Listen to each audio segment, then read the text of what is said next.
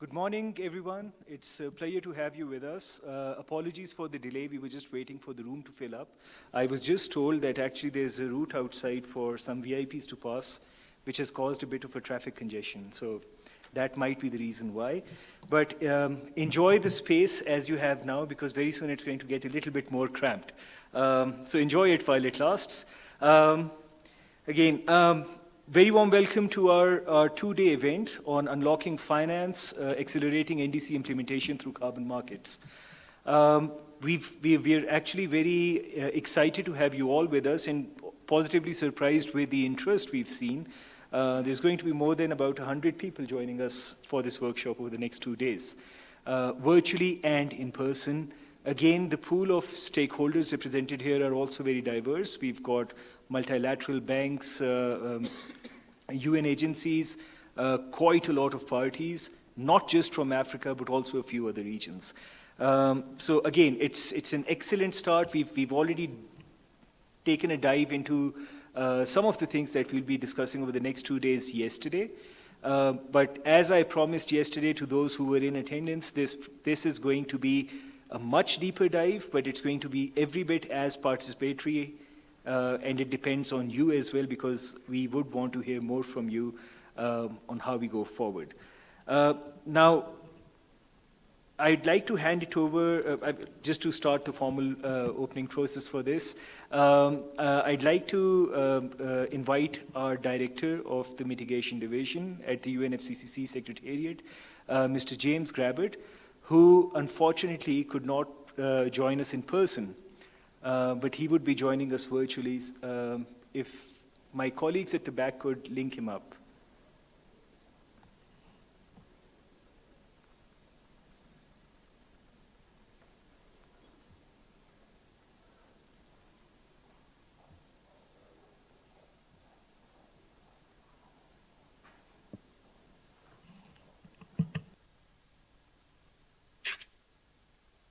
Can I speak? Are you okay?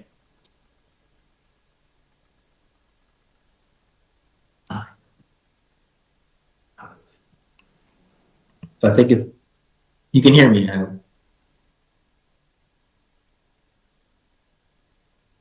We could hear and see you, James. Okay, thank you. Distinguished participants, I'm honored to welcome you to this important event on unlocking finance, accelerating NDC implementation through carbon markets in Africa. Your presence underscores the breadth of actors needed to turn climate commitments into climate action. And we certainly are meeting at a pivotal moment. We know from the African Development Bank, the estimates are suggesting that to deliver the continent's NDCs will require more than $3 trillion. And meeting Africa's adaptation requirements alone will require an investment of almost $20 billion per year by 2030. However, Africa has so far been able to mobilize only a tiny fraction of this humongous sum it needs to implement the climate mitigation and adaptation plans in its NDCs.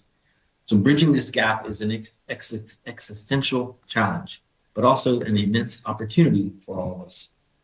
A promising tool for bridging this gap can be the Article 6 of the Paris Agreement, which establishes the voluntary cooperation among countries under Article 6.2 and a mechanism under Article 6.4, popularly called as the Paris Agreement Crediting Mechanism, or as we abbreviate it, PACM. The PACM allows countries and private actors to develop projects that generate high-quality emission reduction credits. So last year at COP29 in Baku, parties finally finalized the operational framework for Article 6, making the culmination of nearly a decade of work. And this framework sets strong standards for environmental integrity, transparency, and accounting, enabling cooperative approaches and the central carbon crediting support to NDC achievement globally. To unlock its full potential, however, Article 6 must be seen as a catalyst for systemic transformation. It can help align climate action with broader development priorities, expanding access to energy, creating green jobs, enhancing food security, and strengthening overall resilience.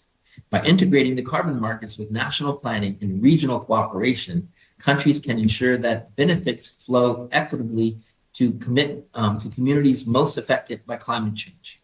In this way, Article 6 becomes more than just an instrument of compliance. It becomes an enabler of inclusive, sustainable development.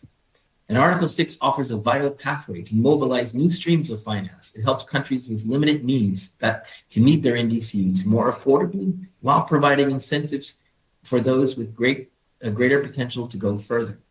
So this dynamic raises collective ambition across the continent.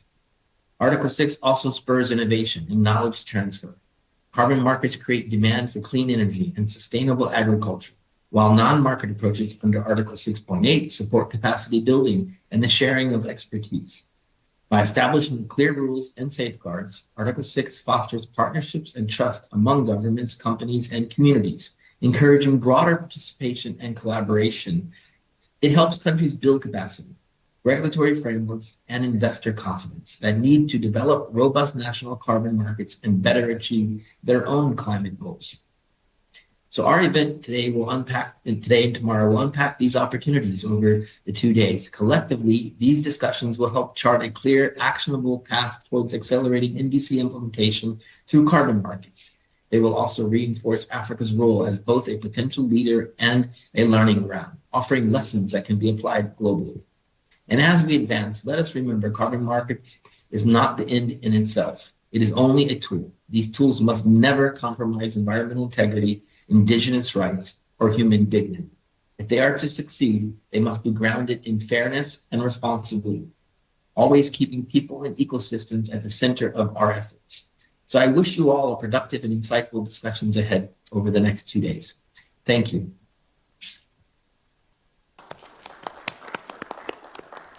Thank you, James. A pleasure to have you join us at this time of the day. I'm also very honored to have yet another familiar face for most of you who were with us yesterday, Alfonso Somorin, who is the Principal Climate Change and Green Growth Officer at the African Development Bank. Over to you. Thank you. Good morning, everyone.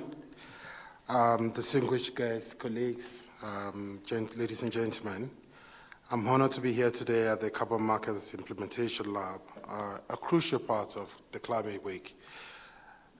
The event is supposed to help us to explore how carbon markets can be leveraged to unlock the quantum of finance that we need to be able to implement NDC in Africa. Now, the starting point for me is to reflect on what we consider to be value. Centuries ago, in the world of art, value was often tied to the sheer size of a thing. You know, art pieces and grand canvases or huge sculptures that occupy space were revered because their value was lay in volume. But over time, I like to think that our perception has evolved. Today, we find value not what is the biggest, but what it is rare, precise, and more importantly, what is durable and sustainable over a long period of time. And that means things that may be small compared to the big sizes we knew. Today, value is about integrity, it's about scarcity and impact. And I strongly believe that this shift in our perception of value, in our allocation of value, is being mirrored today in the world of the global carbon market. For Africa, this is a crucial point. We're facing a choice, either to remain passive participants or to seize the moment to become active market shapers and powerful leaders in the global climate transition. For too long, our continent focused heavily on the high quantity of credit, but unfortunately low-cost credit. While these credits were well-intentioned, they often not consider premium, and the value needed to attract serious long-term investment. This focus on quantity has created what we consider to be a structural vulnerability in the African context. The data is very clear on this. While our progress, and I mean the continent of Africa, the progress in the market is encouraging. In 2024 alone, the continent issued about 12.2 million credits. Unfortunately, most of these credits were in the clean cooking space and the RED+, and they were often priced as low as 5 tons. Compared to credits in the voucher space that average about $160 per ton. And it's important that as the market itself is going through a profound reset, we must envisage an era of high volume, low cost offset to give way for a new landscape defined by legal compliance, stringent integrity standards, and the decisive shift towards high quality, high integrity carbon credits. Now, I want to bring a perspective to this by telling you the story of a young man called John Magiro, a self-taught engineer from a small village in a county called Murang'a County in Kenya. Now, for years, his community had no electricity, relying on kerosene lamps and a life of darkness after sunset. Then John saw an opportunity with a river flowing through his village. And then he saw a source of immense untapped power. Using his ingenuity, with a bicycle dynamo and recycled parts, he built a micro hydro plant that provided affordable electricity to his mother's house. And that grassroots effort led to providing electricity for 600 households. Now, that simple act by John and ultimately providing electricity for his community has led to what we call Magiro Power in Kenya, a company that is not only generating clean energy, but also creating green jobs, stimulating local entrepreneurship, and bringing new hope to the entire communities. If we move from Kenya to Ghana, today there's a story of Wahoo Mobility in Ghana, a company that is replacing fossil fuel motorcycles with a fleet of locally manufactured electronic bikes. These bikes are supporting Ghana to reduce its emissions, creating new opportunities for workers, providing affordable clean transportation, and building a new industry ground up. WOW is leveraging carbon finance to make a solution financially viable, providing high integrity projects that can attract the right kind of capital. A lot of things to say about some of the innovations happening on the continent. The transformation, this journey we're talking about high integrity carbon economy, requires a new form of catalytic finance, and that is from our experience as the African Development Bank. And to support this shift and this new emerging architecture, the African Development Bank has launched a new and dedicated facility. And for those of you who were here yesterday, I mentioned the African Carbon Support Facility. It is designed to de-risk and scale high-integrity carbon market investment across the continent by providing responsive and accessible financing for project development, stimulating global demand, and supporting the development of needed market infrastructure, that we are ensuring that Africa's new building blocks are solid and they are secure. Our goal is to ensure that the carbon finance serves a strategic instrument for growth, but also a significant portions of that revenue benefiting local communities. As I close, the way forward is clear and it demands a unified vision. We must put in place a robust legal and regulatory frameworks for an enabling environment for carbon market, diversify our investment pipelines into premium segments that command higher prices and align with the future of compliance-driven demand. And most importantly, we must demand fair value for the core benefits of the African projects to deliver biodiversity to livelihoods to resilience. The window for action is closing, and the stakes are too high to ignore.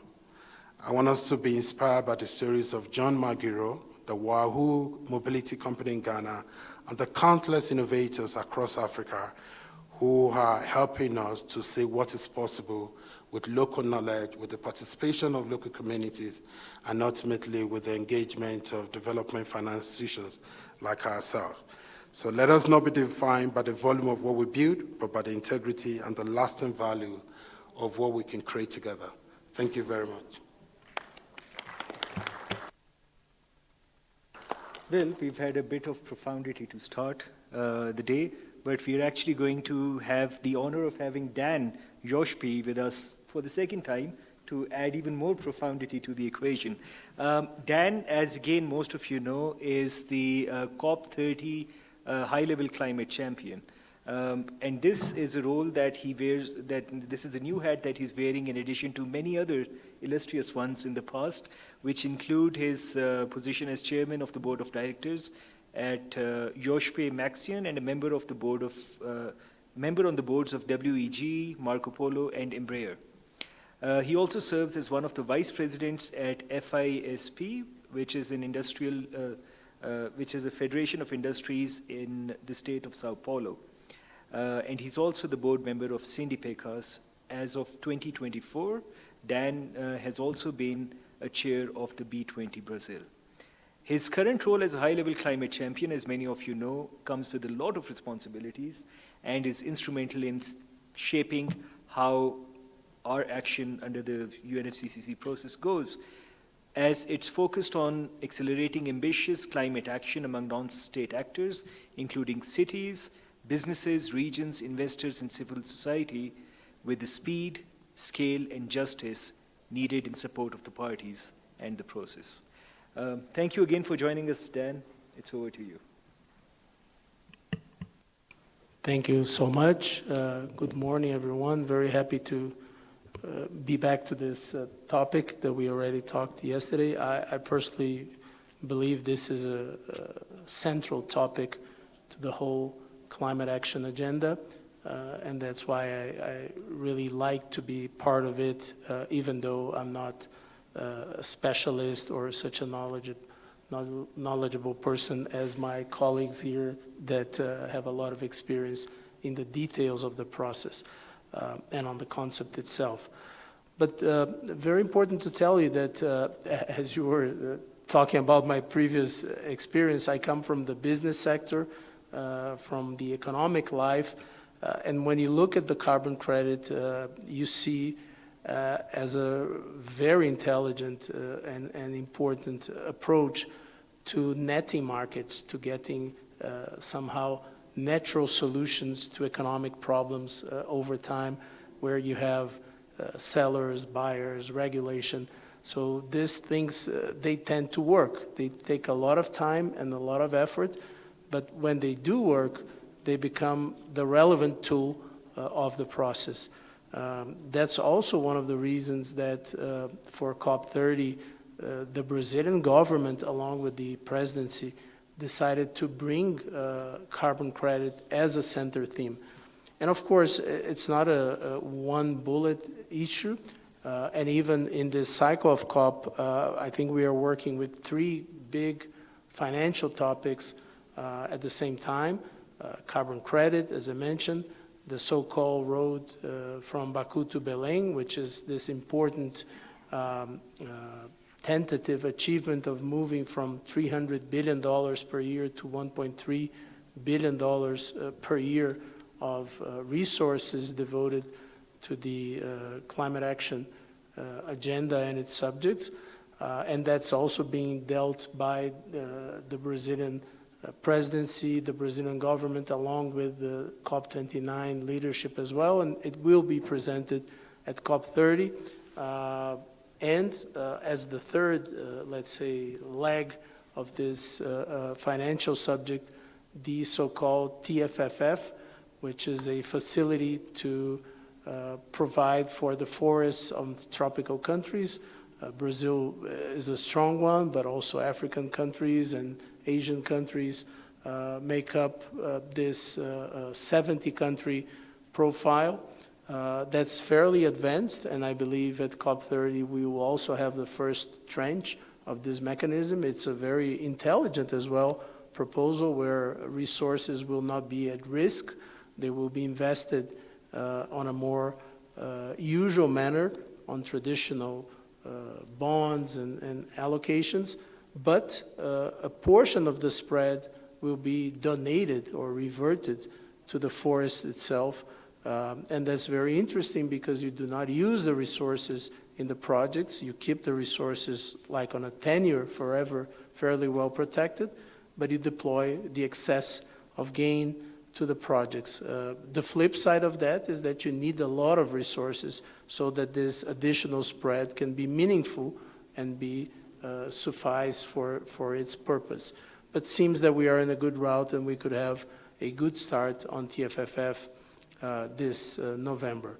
But coming back to the carbon credits or markets, again, I believe, and I think we all believe in the leadership of COP30, that this is a very, very relevant subject. It requires a roadmap that passes by local legislation. Of course, several areas, or a few areas, let's say, of the world are very advanced, and many others are running to get close.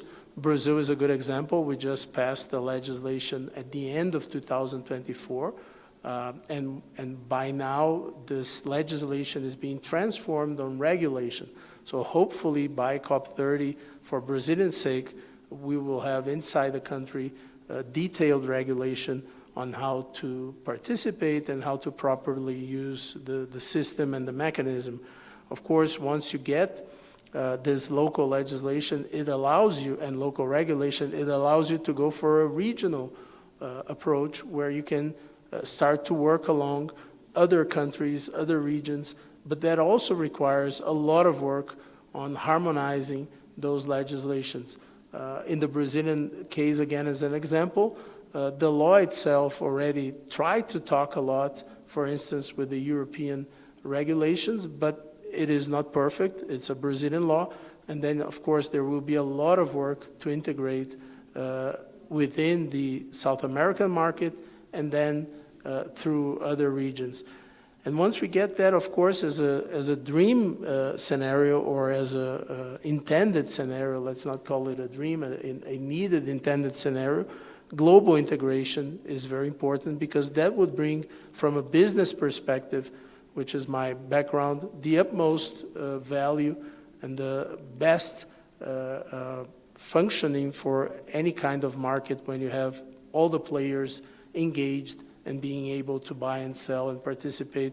So you would somehow unlock the price issues that Olufonso correctly pointed out, and that we see in Brazil as well, where sometimes the market is around 5 to 10% of developed country markets, which does not support the development of some projects that would be highly desired from a sustainability standpoint, and through the mechanism could find its visibility, its viability sooner than later. So going global is fundamental. But of course, as also mentioned, integrity comes up, and this goes along with the regulation, with harmonization, because we cannot have a market that destroys itself by not being capable of delivering on its promises on integrity and trust. So hopefully also over time we will move on that direction. But that is only to say that this is a very complex subject. It's not a simple subject, as my colleagues know better than me, and it's not a short run. And we have to live with this reality that this will take longer. So if TFFF is a facility that we can deploy in November, and then eventually over 2026 grow its size and make it bigger, but under an existing framework, carbon credit is a developing subject and will require a lot of work. That's why it's so important to bring this theme to the center of the stage, because if we don't put all of our effort in moving forward and detailing the problems, the issues, and trying to solve them, we are not going to get there. And if this is one of the key areas where the economics and the financing of the climate subject and development overall could move forward, there is no reason for us not to engage as much as possible on this debate, on this construction, and use the light of COP, the light of action of climate action weeks around the world to talk a lot about this subject. So congrats to UNFCCC to be so strong on bringing this theme, and of course count on COP30 leadership to echo and to try to support as best as possible this development. From a Brazilian perspective, and I probably can say as an African perspective as well, I would suppose, this is even more important because we are a natural credit provider to the system.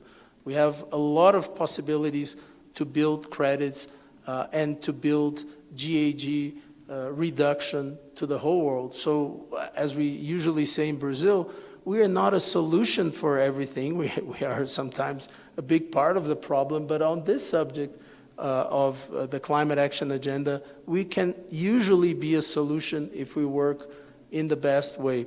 And with carbon credits, again, we could be a substantial part of the solution.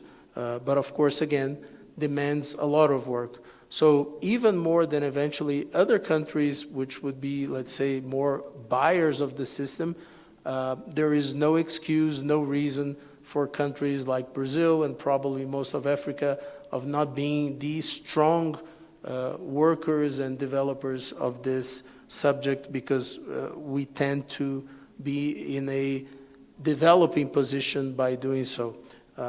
We have a lot of power shoring capabilities among other situations, so very important to move on that direction. And usually when I talk about COP issues, I honestly don't believe this is an environmental subject. It is also an environmental subject, but it's mostly an economic and development subject.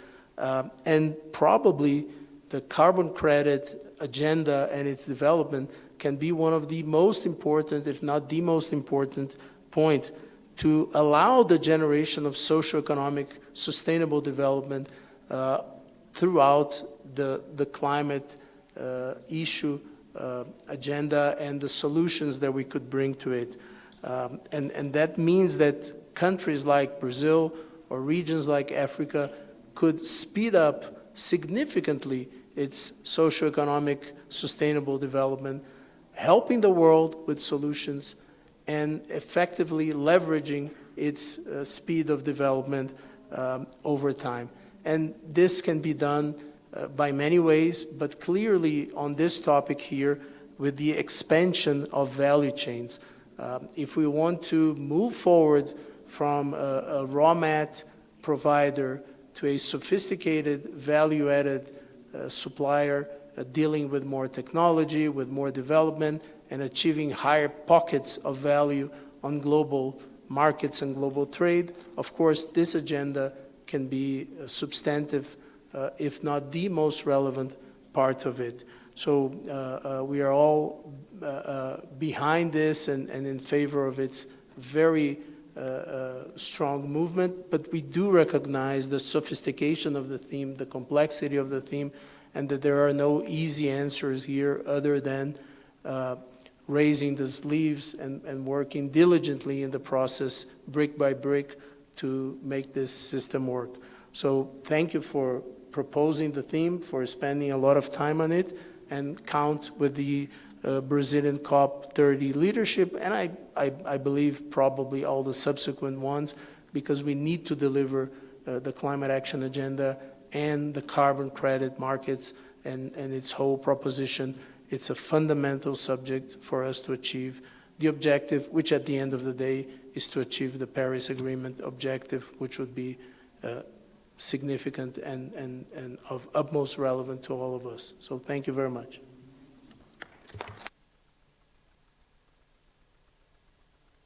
Thank you, Dan. This was not just very inspiring, but also very insightful. Complexity is pretty much the thing that comes with the turf on Article 6, but it's a great thing that you also contextualized how much potential it has. We will be unpacking all of those things in a much greater detail throughout, but before we go on to that, to me there is no one better to set the context also on what we are going to discuss in particular than Perumal, who you all are well aware of already. But just for procedural reasons, Perumal is the lead on Article 6 matters at the UNFCCC Secretariat.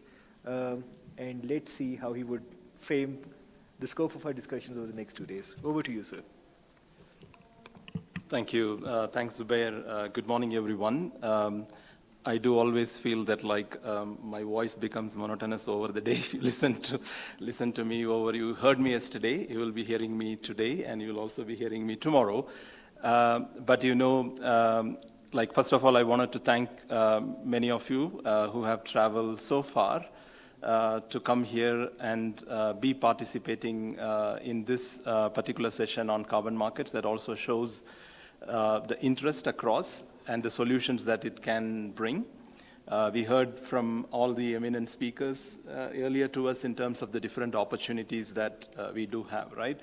To set the context, we all know, or there are publications which have indicated the potential of carbon markets, right? So I would take two numbers, like always, geopolitical situation changes the underlying assumptions. But there were assumptions on models that have been ran by the International Emission Trading Association, along with Maryland University, to come forward in saying what the global potential for carbon markets are. And we do know that if carbon markets and Article 6 are effectively implemented, the cost of implementation of the NDC can be halved, or the ambition can be doubled. And this is what the AITA, as well as the University of Maryland, which engaged multiple stakeholder groups, including us. But there are multiple assumptions, and every assumption is moving with the new geopolitical developments that are happening. But that's the broader context today. If you see for a number, why are we here, and what is the opportunity lies in a broader sense of what carbon markets can bring, and that's the volume that we are talking about. Then if we trickle down to a bit on the opportunities that lie for Africa, for example, where I have more African friends here than others, so I was taking the much broader context beginning and in Africa. So if you look at, there was a McKinsey report which was commissioned by the ACME, the Africa Climate Market Initiative, and they have identified that there's a possibility by 2030 to bring up to 6 billion revenues through carbon markets into Africa, and to generate about 30 million jobs, right? So all these things comes with assumption, but there is always a promising aspect related to what carbon markets can bring. So that's the volume that we are talking about. Now, if you look at the Article 6, until last year, if you ask anyone who wanted to shy away from action, or who wanted to put all the blame, like us always, like UNFCCC Secretariat is always there to take blame in the intergovernmental process. So you've always been said that we don't have yet the rules adopted, right? So now we no longer have that excuse to say. We do have now the rules that are necessary for us to act. So if we have to really look at how this is being done, so I would always use this metaphor of looking at a construction of a building. So we got the land approval in Paris through the architecture of Paris Agreement. So that's the land approval which said you can build a house using carbon markets, right? So we were discussing about the building plan. We failed in Katowice, we failed in Chile, and we had a building approval in Glasgow, which set up what plan under which that the building needs to be constructed. And that's where we got the guidance, we got the rules, modalities, and procedures. We also got the work program on non-market-based approaches to engage in further. And then over the next 2 years, we started building the external walls of the building, which I would say is Sharm el-Sheikh. And then there was kind of a weather problem in Dubai. The building stopped there anymore to construct, and we were looking at for solutions. And when we came to Baku last year, we got finally the building approval. Both the roof and the external walls have been built. Now what we do through our process right now is building the inside walls and making sure that it stands for all climatic conditions. These are more durable, and that's the rules that we are setting up at this time, right? So we as a Secretariat are happy to engage in conversation with you in making sure that any efforts that you do in terms of engaging in carbon markets, we would be there to support. The carbon markets, for sure, I think you heard from many of my earlier speakers, it's very clear that the carbon markets, in order to function, we heard the term integrity. And I would dissect that integrity into 4 modes of integrity that we need in order for the carbon market. I'm not going to say what I said yesterday in terms of if we want to scale finance, if we wanted to bring confidence into the market, I said the 4 fundamental features. But from an integrity perspective, if you see any market, like be it a commodity market or a derivative market, they all have scaled up when 4 different integrities have been plugged in. These are the supply integrity, the demand integrity, the financial integrity, and the market integrity. Right? So now we are in a time where how we can bring the 4 corners of the square and bring them together within the carbon market, how we can ensure this market can scale, the market can make sure that the necessary finance are flowing in by providing all the 4 corners of this integrity. We do hear quite a lot about supply integrity, and that's one of the primary roles of the UNFCCC to ensure that what is supplied into the market are of highest quality and integrity. We heard from Dan talking about the harmonization, and that's, I always used to say that there is no compromise in terms of the quality. Wherever it is being used, be it for voluntary space, be it for compliant space, the quality shall not be compromised. Right? The quality has to remain the same. And I would say, like people who have followed here, if 195 countries were able to agree to something, that should be your base to work on. Right? You cannot be performing in an external outside environment where if 190 people inside a room could compromise on something, that should be your starting point. And the market will have to excel beyond that to show that there are, these are the minimum fungibility requirements or harmonization that you are asking for. And I hope that many efforts are being done outside by all of our different friends from the supply side, demand side, on transparency initiatives, et cetera, to provide those integrity. And our call and our request would be that, like, if you want to really scale up, we need to look for one foundational standard that can provide that fungibility and harmonization, and then you need to do better than that to say, this is what politically, intergovernmentally, this is being agreed, and this is my de minimis, or I would say the least common denominator to work with. And if that is there, we would be unlocking what carbon markets can provide, the transformative solution, just an equitable transition, the sustainable development that we are talking about. And we also heard that about the institutional arrangements quite at length yesterday, right? So what happens normally is that any times when we bring flexibility, this was a lesson that is being learned. So the flexibility always comes with a burdensome responsibility. And that's what is happening. Like if you look at to any, whenever I see my friends from the private sector, when you say, my government is not acting quickly, my government is not doing this, I would always go and tell them that, give them the space and time. They are not in the same place as where they were in the pre-2020 world, right? They have new requirements to be done. There are a lot of flexibilities has been given to the countries in terms to decide what they wanted to engage in the markets with. But as I said, that it also comes with that flexibility, comes with a burdened responsibility. And we all here are collectively over these days would look at, there are sessions that we have planned. I think Zubair will take over in the next 5 minutes of different aspects that we are going to cover. But it's primarily to look at where does the supply comes from? Where does the demand comes from? What are the minimum the quality criteria that we need to look at? What opportunities does Article 6 provide? What are the capacity building initiatives? And where are our regional partners currently?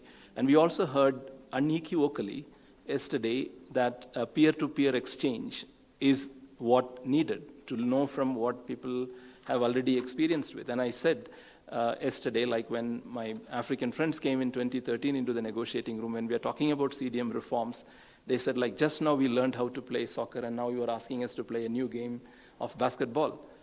But now Africa is leading the way. Like, I don't shy away in saying that, right? Africa, many of the African countries are the primary runners. The first review report under Article 6.2 cooperation came from Africa.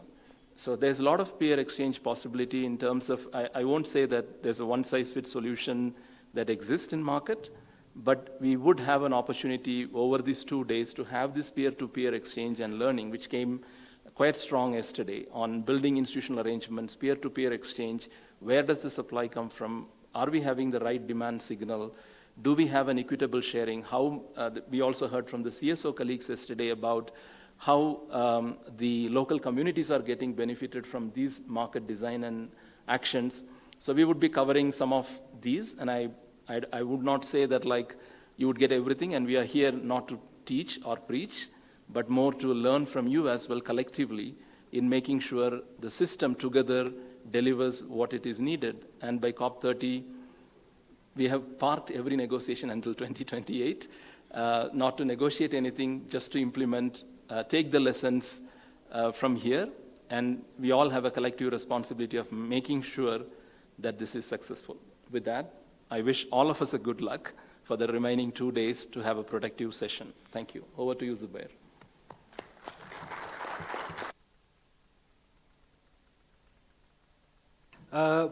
Thank you so much, Perumal. I just had to do a quick walkthrough of the agenda and just to give you a quick run of what we are expecting today. However, you need to give us about 2 minutes because I think Dan has to leave for now. We'll just take a second pause and then we'll start again. No, stay. No, thank you for coming. Thank you so much. Thank you. Bye. See you. Thank you. All right. Okay. So as we said yesterday, the thing that sets this workshop apart from some of the others that we've had with you is that you would hear us speaking very less. There'll be some times where we'll have a panel discussion and we'll try to set the stage for something, but most importantly, we want to borrow on your wisdom, your experiences, and your knowledge, not just in terms of sharing what your experiences have been, but also to share them with each other. There are going to be some discussions where we've invited people from a diverse pool of stakeholders that goes across the spectrum of multilateral development banks to UN agencies to private sector organizations that are not just supporting in the research and project development activities, but also supporting many countries in operationalizing Article 6. We also have civil society and other advocacy groups, including regional alliances from Africa in particular, and most importantly, quite a diverse set of parties, not just from Africa alone, but also from some of the other regions. As per the agenda, we were supposed to now go into a session on climate finance landscape in Africa and how carbon market potential ties in. Unfortunately, we are missing one of our speakers who has been caught up in something. So if this is okay with you, what we can do is we can swap two things around. That is just an evidence of how agile we are going to be during this whole program. But it's not going to be as inconvenient because I might have some good news for you that we might be going into a coffee break earlier than usual, right?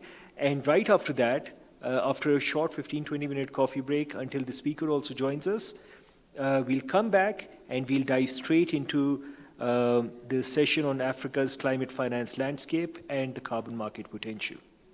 Following which, we are also going to give you a little, my colleagues from the Regional Collaboration Center are going to give a quick overview of Article 6 and its three main forms, two across the market domain and one across the non-market domain, and then also give you a bit of an overview of how the UNFCCC Secretariat, through its RCCs and other partners, is implementing capacity building, technical assistance support for parties in at least two of the regions that we'll cover today, but it's actually across 6 that we'll be talking about. And then for the most of the second half of the day, we are going to make you work hard and think and talk. Okay? All right. If this is so far clear, let's just make our day better, charge ourselves up for what lies ahead, and go into a quick coffee break for now. All good? Okay. All right. We'll come back in about 15-20 minutes. Okay? 15 minutes, sorry. 15 minutes from now. Thank you.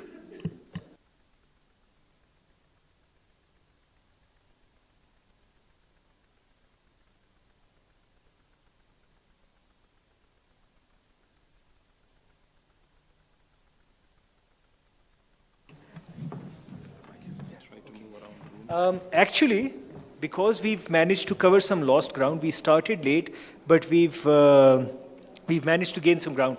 Why don't we use 5 additional minutes to quickly get together here, take a good group picture, and then we go for the coffee?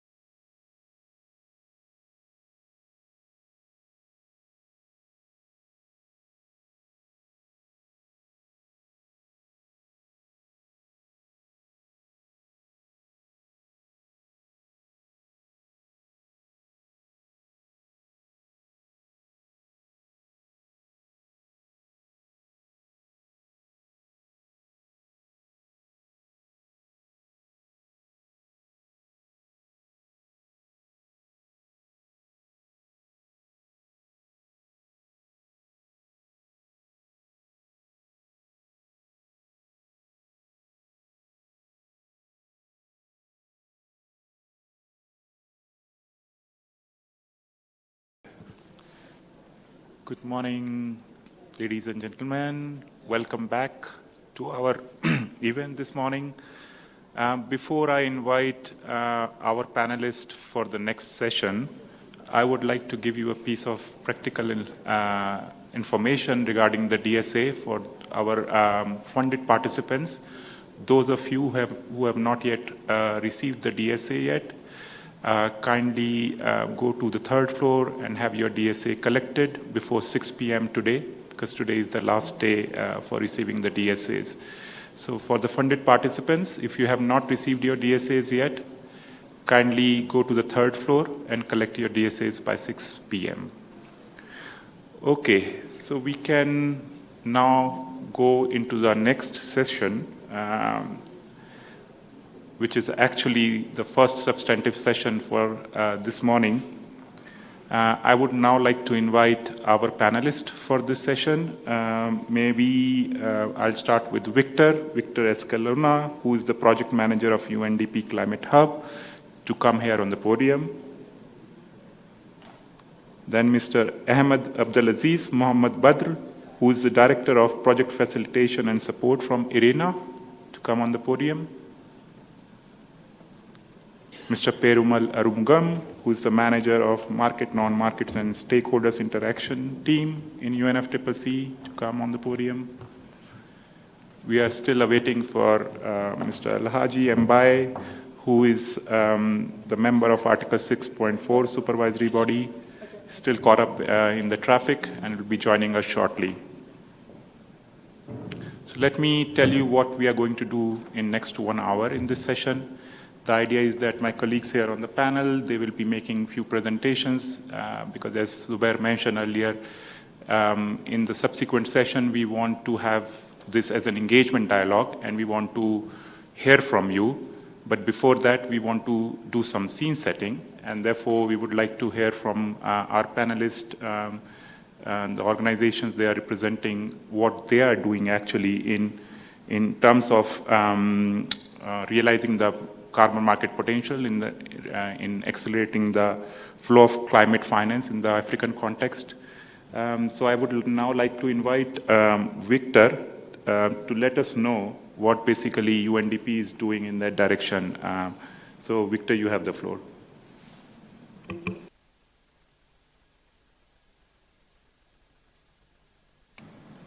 Okay, thank you. Thank you, everyone. Thank you for the invitation. For me, it's a pleasure. As Nitin mentioned, I'm Victor Escalona from UNDP. I directly manage one of the projects we have directly for supporting countries on Article 6, specifically with Switzerland, but we have also in the team other capacity building projects for the voluntary carbon market and for other Article 6 buying countries, for example, with Sweden. First of all, for UNDP is a key aspect. We launched the High Integrity Carbon Markets Initiative at COP28 as the principal effort to gather all the work that UNDP was doing on carbon markets and match it with the principal concerns that were around the carbon market at the time, integrity concerns, some risks that were perceived on the market and that were affecting not only host countries, for example, in Africa, but also the communities. And for UNDP, it's key to guarantee that communities keep having this benefit. For UNDP, then, the next step was to establish a vision and a mission specifically for guaranteeing high integrity carbon markets. Because with the objective to have this high integrity, we intend also to close this gap, this finance gap that exists for projects. We are helping governments to put those building blocks in place, enabling policies, safeguards, digital registry, supporting NMRB efforts, and principally also project preparation. We have demand, obviously, on high consideration. We try to be one initiative that also deals with both with demand and supply, and to try to close this finance gap. Basically, the work that we are also doing at UNDP is to change our own internal policies, to do or to try to build it on the base that we have done our support across the decades, and adjust our own models to try to make them match the requirements that the carbon market has, and obviously match it with the priorities and requirements from host countries. With this new model, what we intend is to provide certainty to buyers, that they have the certainty that eligibility criteria is robust enough, and with the current project that we have, we are coordinating with both the buyer, in this case Switzerland, and the host countries, to provide that certainty, that legal certainty that can help also banks and multilateral development banks and other agencies to trust in the process and to make these projects bankable, to be able to access finance. Because the main challenge that we observe is that projects require a high upfront investment. And this has been the challenge that we intend to address with the new model that we are adopting. We have experiences, we have lessons that we have taken and addressed, and with this model, we intend to launch a call for proposal soon in the countries that we are working with that have, in an initial phase, have signed a bilateral agreement with Switzerland, but in the future we expect to expand that portfolio of countries, and with that have a possibility, have a solution to unlock the finance that is needed. Thank you, Victor, for sharing with us this important piece of funding arrangement with UNDP. I'll now move on to Ahmed to let us know what exactly RENA is doing in that direction. So, Ahmed, you have the floor. Thank you, Nitin, very much for this one. I don't know if I will have our yeah, that's working. So I don't know if my presentation will be going live, or should I basically?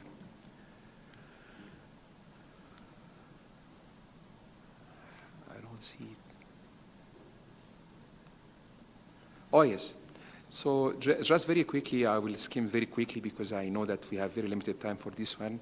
As we all know that IRENA is UN Energy Sister Agency. Why we're saying that? Because basically we are a specialized agency like IAEA. But why you are saying not UN Energy Sister Agency? Simply, I was talking to one of the colleagues now that UAE is providing highly preferable living conditions, since Abu Dhabi and Dubai is one of the top 5 countries among Zurich and Geneva for living standards. So they are offering, I have to say that very luxurious condition for the staff there. That's why I'm not promoting IRENA, but that's why you are UN Sister Agency. But we are still following 100% UN, and our reports has to start and ending with the UN Secretary General. And we are also mainly to widely spread the deployment of renewable energy globally. In this very important slide, I will pick one number that it's very clear that between 2018 to 2023, the numbers of installed capacity for renewable energy have been doubled. And basically, we are reaching a groundbreaking number in a sense that last year we were reaching about $750 billion investment globally, driven by private sector. Now the groundbreaking number is that we exceeded $1.75 trillion of investment globally. For this one, to confirm what mentioned by my colleague Alfonso and also my colleague Bermal in their presentations, that as you can see here very clearly, Africa is the most lowest benefiting continent from renewable energy investment. You can see that everything is driven now by emerging economies in Asia, then Europe, then Americas. I mean by Americas, here North America, United States, Canada, and Mexico. And then after that, Latin America, and as you can see, even Middle East is bigger, but if you look for Africa or Sub-Saharan Africa, it's very small. This means there is a lot to emphasize on how we promote and scale up the investment in Africa. Just to tell you, this is for 2023. 2024 is coming in a few weeks, but because of to be up to date, this is the recent global landscape investment globally that we do. I will go directly for this one. What we need to do in order to keep 1.5 degree as per UNFCCC mandate below 1990s industrial level, that we need to go for investment annually for about $1.5 trillion, trillion by T for tango. But actually the normal scenarios coming from the countries when they do their energy plans, as we also mandated to collect that from the world, we can see there is a gap for about at least $47+ trillion, meaning 1.5 trillion every year. If the world is able to catch this number, to this moment, no, year after the other, the gap is widened and widened. But we believe in the years to come, this number will be catching for several reasons I will explain specifically along the issue of critical minerals, deployment of it, and also green hydrogen, and electrification and the e-mobility, as we will present and discuss in the coming slides. What do we do in IRENA? In IRENA, we are not a bank, but actually we have the mandate to spread this kind of investment. So we partnered and we created a financing platform. A platform is basically collecting about 15 banks. This is Energy Transition Accelerator Financing Platform, while the one for Climate Investment Platform is mainly looking for the private sector investors. When we initiated the CIB, or the Climate Investment Platform, and still to be, we are partnering with UNDP and SE for All, and in close collaboration with Green Climate Fund. The most important catching number, very quickly to go for the discussion, is this number. The most difficult part for any investment to take place actually is to find a bankable project. And I would like to stop here and to clarify one thing. Even for the most difficult parts in the world, if you go to Ukraine, I'm myself personally in charge of Ukraine reconstruction. If you go to any country that has any kind of conflict, political conflict, military conflict, when it comes to investment, bank has to ensure that the project is bankable, including the coverage of geopolitical risk. How do you do that? Through coverage from insurance agencies. In our platform here, we have the most biggest insurance organization, including the one who guarantee banks, meaning that the RAM organization, I'm talking about specifically Swiss Re, they basically secure and cover the risk of the bank. So when the bank invests, has to take their guarantee from Swiss Re, and is a part with us. But the most striking part here, look at the numbers between 109 and 92. This is a project we supported in the past 3 years. So coming up for about almost 200. How many of them we find bankable? It's almost 20, meaning the percent of each 10 projects we receive, we got hardly one project to be able to be presented to the banks. And does the banks accepting this? The other shocking number, out of these 20, we only got 6 accepted by banks. Why? Because banks are sensitive to receive any project to support. I would leave this part for the question when we come to discuss with Nathan about the issue of the how we can credit transform to more financial resources for African governments to invest and to have a space basically to invest on this. But I close by saying one thing. Let's be very careful of one thing. Innovative financing solution depending on 2 things. One important issue that facing vast majority, I'm not saying all, but vast majority of African banks or African governments, is that the limitation to receive and to borrow money because of the restriction that by default, the IMF and World Bank is putting that there is a ceiling for anyone or any country to receive funding, because they always receive debt, and they receive debt over the past 50 or since the establishment of IMF, and the payback is not moving in parallel with this one. So there is a ceiling for the countries in Africa to receive money. And for this one, most of the countries reached the ceiling. So we need to create for them space to have more lending in order to be able to cope with energy transition. For this part, I will, in the questions that I arranged with my colleagues from UNEP, we are going to discuss about this more, about how we monetize carbon credits. I stop here. Thank you. Over to Nita. Thank you, Ahmed, and also for highlighting the risks that banks are seeing, and and I think it's where probably the role of carbon markets will come into play to de-risk some of these risks that you have mentioned about. Well, we are still awaiting Mbai to join us as a panelist. But I think what we will do in next 30 minutes, we'll get into a panel discussion with the remaining panelists here, and then we'll take some questions from the audience as we are intending to, because this is, as I said, we wanted these 2 days to be more of dialogue, and therefore we would like to hear from the audiences also their experiences. So when I'm asking question to the panelists, that doesn't mean that you don't have the answer. So when we get into the question and answer session, then probably it'll be good for you also not to just ask question, but also share your experiences with us on the questions that I'm going to pose with the panelists now. Again, in the spirit of still setting the scene, I'll ask my first question to Perumal, as he's leading the work of carbon markets and very much engaged in exploring how markets can actually be levers for mobilizing climate finance, especially in the context of African continent. Perumal, can you give us your insights on how PACAM can play an important and transformative role in mobilizing finance so that Africa can achieve the NDC targets? Yeah, thanks, Nitin. I think I was being right and centrally placed between two people who have money. I can give knowledge and they can give you money.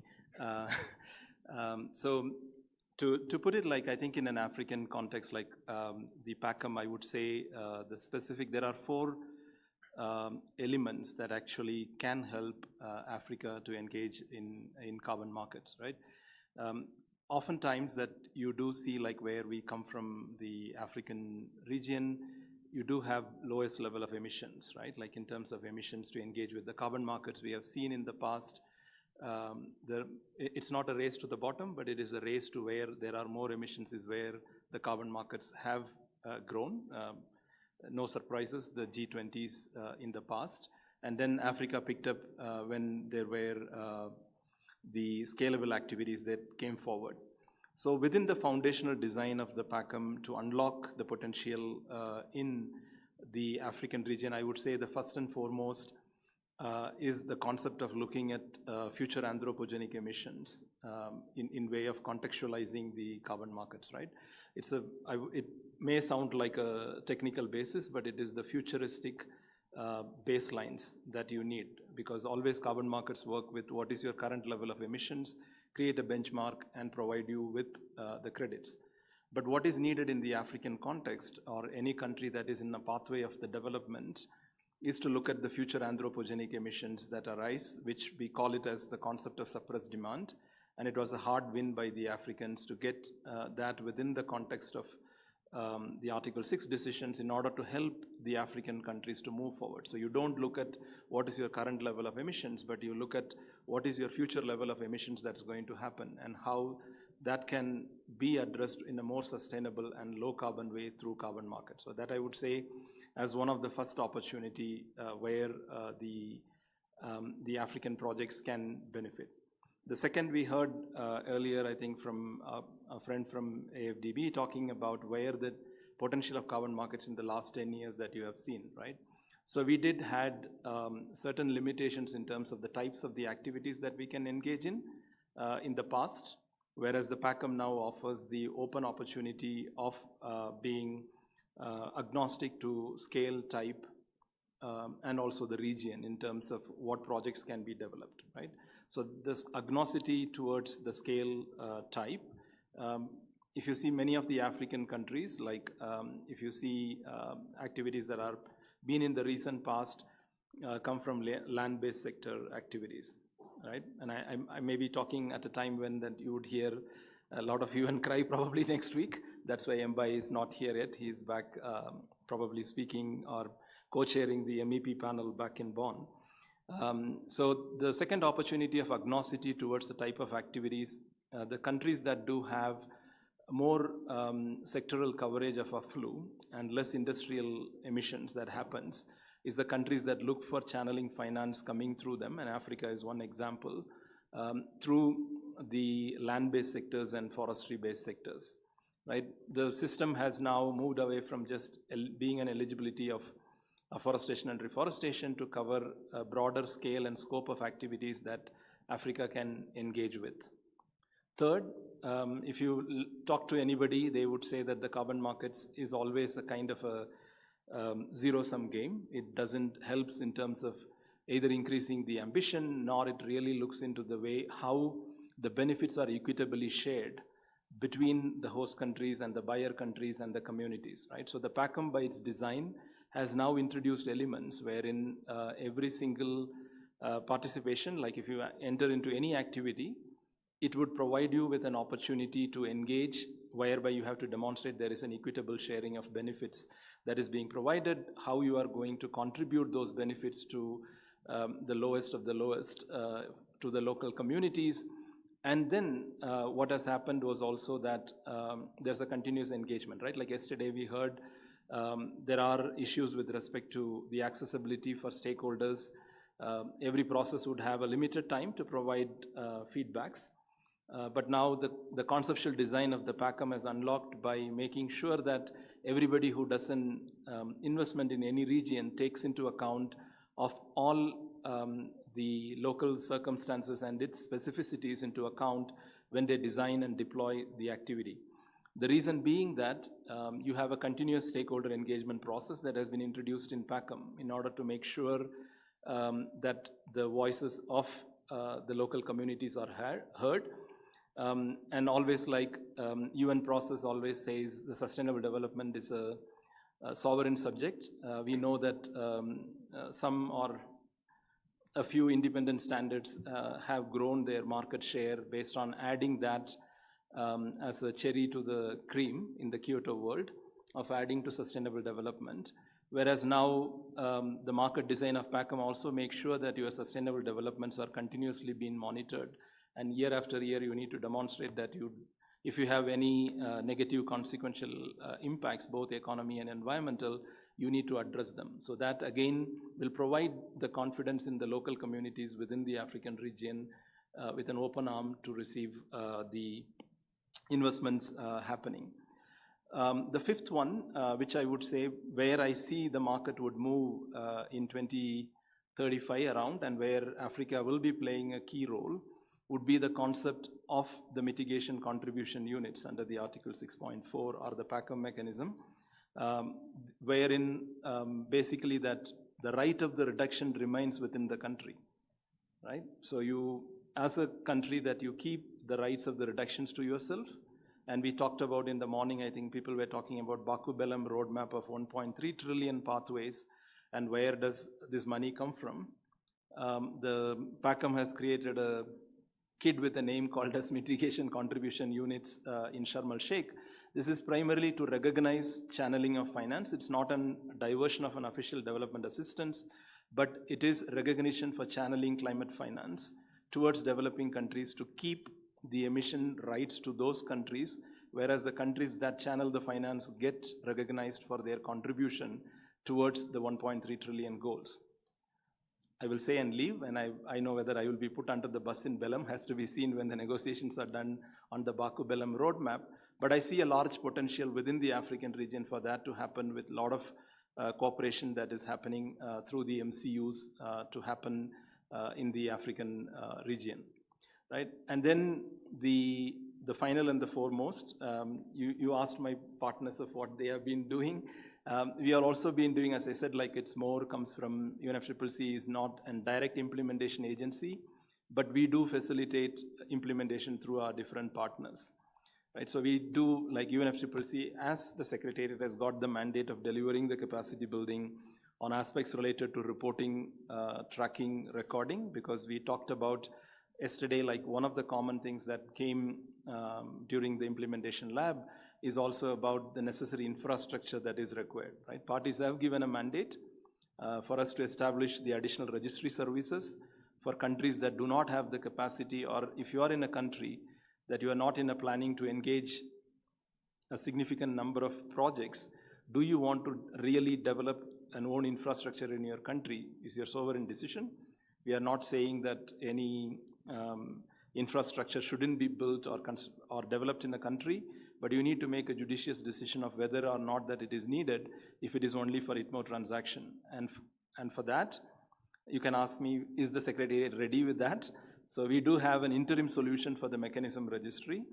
Already the technical specification on 3 components related to the mechanism registry, the international registry, the additional registry services, and the interoperability between different registry systems in order to facilitate and provide that confidence of transparency and trackability of these mitigation outcomes under markets.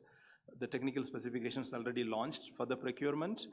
It's 120 fantastic pages of technical specifications, and would love to see. And anybody who then later interacts with the international registry, both from the perspective of transaction or from the perspective of information, they have to follow the interoperability standards. So we as a Secretariat is providing that capacity to countries, because I do know that many countries here are developing their own registry systems.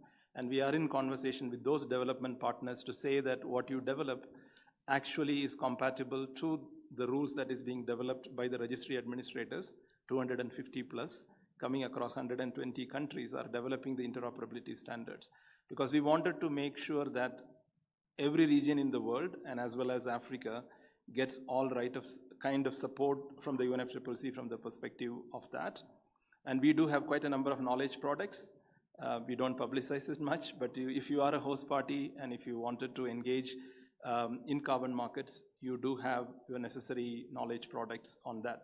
So from African perspective, to round it, I would say the availability of the continuous stakeholder engagement, the making sure that the equitable sharing of benefits is done, the future anthropogenic emissions being taken into account in order to make sure that the future emissions are covered, and making sure that the necessary transparency infrastructure that is needed is availed through the UNFCCC, and the sufficient training and cooperation is provided to the development partners, so that you don't come to a stage where when you have been asked to build, when you have been asked to harvest an apple, you don't harvest an orange and say that I'm not compatible anymore. So we are trying to also make sure with every country that is developing its own infrastructure in making sure that it aligns with that.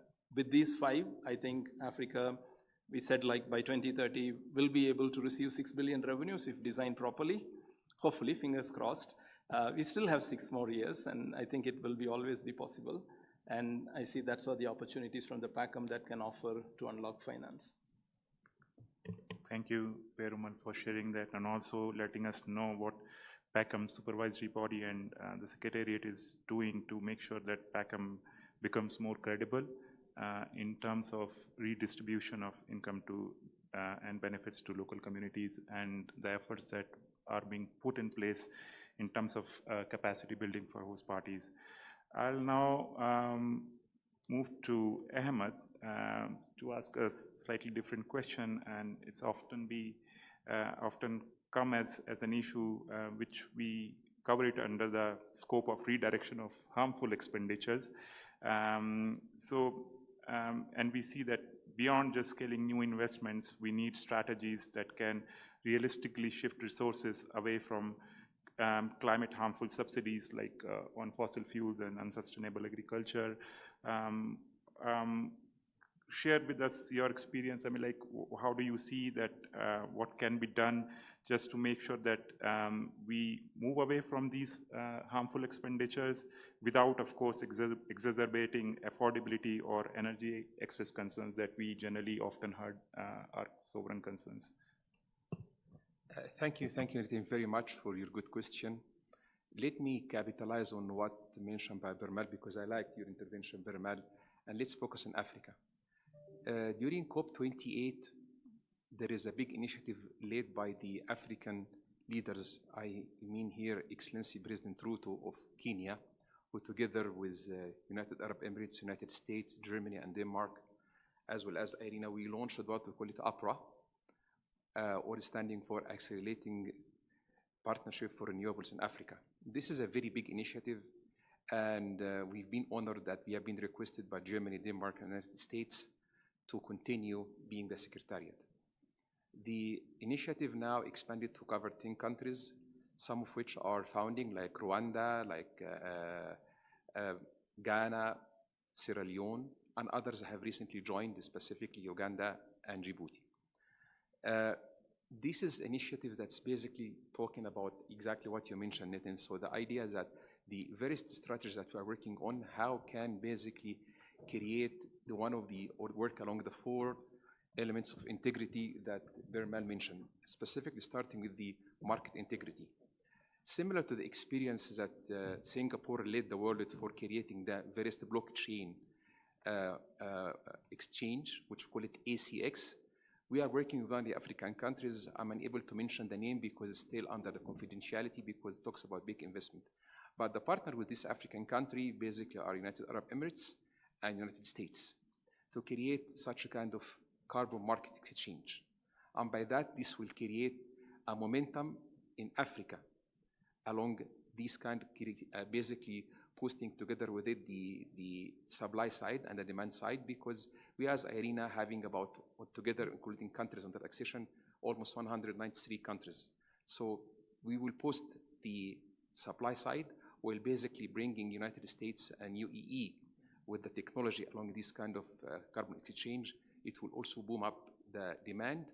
And by that, we work also plus the financing coming because UAE and United States are among the top 5 financing countries for the investment in renewable energy.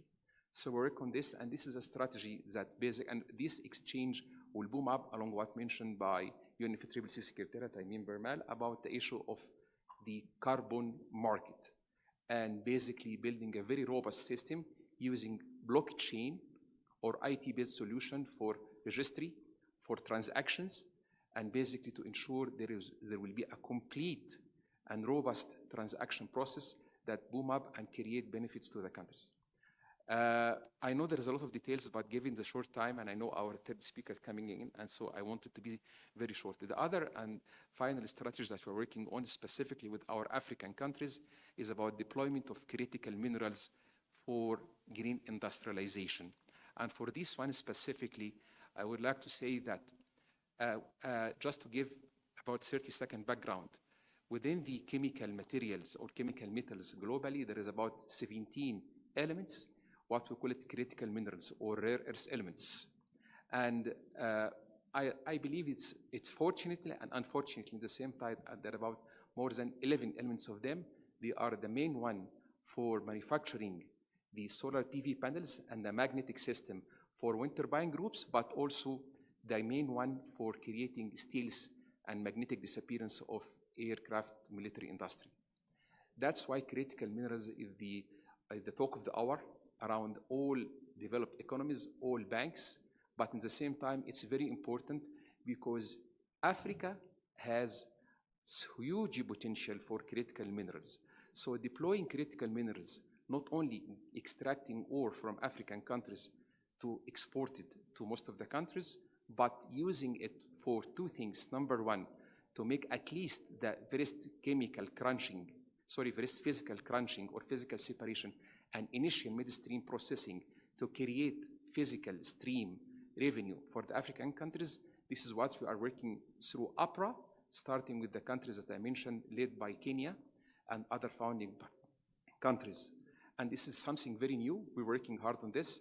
Next week, we'll have the council session, which we are convening several European leaders or representatives from like US, like Australia, like Canada, as well as for sure China, because as we all know very well, China is the only country leading the midstream and downstream chemical processing.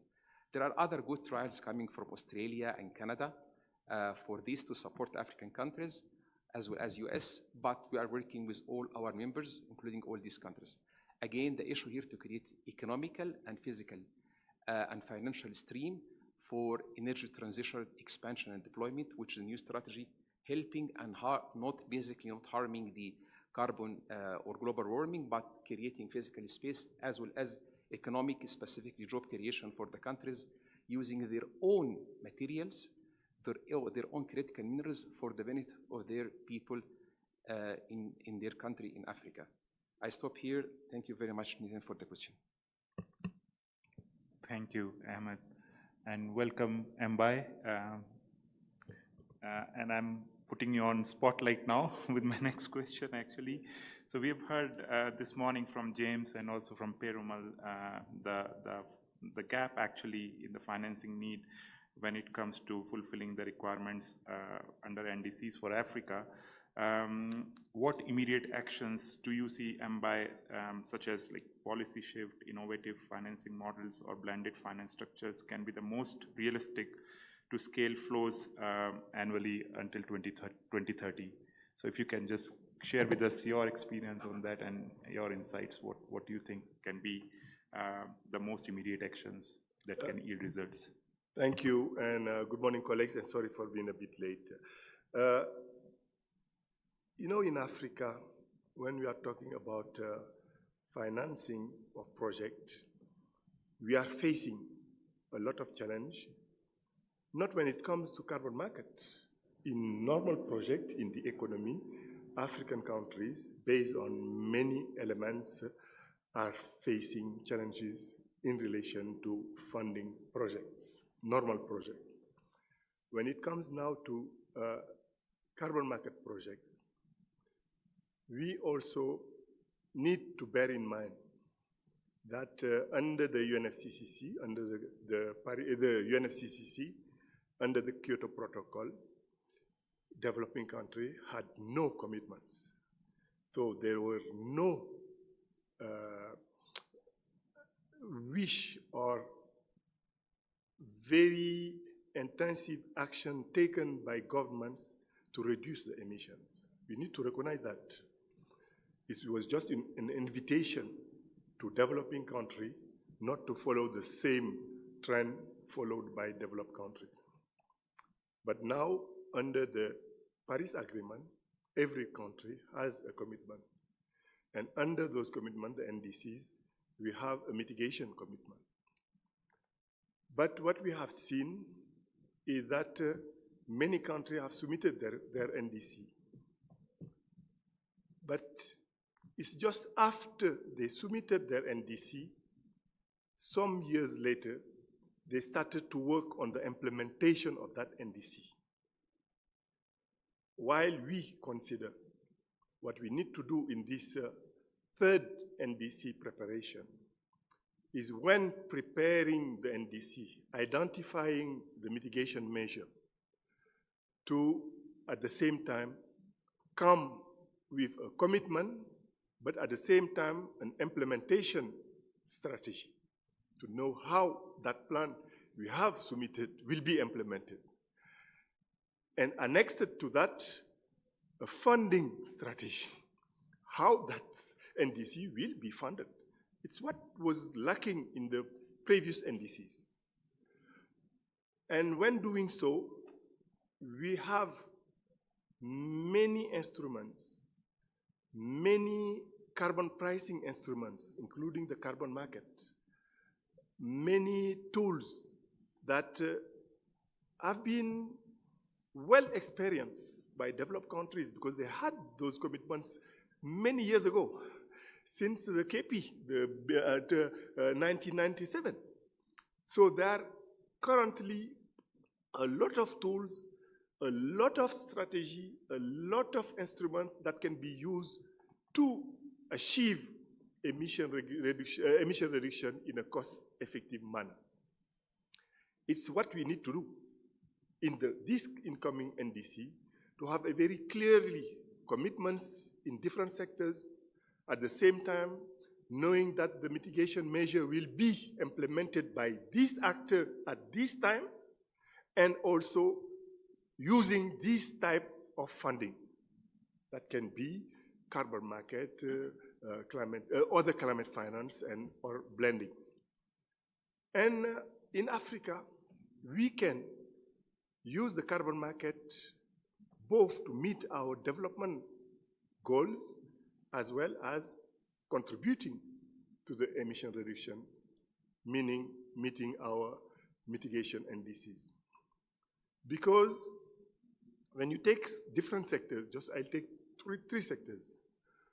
The energy sector, when you see the landscape in Africa, the energy access is very low. I've seen in some country, it's less than 50%. And when you go in rural area, it's 25 or something like that. The grid is not in the whole country. So that gives opportunity to use renewable energy in those in those both objective, meeting the NDC, but at the same time, meeting the development objective in those areas. And the carbon market can bring this additional revenue to those type of projects. You have also in the energy sector, the clean cooking. You'll see most of our sisters and wives use charcoal or firewood for cooking. And we are promoting the modern cooking, clean cooking devices. So we can also achieve a lot in clean cooking, meeting both the objective development, the development objective, the health objective, as well as reducing the emissions. We also have in the waste sector, both the solid waste as well as the sanitation. The rate of access to the sanitation is very low. And in the solid waste sector, it's not organized. You'll see in any villages, you'll see dumps and so on. That gives us the opportunity to organize all of that and allow our people to access in a better life, at the same time having a real impact in the emissions. And the carbon market also may come with additional revenue in those type of projects to support their implementation. And lastly, I will talk also about this one sector, the AFOLU sector, agriculture, forestry, other land use. When we see most of the investors are interested in forestry. But even in forestry, only few of them are interested in afforestation, reforestation. They are just conservation. They are looking after conservation. That's the low-hanging fruits they wanted. It's why, while in the AFOLU sector, there is a lot to do. When you see access to food, rice production, for example, there is many technologies that can reduce drastically the emissions, having smart agriculture. And the carbon market may also play an important role in achieving that. When you have the mangrove restoration, you see it in many of our countries. You can achieve emission reduction, but at the same time, provide economic revenue to the population that are living in those areas. There are many possibilities, but we are facing upfront funding for local community and small communities. So it's why I'm happy when I heard yesterday that the African Development Bank, as well as the Bank, the West African Development Bank, have facilities to support those upfront funding. Because even if they wanted to implement some project, some PPs are facing initial funding to prepare the carbon project, to get it verified, validated, and to submit it, and all those processes. That brings additional costs they can't afford. So having a facility can also help. In a nutshell, what we need to do is we are implementing our NDCs. Our NDC need to be very closely linked to our objective, development objective. That is the basis of developing our NDC. We have our development objective. We see how we can achieve those development objectives in a less intensive carbon way. At the same time, achieve the objective, reducing the emission, and choose those options. Since we have defined them, we can identify all the mitigation measures. When it comes to mitigation, I'm not talking about adaptation. There is another issue. We need to develop at the same time when submitting our NDC, having an implementation strategy. Because it's not the government itself who will develop those mitigation measures. It's the private sector, local governments, NGOs, and so on. We need to identify, have the timing, have the different costs, and based on that, identify the different source of funding, including carbon market. It's not only carbon market, but the carbon market can participate and make some project to happen. That is, in a nutshell, what I can say, open to any question and to interact with colleagues. Thank you. Thank you, Mbai, for stressing the importance of carbon markets. Maybe if we can wait a little bit for asking the questions, because I'll finish soon with my last question to the panelists and then open the floor for your questions. As Mbai has highlighted the role of carbon markets, and this question is to you, Victor, because we know that for proper implementation and to realize the full potential of carbon markets, what we need are institutions. And institutional readiness and partnerships are extremely important there. So in your view, where do you see the most pressing capacity building needs are, and how can partnership between UN entities and other intergovernmental agencies like IRENA, UNFCCC bodies, and African governments can play a role to accelerate the readiness? If you can share with that. Thank you.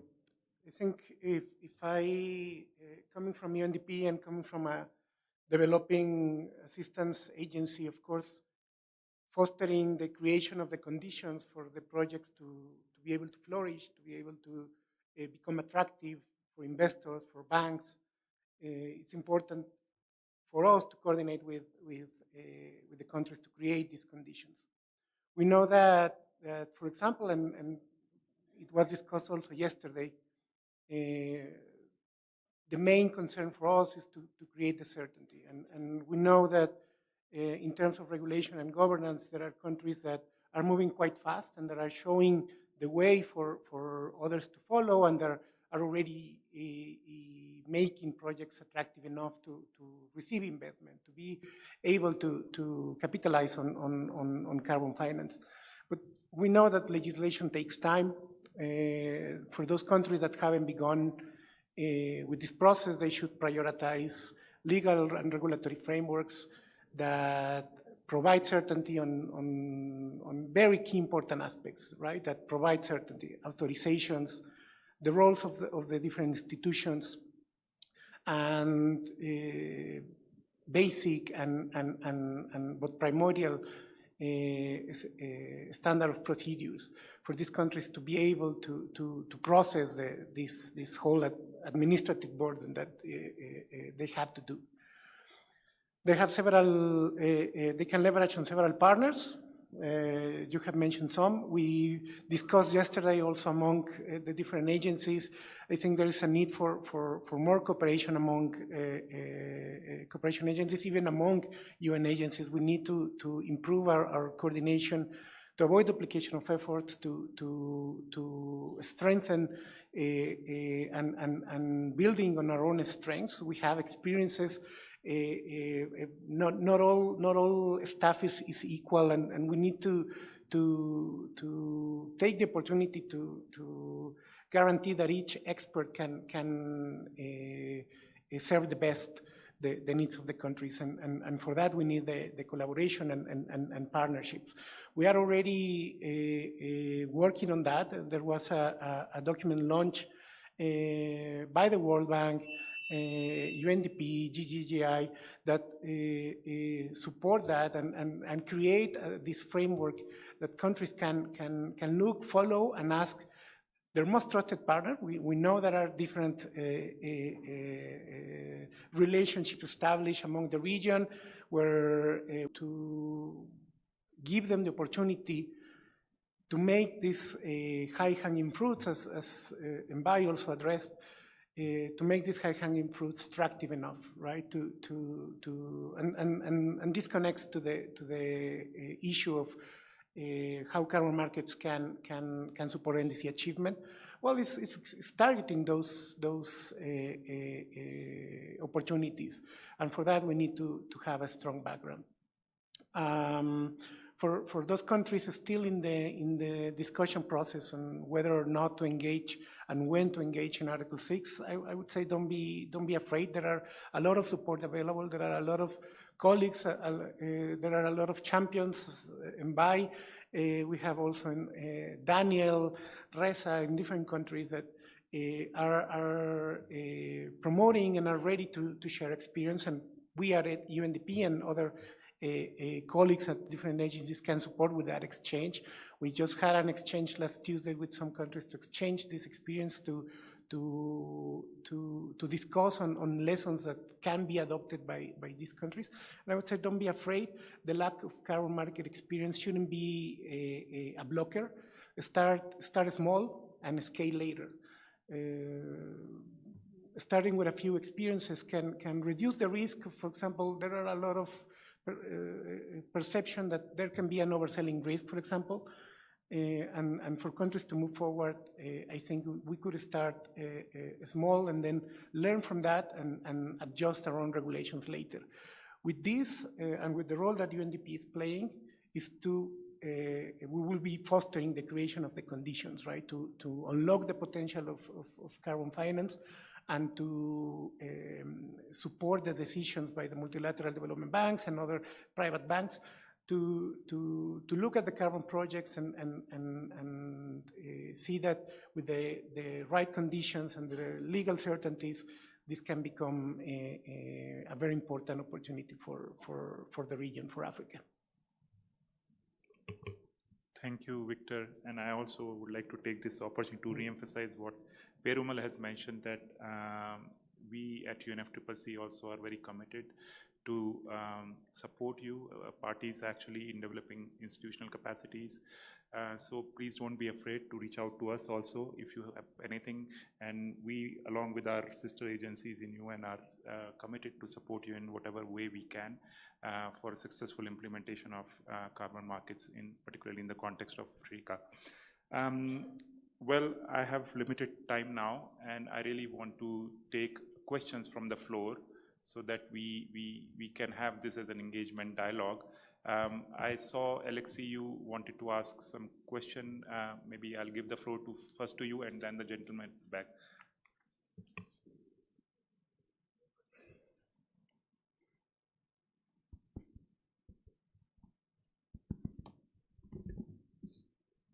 Thank you. So this question is more for Ahmed and Victor. It's a money question. Sorry, Mbaye and Perumal.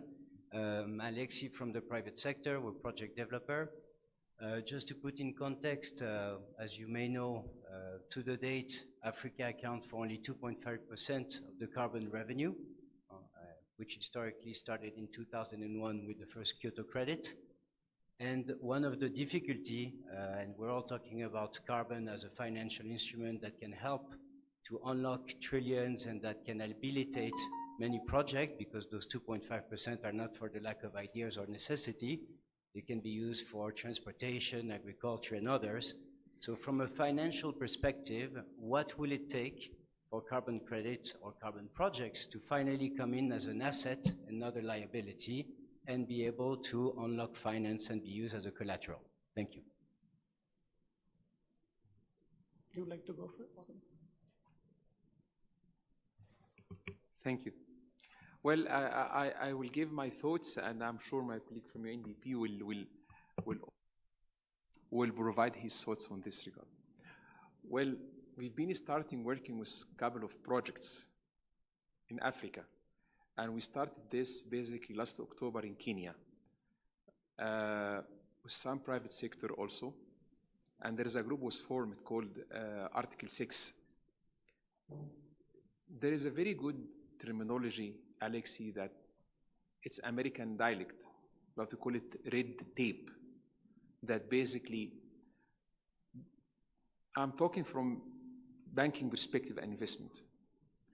The most difficult, not only one, but the most difficult challenge facing African countries and African governments to unleash their potential for carbon credit of their projects is the issue of institutional hurdles and institutional structure that they need to change. It touches upon several contradicting issues, maybe financial regulations, maybe foreign exchange issues, touching upon also the most difficult, but let me give you an example, just to be very clear. I'm just trying to be very careful about creating the terminology. Some of the very important issues that touches upon the carbon trading, the issue of foreign exchange risk, and how this will be touched upon the credit rating coming from the famous credit rating agencies like Standard & Poor, like the other one, and then IMF also has to put their input here. And IMF, when it comes to this, there is very important report that most of them, I'm a banker by definition. We call it Article 6 Staff Consultation Report. This is a report, I'm an ex-World Bank, that never come under the name of World Bank Group, but always say Staff Consultation Report. So it is the staff of the IMF, but not IMF. Why is that? Because it has to open to the public what is the physical performance and the fiscal transparency of the central bank of each respective country. That's not for Africa only, for all countries globally. And here, there's something that you cannot, and including this issue is specific when it comes to price, the carbon credit, including the ESG elements, the human rights and the other issues. We all know it's not, all countries in the world have great issues in this regard. And in that, this is one of the very important, I'm just giving an example, among others. This really puts some kind of constraints. This is what most of the people will never hear in this room, because we are talking here from political side, which is absolutely right and correct. But when it would come to banking, I'm a banker and used to work for due diligence. I'm the one who used to sign off for the deals. So when it comes to closed door for any bank board to decide on this, we have to check on this. Either EBRD, either World Bank, or these big banks, or African Development Bank, we have to check and tick the box. Is the box to be ticked? This is something that has to be case by case. And this is one of the very important issue, Alexi, that needs to be solved. I'm not saying that what mentioned by Birmal is right, but as we always say, devil in the details. Will it be solved? It's depending on one thing. This is my concluding of my answer. I'm sure my colleague from UNDP will say more on this part, that it's basically depending on the ESG rating and how it looks like, because ESG is standing for environmental and social and good governance. That will make a biggest, highest ranking and credit part for the pricing of the carbon credits to benefit the African countries. I stop here. I believe my colleague will add to this. Thank you. Victor, do you want to add something to the conversation? Just a quick reaction as well. As I mentioned, some of the work that UNDP is doing together with its partners. We have also worked together, and we are partnering with carbon rating agencies to support the host countries, especially to be able to access the tools that are being developed to improve the quality of the project. The main objective for us is to create markets, but with high integrity, right? And for that to happen, we need to work with all the stakeholders, involve the government from the beginning to have them informed of what's happening in the carbon rating world. And I think with that, we will help also make or send the right signals, not only to the private sector, but also to the banks. So everything can work in a way that carbon markets can actually deliver the results that we are expecting, right? Our own policies, as I mentioned, are being adjusted, are being changed to improve our relationship with the private sector. It's not a secret that UNDP work with the private sector has not been a priority. It's always with the governments because it's our main mandate. But we understand that to unlock this, we need to collaborate better with the private sector, and this is our way to do it. Improve our own internal policies and partner also with the private sector. Thank you, Victor. Yes, we definitely need more innovative financial instruments which can leverage actually carbon markets to de-risk some of the investments. I saw a hand from the back first, and then maybe the lady, and then you, gentleman at the back, please.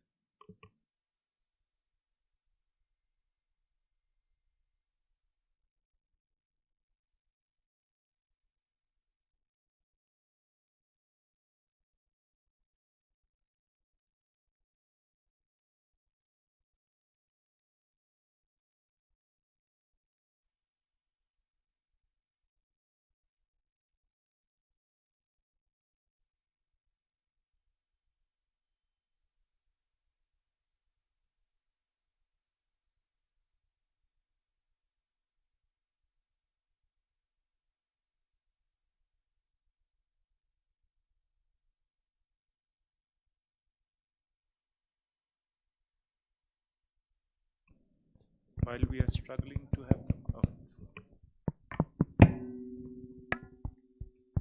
Okay, thank you.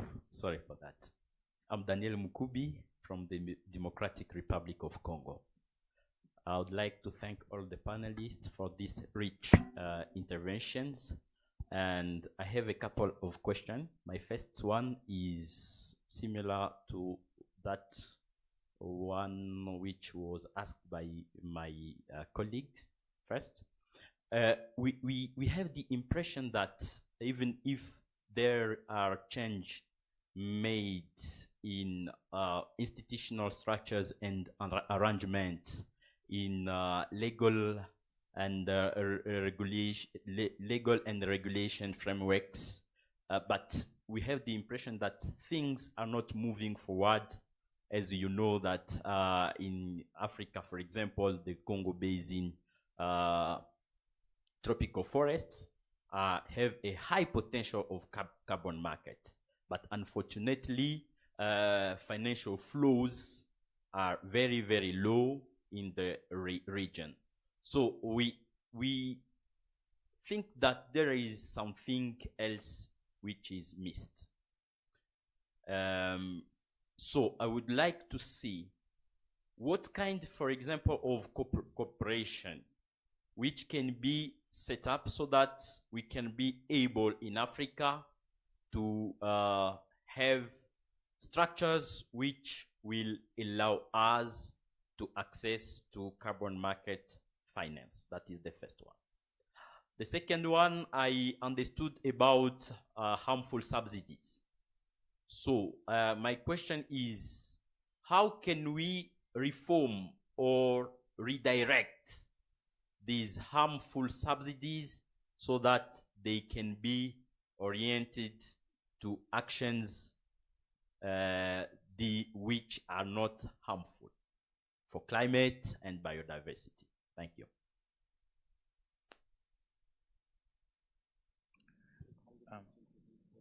Yeah, I think we can take up all the questions together. Maybe I can ask the lady here to raise a question first.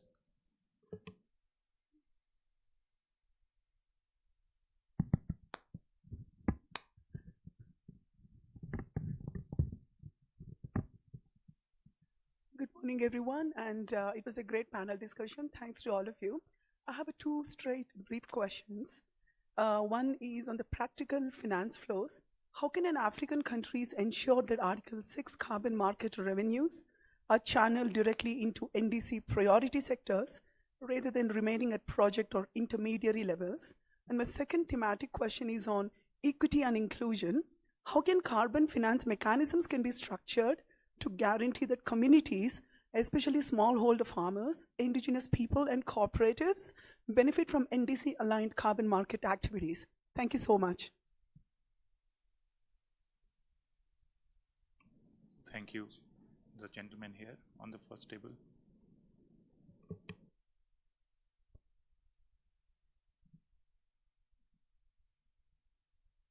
Okay. Well done, everyone. My question is, my name is Mukhtar Abdulhami from Nigeria, also from private sector, Carbon Assets Nigeria Limited. My question is regarding what's going on in Africa, especially Nigeria, when it comes to finance. You know, we are working on several projects, especially like Baturia wetland in Jigawa State, which is about 32,000 hectares of land. We are done with the feasibility study, but we are finding it very difficult to get finance for the implementation. And not only that, we are working with some subnational level, state government.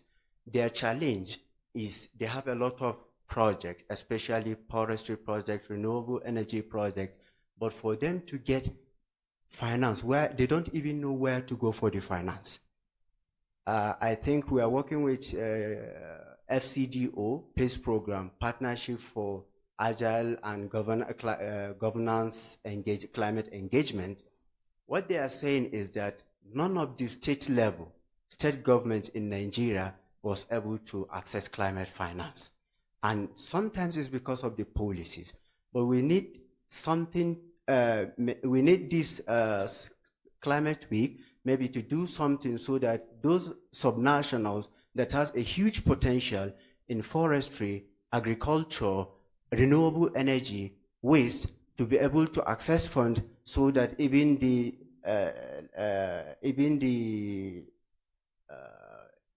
people that are in extreme poverty in villages can be able to utilize that and become free, especially when it comes to renewable energy. In Nigeria, most of the villages don't have access to grid. So I think renewable energy is a good way for them to go, and then it can be used for carbon markets. Thank you. This is my question, please. How can we, as carbon asset, and then the subnational government get like a gateway to this issue of climate finance for our projects? Thank you. Thank you. Maybe in the interest of time, as I said, we are continuing this discussion for next 2 days. I'll request you to park your questions for the next session. We will continue to come back to these questions later on, but I think I have to finish this session now. But before finishing this session, maybe if one of our panelists would like to take some of the questions that were raised in the past. Emma, do you want to respond to anything?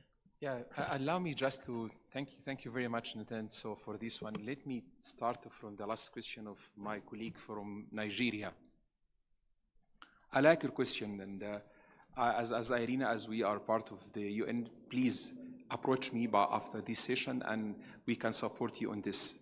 Nigeria is a member country, and we can support in that. But just to answer a question for the benefit of the whole good week discussion we have today, that there are two things here, and this is also touching a part of the question from our lady here, when we discussed about the issue of equity.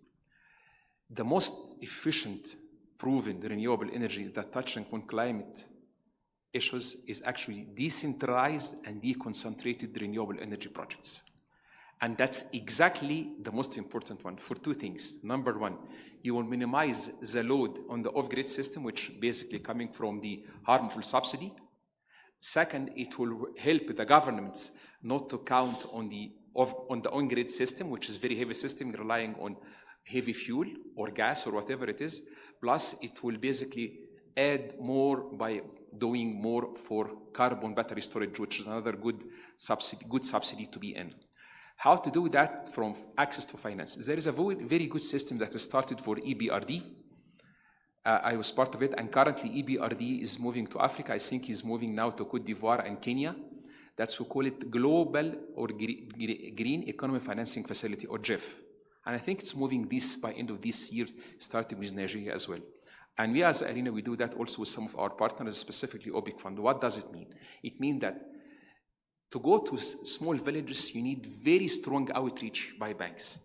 When banks provide money, they do this and they have very heavy burden by the salaries of the bank management staff. So the best way to reach to those small villages is to go for very strong outreach, with local banks would do. So the idea is to basically local banks and agencies like IRENA, okay, we connect these local banks with big banks to provide them with bulk of money, which we call it mass economy financing, with low interest rate, and these local banks spread with their outreach to small developers and small entrepreneurs like your good self to have the money immediately, in no time, and basically they give you all technical assistance, and we do that. That's why I'm telling you, I put you on this. But the idea here is that doing this, it has given a lot of reward to some countries in North Africa, like Morocco, like basically also benefited Turkey about 20 years ago, is benefiting currently Egypt, is benefiting also Jordan. So it's time now to move to Africa. And let me quote my colleague Vermel when he mentioned there is still 6 years. I assure you that banks like EBRD and IFC is replicating them. They will go this, creating a several widespread in parallel green economy financing facility with some kind of technical assistance knowledge coming from international organization like ours. We are trying now to see how can we replicate this model for other institutions. Maybe we can approach UNIDO, maybe you approach UNDP, but we have this technical assistance facility with partnership with OPIC Fund to go for a small scale. So we provide training to local banks credit officers. So when you go to apply for a loan at community level, up to starting from $10,000 until $1 million, they can give you technical assistance to make the project profiting. Plus, if you make the project right and you make carbon credit to refinance your project, they deduct 20% of the investment you have. So they give you the incentive upfront, and by that we monetize carbon credit. One final issue, I will stop here for this, that let me tell you this, the only market that's booming now with some African countries like Kenya is basically voluntary carbon market. Because the one under Article 6 is really pushing for voluntary carbon market, but what basically the mandatory market is in Europe, which is under EUTS system. That's coming from this. But for voluntary carbon market, this is basically what I meant by saying there is currently we are creating this market robustness, as again, I'm quoting you, Permel, again, for the issue of you need to create market, voluntary carbon market, to create supply and demand, and this by creating this exchange. So if you have carbon credit you are generating with the support of them, this small facility, and to put that in front of the exchange, they can give you the biggest market based on a very robust IT-based solution. This is what we call blockchain. And then you can reward the money back, plus the benefit of reducing the loan of the interest from this facility. I hope this gave you answer, but I stop here. I'm sorry for being long. Thank you. Thank you. Mbai, you want to add? Yes, I just want to add something and answer some questions.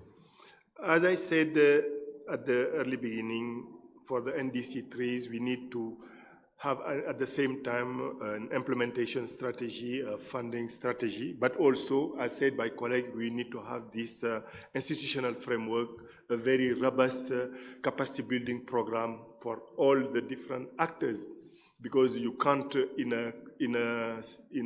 a country having just one officer at the Ministry of Environment dealing with other issues and being able to promote this. You need to be very clear and put a structure in place to deal with those issues. And also you need minimum financial resource to deal at the beginning before the system is self-funding. But to answer the questions, when it comes to forestry, we will have the opportunity to discuss with our colleague for DRC. Under the UNFCCC, the forestry activities are dealt in many places. You have in RED Plus activities, you have Article 5 of the Paris Agreement, and you have the carbon market. And there is a lot of discussions on how to address the best those issues, because there are different activities within the forestry activities. It will be good that the community dealing with the forestry sit together and see how and which activity needed to be direct to the market, what other activity has to be dealt under the Article 5 and to make it operational, and also what to deal with the red peace activity. You are right. By doing so, we may come with some solutions that will be cost efficient for the whole community and benefit for the whole planet. And lastly, the question for Madam, coming about the revenue for NDC or communities. We all are talking about high integrity of carbon market. When you talk about high integrity of carbon market, you have the quality of the units, meaning how the units are generated, they are real, they are additional, and all of those elements.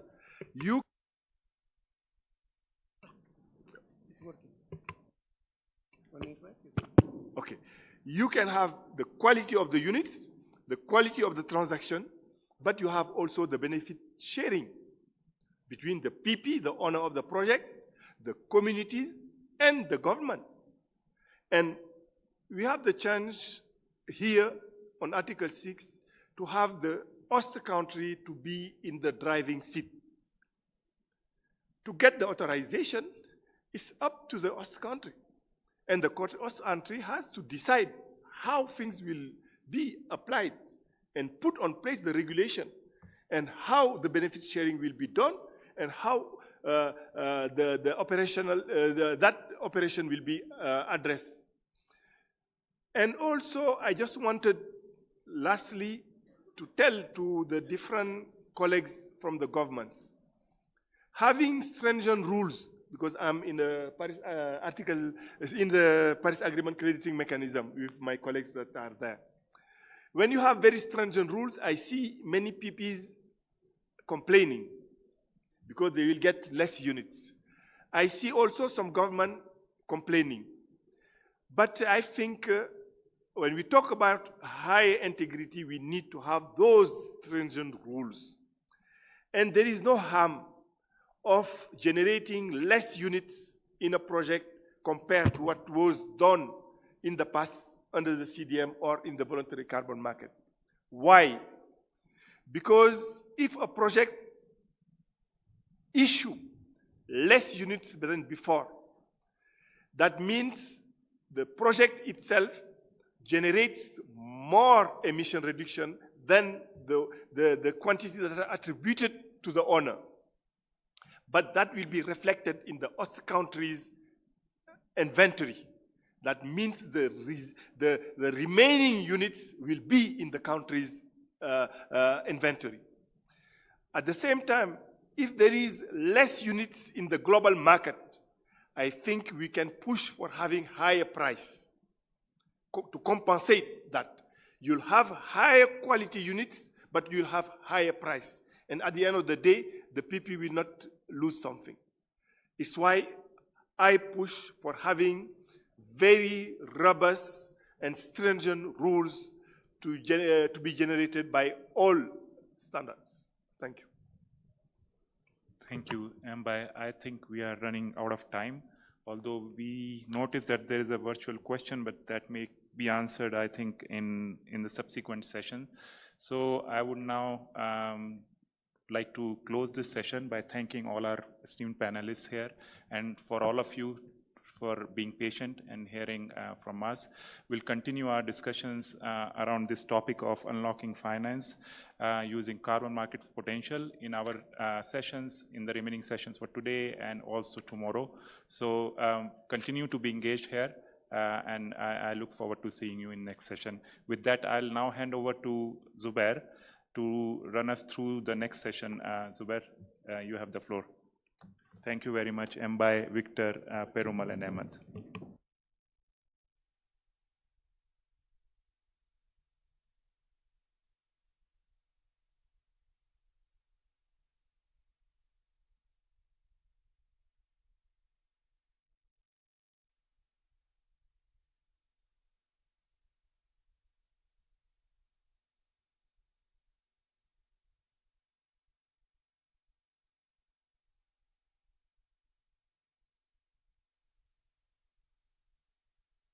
Okay, I just realized there's another theme to the day, that the panel up here has been a manual all through. This one is going to be no different. But now that I'm on this point, I also see that gender imbalance is a major thing in this room. But nonetheless, while we do have fewer women in quantity, I think the quality and capability is no less. And as we see when we get into the discussions, I hope that you're going to make yourself known and also your capabilities known. In this session, we are just going to talk a bit more about the UNFCCC's capacity building support through its RCCs, largely in terms of Article 6 operationalization. I'd like to invite my colleagues from the RCC Middle East and North Africa region, Uma Maheshwaran, and my colleague who is looking after the RCC, who's looking after the carbon market activities in the West and Central Africa region, Yannick Wabo. So essentially this session, and I'm going to be one man less on the panel now, they'll give you a quick walkthrough of the market mechanisms under Article 6, but it's not going to be infantilizing you in terms of the very basics. But I understand that there are some of you who are perhaps not as well informed as some others. So it's just there as a way of equalizing before they go deeper into the, the different stages and support that we have provided, different forms in which Article 6 readiness support has been provided. Over to you, gentlemen. I'm going to make myself scarce now.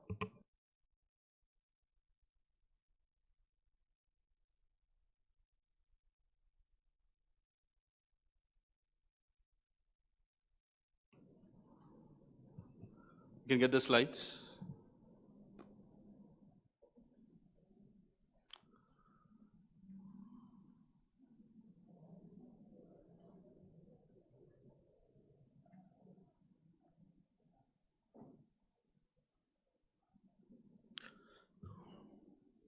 Okay, colleagues, first of all, once again, good morning to everyone. My name is Uma in short. I'm from the Regional Collaboration Center of the UNFCCC for the Middle East and South Asia. So we both are coming from the Regional Collaboration Center. For colleagues who are not aware about what is the Regional Collaboration Center, UNFCCC has 6 regional collaboration sectors from Bangkok to Panama. So we work across all the Global South, specifically towards various actions of the climate activities, specific to the Paris Agreement. So we lead on the Article 6 and the carbon pricing in the various regions we work from. Specifically in the context of Africa, Africa has 3 regional centers specifically. So we cover across all the African countries through the North Africa by the RCC MENA South Asia, West Africa from my colleague, and the East Africa with the other colleague based out of Uganda. So having said that, the most important word which has been said in the last 2 sessions was money. Where is the money? How the money is going to be utilized towards Article 6 implementation, or how it is directly linked with carbon markets. So kind of a preamble, some of the numbers. There are a lot of numbers which is flowing on in terms of the trillions. So one of the new number which came is that specifically towards the African context, you need something around $3 trillion is needed specific to the NDC implementation by 2030. So if we look into all this, how it is very much linked with the carbon markets, some sort of a basics what Zubair has told us to present, where we are putting the Article 6 into the context of the climate finance and how it is linked with the NDCs. So every country, as per the Article 6.1, which is going to be discussed in the previous slides towards how the NDC is going to be linked in. So every country have their NDC which is coming up, which is like the conditional versus the unconditional. Whenever I have an opportunity to reduce emissions through my conditions, I would always look for the external supports. The external supports could either come from the climate finance or from the carbon finance. So what we are going to see in this is that how the Regional Collaboration Center is helping the countries towards getting these pathways going towards establishment of the Article 6 framework or institutional mechanisms with the experiences which we have. So the landscape about how we are linking all the carbon markets and the carbon pricing instruments in terms of the NDC targets for the countries. So every one of us know what is the NDC and how the NDC in terms of the conditional versus the unconditional targets. So specific to the conditional targets, what it is there, which could be like kind of, I think there is a typo here, sorry for that. So in terms of the conditional targets, unconditional targets should be, the party emission should be, they should reduce their own emissions. And then it could be either through the carbon taxes or the ETS. Speaking of what we are today, specific to the conditional targets, we spoke about what is there out of the box, which is the unconditional targets. That's where the PACAM or the Article 6.4 will help the countries towards advancing the climate action, wherein it will help in generating high integrity oriented sustainable development and environmental integrated projects. So there was a good amount of deliberation happened in the previous panel, so we don't need to go into this. That's the kind of linkages of how the Article 6 is getting into the conditional targets. And specifically when we have the cooperative approaches, how it is going to be linked together in terms of the 6.2 and 6.4. We have a very detailed slide my colleague Yannick would be covering. And in the last session also, there was some discussion specific to the voluntary carbon market. We have the NDCs, which is kind of coming both under the conditional versus unconditional. If we have any sectors or gases which is not there and which is going to be utilized under the voluntary compliance, so that could eventually, we can call it under the overall landscape of the carbon pricing along with the NDC and the carbon markets. So this gives the overview about what we are talking on a macro level, on a country level, how the landscape is working towards the climate action. So having said that, this is what is happening globally. When we look into the NDC synthesis report, almost 78% of the countries, they have explicitly mentioned they would be using the either form of Article 6, either 6.2 or 6.4.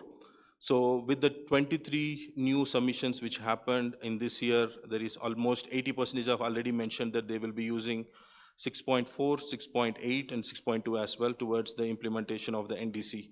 So this gives a good amount of information or good amount of traction in the countries, why and how they should operationalize Article 6 in the respective countries. So with this, what we can say is that why do we need to have Article 6? Article 6, the building is ready now. As what Perumal has mentioned, we have the building now ready. The building could be called as the toolbox towards the global action towards addressing climate change. And one of the things is that we have seen Article 6 is the only article of the Paris Agreement where we have both the private and the public sector as directly involved towards the climate action. With this, we can try to have the real world impact towards going further in the in terms of implementing climate actions. So on specific to the 6.4, which is the centralized mechanism which is overseen by the supervisory body, we expect that the projects which will be coming will have high integrity credits, which will have a better investment perspectives towards climate investments. So maybe with this, I will now hand over the floor to my colleague. Yeah. Thank you for giving me the speech. So I'll just continue by giving the description of the quality of the general principles of Article 6. Bayer has already gone through it, but one thing that we have to understand is that the Paris Agreement, parties to the Paris Agreement choose voluntarily to participate to the cooperation in the implementation of their climate actions through Article 6. And to do this, these projects allow to develop high ambition in the different mitigation and adaptation actions, and also promote the sustainable development and the environmental integrity. So to resume a bit, all this is just that by using Article 6, the different countries may meet their NDCs and also being able to raise the different ambition in their NDCs. And also, it will help to be able to implement the sustainable development goal in the countries, as Mbaye has explained, and also to fight against poverty. And also, when we talk about the environmental integrity, is that the different projects you are using or activities that are implemented so to produce the carbon credit has to be, let's say, respectful of the environment. So it's not because you are producing maybe credit in it that you are going to spoil. Maybe your environment, you are going to destroy. Your soil, you are going to destroy. You are not going to respect the social equity where you are trying to put everything in place. That's why in the PACAM, we are involving different stakeholders as private companies and other stakeholders that could be the local government and other. So when we continue, you are going to notice that the Article 6 of the Paris Agreement helps to implement NDC and long-term low-emission development strategy. Well, on the voluntary cooperation, we have two mechanisms that is linked to the market approaches. we have the Article 6.2 and the Article 6.4.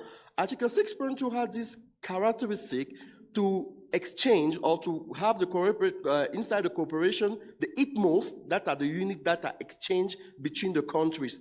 It could be a bilateral agreement or a multilateral agreement, maybe between a region and another region. And we have also the Article 6.4, which is the centralized mechanism, as my colleague was saying.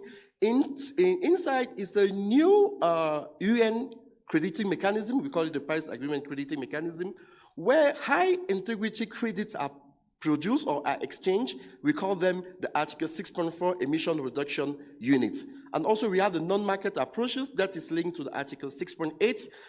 That does not involve transfer of units. So it's just, it could be linked to adaptation goals and other capacity building efforts. When we continue, we are going to see that the cooperation under Article 6, the 6.2 of the Paris Agreement, as you can see the graph, that is an example of a cooperative approach structure.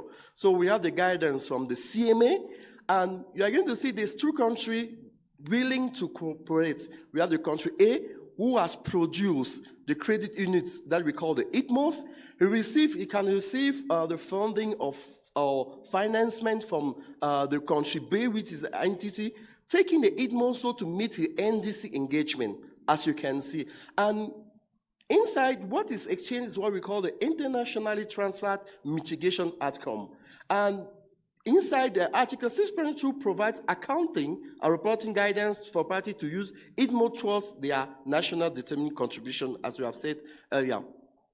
When you continue for the Article 6.4 mechanism that we are calling, we usually call the PACAM, the Paris Agreement Crediting Mechanism, is established under, it's a centralized UN crediting mechanism that enables the creation of Article 6.4 emission reductions. So we are going to see later in the presentation how it is implemented, which is a process that we have to go through, so to have the different emission reduction.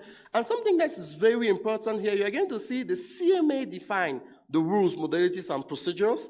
And the supervisory body of the mechanism give exactly, communicate and supervise exactly how things are supposed to work. Mbaye has come through it. But the part that is very important here is that you are going to see the host party had national focal point, and especially what we call the Article 6.4 designated national authority. Their role is to approve mitigation activity. That is different from the authorization of Article 6.4 emission reduction that participate to the transfer of carbon credit units. So the mitigation activities, when they are approved, is that the mitigation activity are the one that the country choose because it fits to the Paris Agreement crediting mechanism. So they have to say, okay, we approve this activity, but it's not because the activities are approved that the emission reduction unit that has been produced are authorized. So it's the role of the DNA using form on the platform of UNEP to give or to inform the different activity that has been approved and then to authorize the emission that are going to participate to the exchange. And then when it's approved, the buyer country can buy it so to make to meet his engagement. When we continue here we are going to see an example of what I was explaining. So when a carbon project or mitigation activity produce emission reduction, when it's authorized, it can participate to the compliance purposes for the NDC, the CORSIA. It could be exported using the corresponding adjustment. They can be considered for NDC to the entity buying the emission reduction. But when they are not authorized, they remain the mitigation credit unit.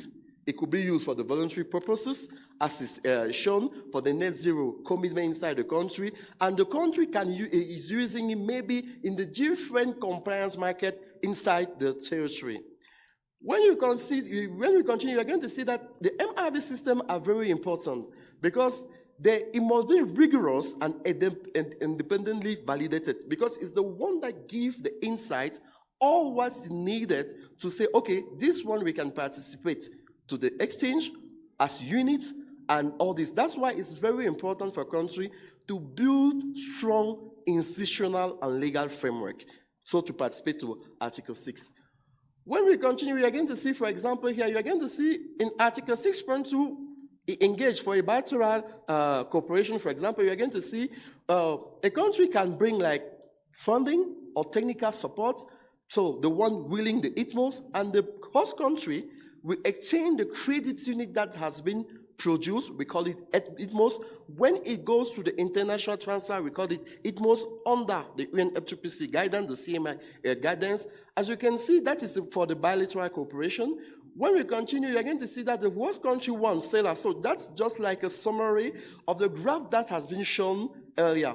So the buyer country here has a target of 100 tons CO2 equivalent. You can see the different sector where he wants to implement or where he needs the different credit, carbon credit unit that has been produced. You see that the different sector. And in the country, the host country, they have what they call the positive list. So the positive list is a result of the activity approvals that has been put in place. So it's not because the country wants to participate that any activity may participate. Remember, we have said that earlier, the DNA has to approve the activities that will participate to the generation of carbon credit units. So the emission reduction have been produced. We have the carbon credit mechanism such as the PACAM, and also when it's authorized, you can participate. What is yes, you can see we have now the ITMOS that are being shared. So we have the Article 6.4 emission reductions. When it's authorized, then they can be transferred internationally, and when it's transferred, it can be subject to the bilateral agreement. When this is not transferred, it's become the mitigation contribution units. We have said it already. So after the Baku COP, there is different outcomes that has been produced. We are going to see, for example, they will need no more further guidance on Article 6.2 and Article 6.4 until 2028. And also, there are new methodologies and implementing the international registry. That is a priority now, because we have talked about the registry and the integrity of registry. It's a very good priority now. We have also the first batch of Article 6.4 emission reduction. That will be from the project transitioning from the clean development mechanism to the PACAM. So we have different number of projects. And also we have the SBM that will start developing the guidelines. They are working already on it. And tools to support the operationalization of the methodology and mobile standards. So if you can follow up the different work they are doing, it's online, they are publishing the report. And we are willing to have the full operational markets that will mostly be in 2026. When we continue, we have developed inside the RCC a pathway made of 14 steps. I hope I'm not wrong. So 14 steps, helping to follow up the different countries in their way of implementing their readiness in Article 6. So as you see, this pathway gives different steps that the country has to take, so to be able to implement its readiness in Article 6, as I was saying. This one considers the Article 6.2 and the Article 6.4. So while continuing, I will start, for example, in our region. One of the recent developments we have done in our region is that, for example, for the Article 6.4 DNA nomination, we have 25 countries over the 26 countries in our region who have nominated the DNA. We have also, for the capacity and institutional activities such as the institutional framework, our recent activities is that we are supporting Togo, one of the countries in our region, to build his institutional legal framework. And one of our particularities is that it's inside our region that we have the first country in Africa who went through all this step and be able to produce ITMOS that has been already exchanged with other countries. The case of Ghana, who exchanged the different ITMOS that has been issued with Switzerland, for example. So when we continue, our work in RCC is to bring technical support to countries out of capacity building and all that, any mission that we have been assigned to. So one thing we are doing, for example, we are following countries like Gambia, for example, for its part on Article 6 operationalization, but with a regional focus. For example, we are working with West African Carbon Market Alliance, or where, for example, this year we were part of the West African Carbon Market Hub, where we try to show the different impact the different work we have, the challenges we have in the region, West Africa especially, and how we are developing credit and how we are pushing countries to develop high integrity credit and any other challenges.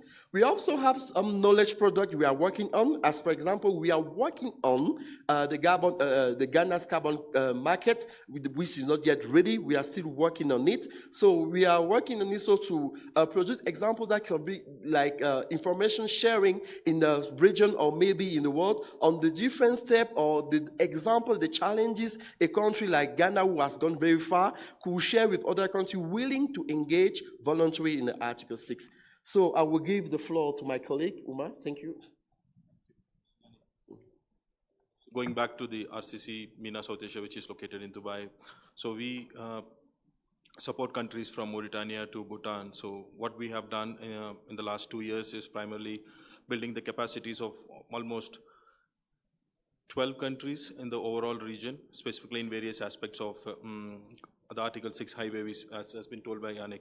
So if we have to speak about the Sri Lankan context, I'll have a very detailed discussion about the Sri Lanka and the Iraq context, which we work on a very close context with these two countries. In addition to that, on the positive list, we help the Sri Lankan government along with Bhutan, for example, to curate the positive list, which they are using it towards their approval or the authorization of either the 6.2 or 6.4. And when the institution has to be set up specific to the PACM, we also had the opportunity to support various countries like Nepal, Bhutan, Bangladesh. So almost like 8 to 9 countries we have helped them in getting their national focal point specific to the 6.4 and formulating how they have to submit the host party participation form, which is one of the prerequisite. So again, going back to one of the point which has been mentioned, so if you have any projects in the CDM cycle, which is going to be transited, the deadline for that is 31st December. So any country who have not submitted the host party approval, host party participation form or not nominated a DNA, so it's like a high time now. If we don't see there is an extension of this deadline, then you miss the bus. So that's something which has to be taken into consideration. So one of the things which we recently supported is to Oman, which is kind of now authorizing some of their emission reductions towards participation in one of the international compliance markets. So we help them in terms of how they can authorize their credits, what sort of formats which they have to use, what should be the corresponding adjustments related things. So that sort of a capacity building we have provided to Oman. So moving with Iraq. So Iraq is one of the unique country from the region which we come from. So they have like both domestic targets with the ETS along with, carbon tax along with the Article 6 participation. So there was a good amount of, I would say, confusion in the ministries who are working on what should be the Article 6 strategy, how they have to go for it specific to the institutional thing. We have worked upon on a funnel-based approach. We worked closely with the Ministry of Environment to develop their institutional framework, which has been already approved by the government, which will be there in the ministry's website also. So what we did is that we understood their needs and what is their status when we are talking about the carbon pricing or the Article 6. We build their capacities through virtual sessions. That helped us in developing the guidelines specific to the respective ministries which are there, because being it's an oil economy, so how the Ministry of Energy or Ministry of Petroleum, how they can be integrated in the decision-making process, and how the knowledge is getting disseminated across various other sectors. So that gives us the policy recommendation on how the institutional capacity and the framework could be developed. So that's one of the work which has been approved by the Ministry of Environment of Iraq. So moving ahead with the Sri Lanka, it's like kind of a comprehensive technical assistance we are providing from the RCC MENA South Asia side. We help the government to develop their national Article 6 strategy, or we can call it as a national Article 6 policy and implementation plan. That's the new name which they have given based on their stakeholder consultation. We help them in creating the positive list. This is one of the positive list where what could be authorized, what cannot be authorized is very much explicitly given in the list itself. Like if there is a energy sector, how many percentage of that wind energy will be authorized, so it's explicitly given over there. We also help the country in terms of advising them how the MRB or the digital platform specific to manage their overall Article 6 operations in the country. So that's the overview about how RCC is supporting from let's say from Bhutan to many of the African countries which we are working collectively. So with this, so we have the colleagues here. Whenever if you guys need any support, we'll be more than happy to collaborate. And if you are not from the African region or some other region, we will be more than happy to link with the other colleagues who are there in the other RCCs. So now, as a kind of going further, so we have discussed about what is the basics of Article 6, how the RCCs are supporting the various governments. So when we need to go to the next steps, now it's no more negotiation, it's implementation, what's to be done now. So these are some of the points which we feel like it should be the immediate steps the government should go for it. The clarity which the government should give to the private sector, because without the private sector, we cannot move the needle in terms of implementing the Article 6 projects. So in this regard, there has to be a clarity from the government what sort of mitigation activities which will be approved or authorized in the country, and then kind of building the capacity towards various institutions, not only the government, also the private sector, civil societies, how this can go for it, and a kind of a dedicated office or a system to answer the questions or answer the systems which has to be put in place, or we can call it as the institutional framework which we have to put it in place. The most important thing is that getting aware of what's happening in the UNFCCC system. Like we have the PACM. When we are talking about the PACM, we need to understand what's the rules and regulations, what's the forms, what's the type of submissions which have to be done. So that's another thing which the government has to be familiarized, so that they can communicate to the respective private sector in the respective country. That's what I mentioned, engaging with the private sector. Last but not the least, how the countries can also take part in the non-market approaches. We are talking on the markets, but there is also a probability to go for the non-market approaches. Maybe I'll take a minute to communicate this from our colleagues in the NMA. We would be more than happy to provide a dedicated capacity building to the countries, specifically on the NMAs, how they can integrate their NDCs or how they can start linking with the NMA platform. So whenever you guys have, feel free to reach out to us. So now going on the private sector, what to be done? The most important thing, I would say that me coming from the private sector, also from the CDM days, so the first thing which we need to understand is that what is the form, what is the rules, what's the methodologies which we have. We need to get ourselves familiarized with this, so that the most important word right now in the carbon markets is the high integrity. So how we can try to leverage upon the rules and regulations what we have, which can develop high integrity projects which will align with our host country NDCs. So with that, we have to get ourselves into the sectoral or the programmatic kind of linkages specific to developing Article 6.2 under the cooperative approach, and how the PACM can support the cooperative approaches. Obviously, the most important thing which we also hear everywhere is that building partnerships. So if you are a private sector, how you can collaborate or closely work with your respective government to advance or accelerate the Article 6 implementation in your country. So this is what I would like to summarize on this point. There is a significant opportunity. What we have learned is that there is going to be $6 billion worth of investments going to come into the carbon market, going to create 30,000 employment. So there is a ample amount of investments or ample amount of opportunity lies with the private sector to go for it. So whenever we speak about the carbon markets, we also have the involvement of the non-party stakeholders, specifically the financial sector. Good to see that we already have the financial sector colleagues here who are ready to put money on the table to develop Article 6 implementation pathways for the countries, or develop various downstream activities specific to the Article 6 implementation. They can also take part in the capacity building and build the capacity of the respective countries or the various stakeholders. So the most important thing which we always see is that, which we kind of missed in the Kyoto regime, is that the integrity along with the project development. So the civil societies, they can really touch upon how the beneficiary mechanisms can be worked out in terms of the revenue which is coming from the bundle projects can be going from the bundling entity to the project level, that sort of things which can be coming up. So to summarize, civil societies, financial institutions, private sector, government collectively can capitalize the $6 billion investments which we have in the continent. I think I've finished it. That's it from my side. I don't want to show this slide. That's it from my side, colleagues. Thank you. That's it? Okay. So now we need to be fast if we want to have lunch. No questions then, I think. Yes.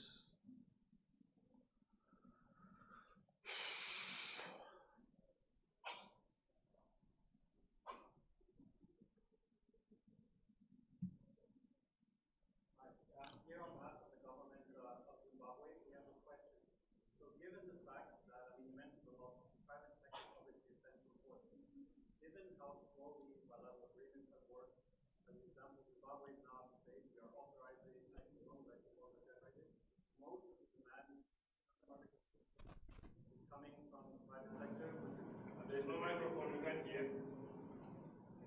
Can't hear.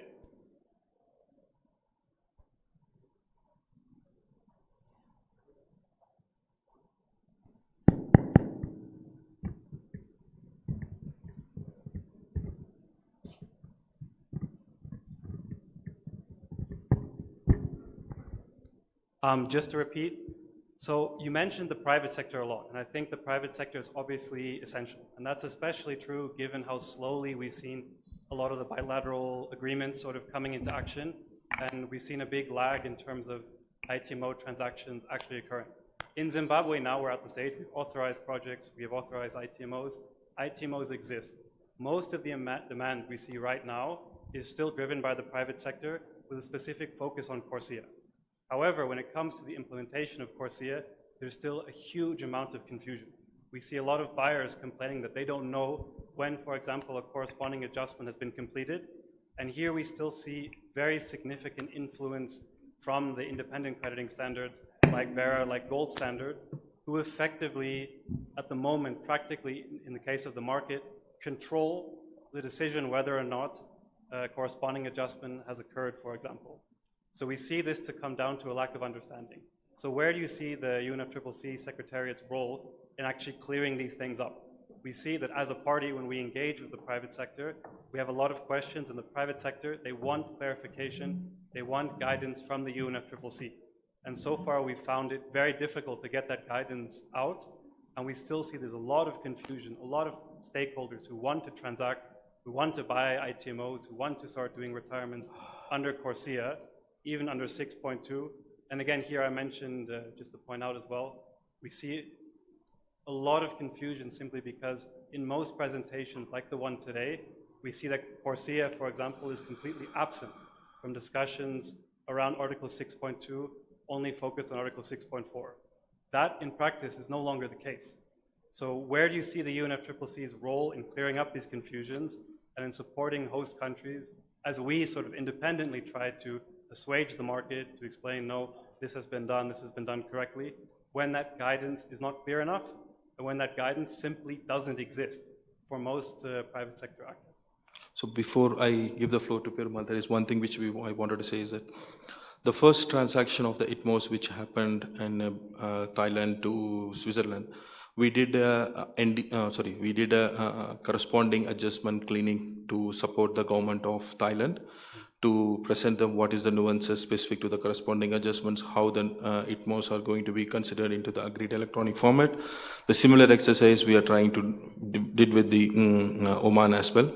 From the UNFCCC side, we will be more than happy to engage with the governments on how the corresponding adjustments can be done, a kind of a clinic which we can do it specifically to the government. Just to clarify, so from the government side, we're fine. So we have completed, we've gone through all the documents, the corresponding adjustment has been done. The issue we're talking about here is trust in the private sector. The private sector hasn't benefited from any of these clinics, hasn't benefited from any of that clear guidance. They are the ones who are currently very unsure when they can consider a corresponding adjustment to be done. Is it as part of the regular report? Is it as part of the annual report? Is it when it's the CTF table to the BTR? These are questions we face now every day from the private sector. And despite Zimbabwe having covered all of the bases, we see the private sector struggles to navigate the different UNFCCC submission portals. Is there a way to sort of facilitate this process in a way to make that information not just focused on the countries? And I think for countries, if I can speak for other parties here, the information is there, it's for us to implement. The issue is the private sector even institutional actors who are very engaged with CORSIA, they're the ones struggling with these concepts, and they're the ones who are unable to sort of make those decisions. And that now we're seeing is a huge bottleneck in terms of transactions. Because at the end of the day, no matter what the country says, these private institutions, as well as the independent crediting standards, do hold a significant amount of power in terms of the market. And we want to simply see how you envision the UNFCCC's role in that, if we can count on support from the UNFCCC to basically make that information more widely available in a clear context that is understandable for people who aren't climate negotiators in these sessions today, who might just be looking to do a transaction. They might be the ESG expert at an airline, for example. No, thank you. Thanks for that background. Two things, right? Like one, in terms of like, we do have, as you said, Zimbabwe has submitted its initial report. Zimbabwe has submitted its AEF. Zimbabwe has submitted its BTR. There are two conversations. One is what the UNFCCC Secretariat is in collaboration with the ICAO Secretariat in terms of looking at the different reporting requirements, right? For UNFCCC reporting requirements, there is a time difference between what CORSIA wants and what UNFCCC has been asked to do, right? They have a first phase of 24 to 26, and the truer period for them is 2028. You have a vintage period in which that you need to report to the BTR. Like we have also been talking to some of the people, and if the private sector or the independent standards asks you that, why did they ask? Is because, sorry, I don't want to get into a provocative conversation here in terms of asking that what guarantee do you have that the country undertakes corresponding adjustments, right? This is what they are asking. They are working on providing insurance products in saying that you have to provide insurance. They are applying for corresponding adjustment fees in addition to your issuance fees. Under the rules, it's what we have been trying to do, or which we are trying to publish, is that I would invite you to look at the reporting Article 6 guidance in the CARP webpage. Please do look at that. It clearly tells you where the corresponding adjustments happens, because you yourself said now it happens in the CTF table. No, it happens in the structured summary table, table 4 of the BTR, where the starting balance has been indicated by Zimbabwe, and that's where the corresponding adjustment happens. The AEF doesn't undertake corresponding adjustments. It tracks the amount of transactions into different action tables, which captures those information. So we are talking to them, and we told them that if you have asked your private sector participants under CORSIA as an independent standard that you need to show that the corresponding adjustments has been undertaken, right?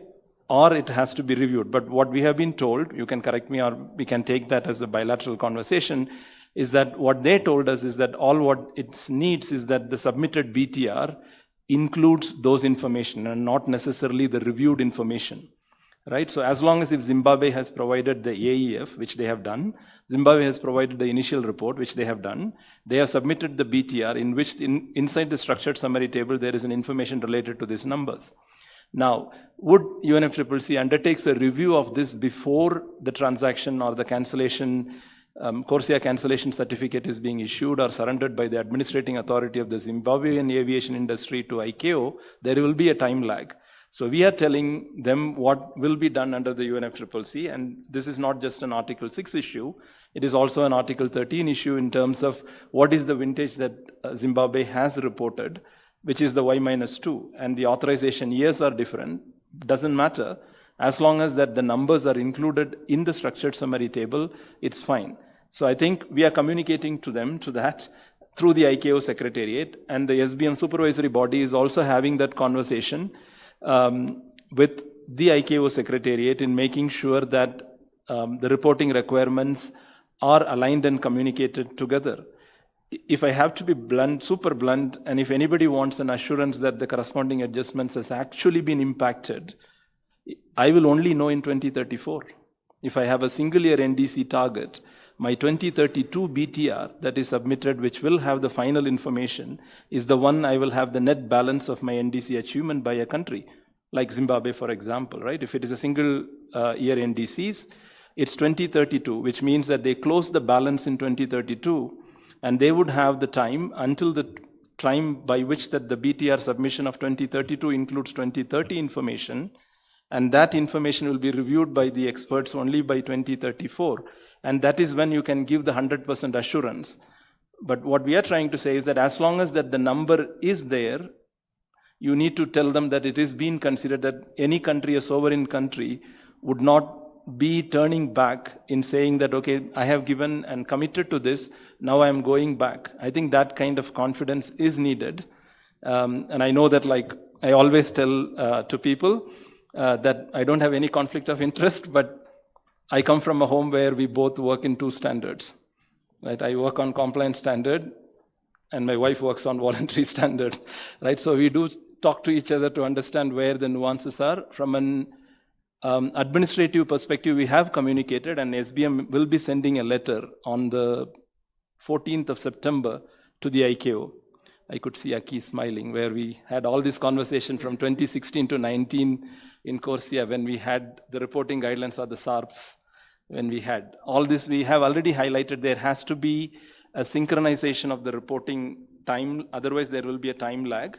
And the solution is that I think you need to be telling, and this is what we are also telling, that as long as that the information is there, don't ask for the review, which will not happen. Like if you wanted to have to submit your cancellation report by 2028, and if until 2026 you can use the vintage for Corsia, the 2028 BTR of Zimbabwe will have the information until 2026, and the review concludes only by 2030. And I think what independent standards is asking is that you have included such information into that reporting requirements, right? So if they ask for a completion of the review, then we do have that conversation happening. Just to tell you that, like, we are talking to this as a secretariat to secretariat, as two UN organizations, in making sure that everybody's life is simplified. But we don't control what conditions that an independent standard would be doing. So soon you can do a PACM project.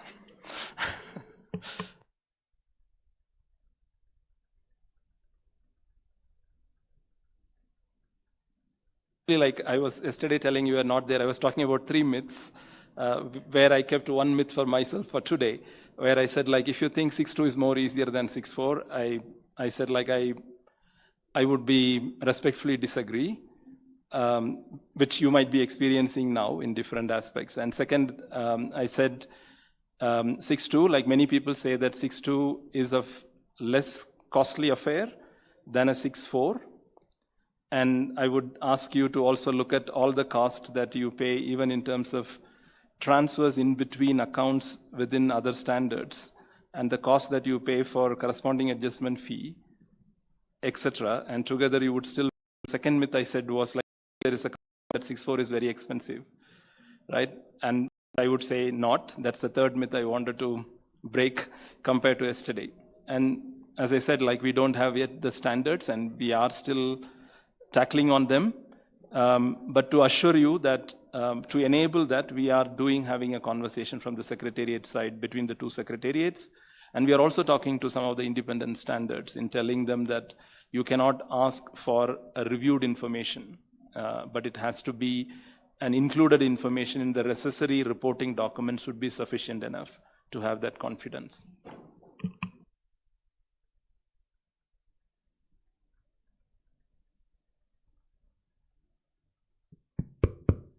Thank you, and thank you for the presentation. Just to add something to this issue of 6.2 and 6.4, just to know also that when you have a cooperation under 6.2, you can use 6.4 as mechanism generating the units you are transacting, or you can use the independent standard, or you can use directly a bilateral agreement. Some consider the bilateral agreement that you may have between your country and another one that will generate the units, that it's the easiest one. But from the experience I have, it's the most difficult one, because you are building a standard between two countries. From the methodology, to the issuance of the units.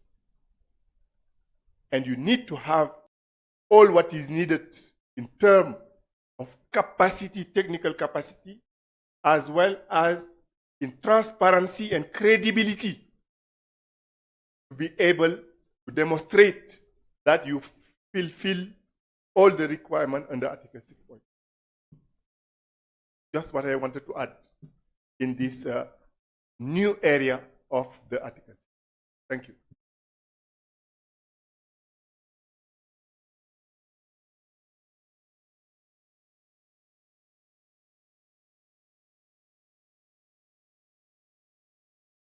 With this now, I'll hand over the floor to Mir. Okay. So I'll get the interesting slide up, please, which is the lunch slide.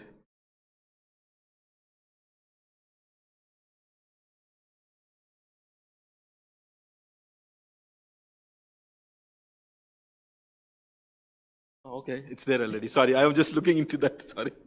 So once again, thank you so much, everyone, for the patient sharing. So we'll meet in 30 minutes? 1 hour? 1 hour? Okay, 1 hour. So we'll meet at 2 p.m. Thank you, colleagues.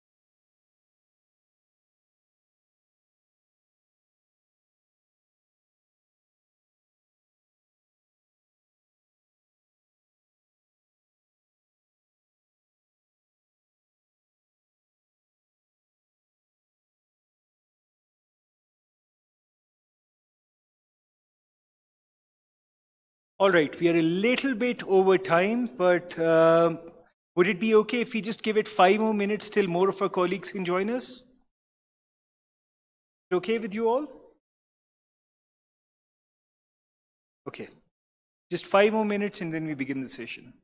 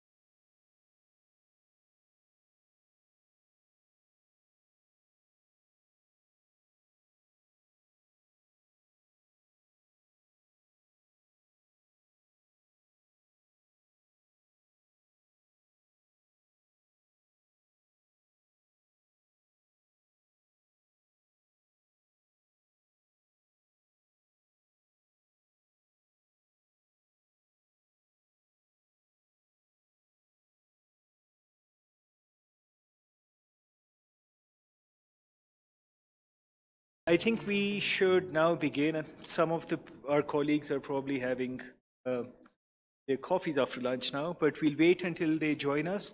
Sorry, we'll start the program, and we'll just ask them to join us wherever we are in the in this particular group activity. Now, the good news for you all is that after all this heavy lunch, presumably, we are not going to make you sit and listen to us. This is the time when we are going to ask you to put your thinking caps on. First of all, to think about a few questions, right? This session is essentially focused on mobilizing finance for climate action and carbon markets. We've heard a lot about different financing opportunities, different investment vehicles, different funds that are available under different agencies' operations. But here we would much rather want you to think of yourself from the standpoint of the stakeholder group that you represent, and think about, what are the trends, gaps and opportunities in climate finance, and by extension, financial flows towards carbon market activities. And then also, how could you unlock finance, address the gaps, and explore carbon markets development in broad utilizing finance landscape in the region? This could be for Africa, but for those other regions that are represented here, you can talk about it from the viewpoint of your own region. So these are bigger questions that we've also mentioned in the agenda, but what we've also done, and there's a slight delay because my colleague is putting them on a slide, which should be up soon. Oh, it's done. Nice. No, you need to give it to them. Okay. So what we've done is, I would request all of you to please stand up and move to distinct tables that are, so countries for now should stay where they are. All the participants that represent a development agency, UN, World Bank, AfDB, Andy, you need to move to this table. Yes. Naoki, you too. Sven as well. So, any other GIZ person? Not you, Rachel. You stay on the country. Yes. All development agencies, UN agencies, and multilateral banks move on to one table. All the private sector move to the table right behind the UN and MDBs. Advocacy groups, civil society, alliances. I only see Inji. Hi. So, okay. Here do you sit? Do we have any of the alliance members from East Africa Alliance or the West African Carbon Markets Alliance? Okay, not here. Then, Inji, why don't you join the UN and multilateral development? Just join their table so that you're not alone, but you'll have to fill up your own form. Private sector is done, governments we'll come to, and okay, cool. I think we are all now sorted. Yannick, do we have any luck with the? Yeah, looks like we still just have to wait for 30 more seconds. It needs to be.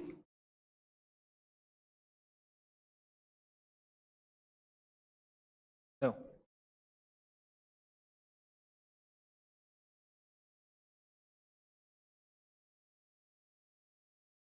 Ravi, AUDA-NEPAD, you should sit with the development agency block.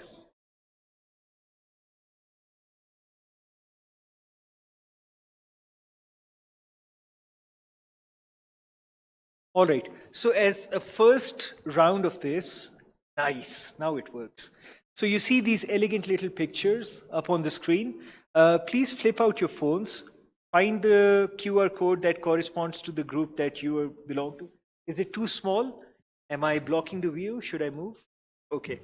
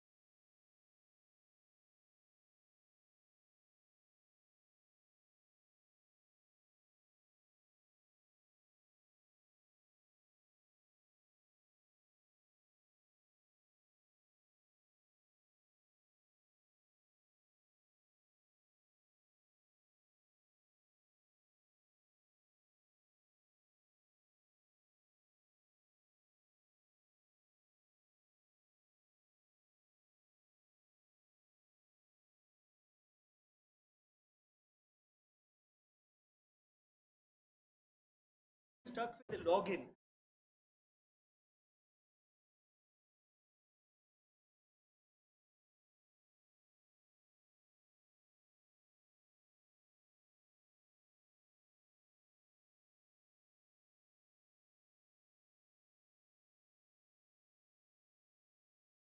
Okay, can you refresh now?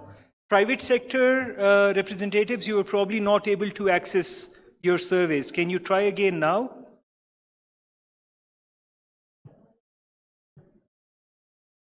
And if it works, just give me a thumbs up.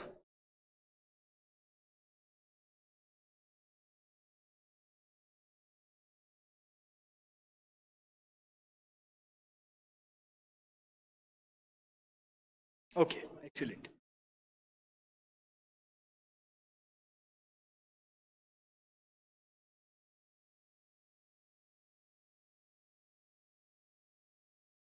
By the way, private sector is all the project developers, financiers, financial institutions, people engaged in consulting and advising would also qualify under that.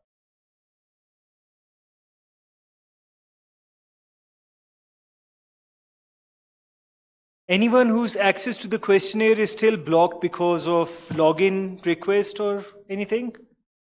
No problems? Okay, let's spend about 15 minutes individually to fill up these questions, responses to these questions, and then we move on to the next step. Sounds good? 15 minutes start now.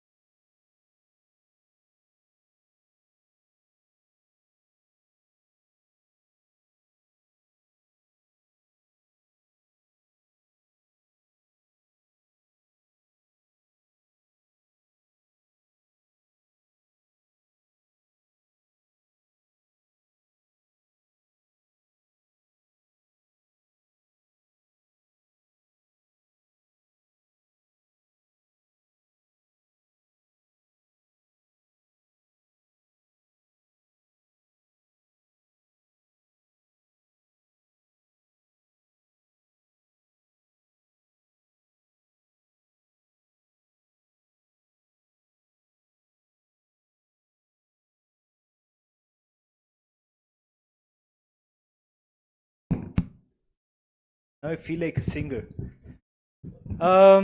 Yeah. So the issue is, by the way, that we are not being extremely antisocial when we sit up there. The way this room is configured, that means we can't move around with the microphones. So if we are going to be in the video and stuff, oh, that's not a fancy. But anyhow, yeah. So nonetheless, keep the camera here. Yeah. So if you're sitting up there, then yeah, we have to use those mics. But I'll try to conduct this session from here. Let's do, so we have the MDBs who are already finished with their inputs. All the parties, have you filled up the questionnaires and the forms? Anyone who is still working on it, can you raise your hand? We'll give you a minute more. Okay. Private sector. Oh, I see them raising hands. Okay.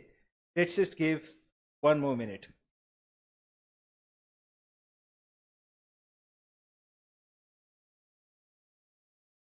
Okay, so as while you complete your form, people who are still in process, what we'll do for the next 20 minutes is that you all, as part of your own groups, rinse and repeat what we did yesterday. Identify a moderator who is going to, discuss amongst yourself your responses to each of the 3 questions. They are common for your table.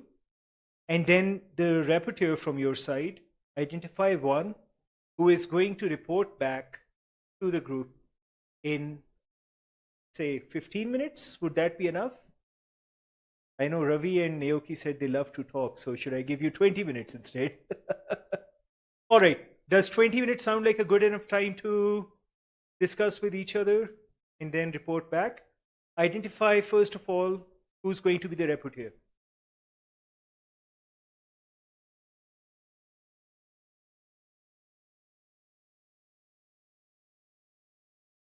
Okay. All clear to everyone? Anyone who still didn't get it? Okay. Cool. 20 minutes start now.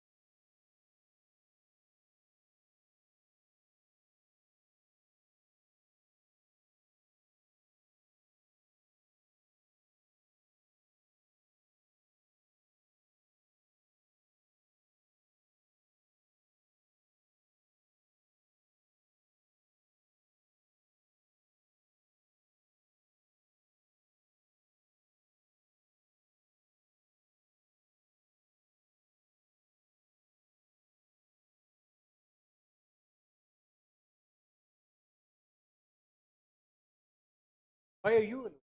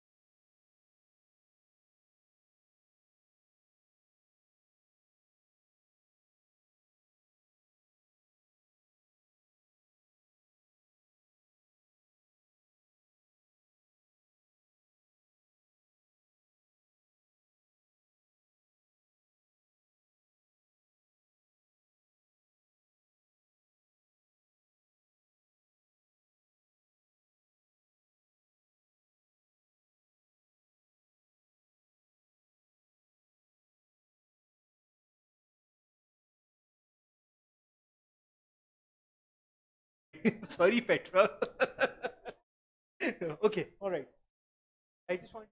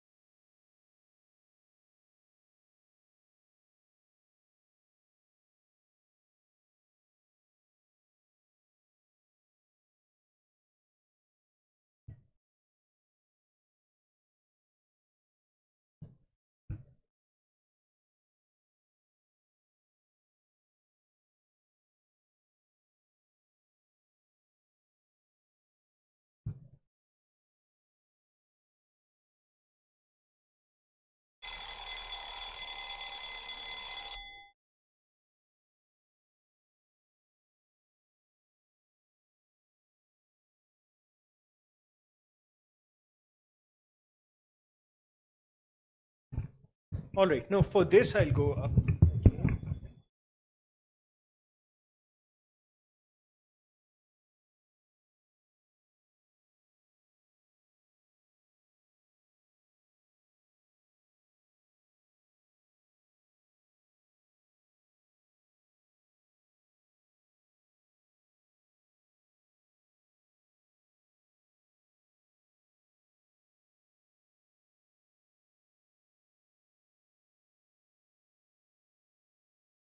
Okay. Am I audible? Good. Thanks for taking out the time. I hope you've been able to discuss to your heart's content. I know this table has, and also a few tables right at the back. But let's start with the group that's the smallest and actually got finished the quickest. May I request the NGOs and advocacy group, and let me see if I remember your name. Boyega. Yes. By the way, I'm sorry that you all have to get up and speak into one of those mics. It's just that we can't do anything about it. We can't take the mic out and take it there because it's carefully configured because of the recording and the webcast and everything. So apologies. I'm also not antisocial. I don't want to be up on a pulpit.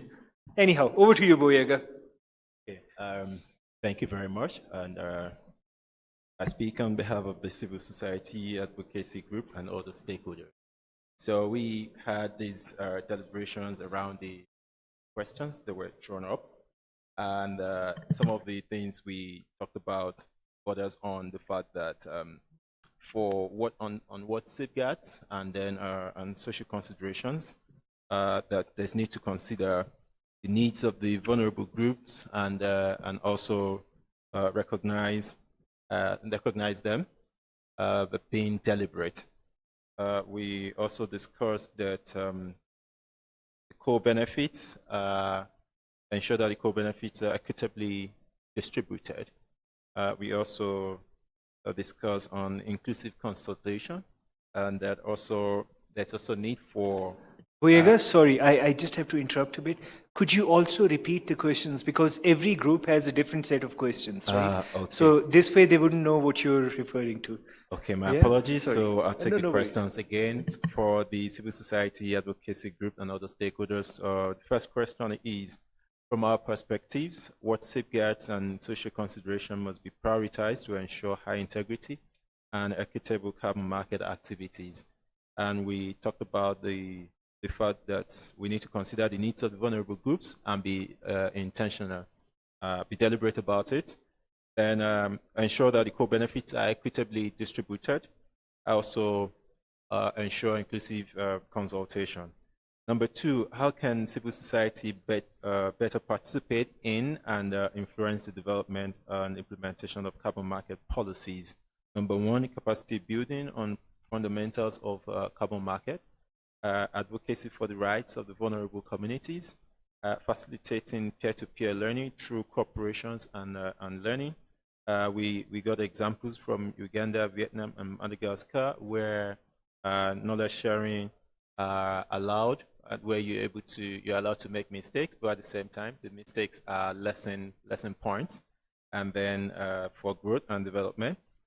We also talk about facilitating inclusive stakeholders engagement, and also serve as pressure group to ensure transparency and integrity are upheld within the national policy.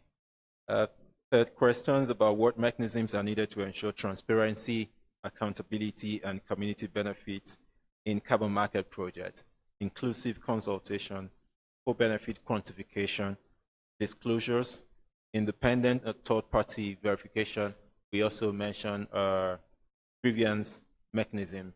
We are aware that 6.4 already included this, but it hasn't been tested. Thank you.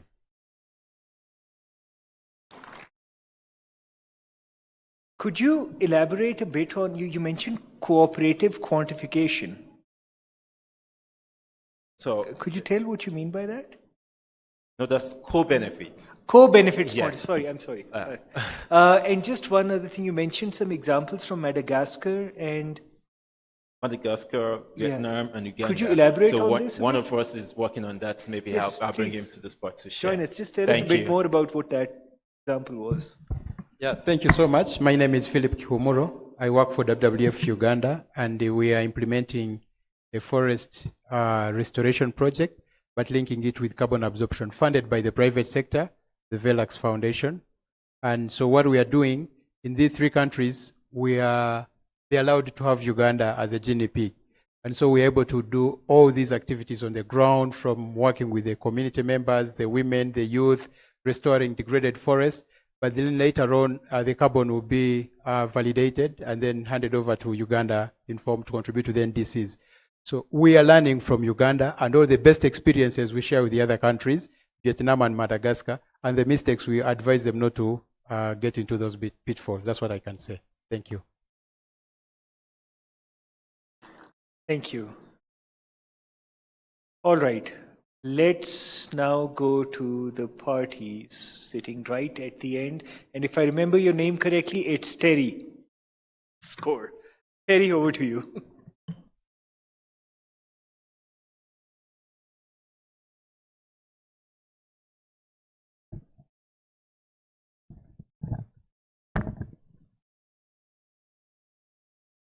Hello. Hello.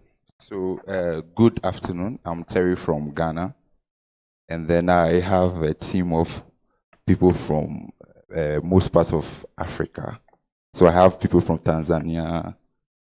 Yeah, they are from the government sector in Africa. So the first question was, what policy or regulatory gaps are limiting Africa's ability to attract and utilize carbon markets finance effectively? So we identified quite a number of them.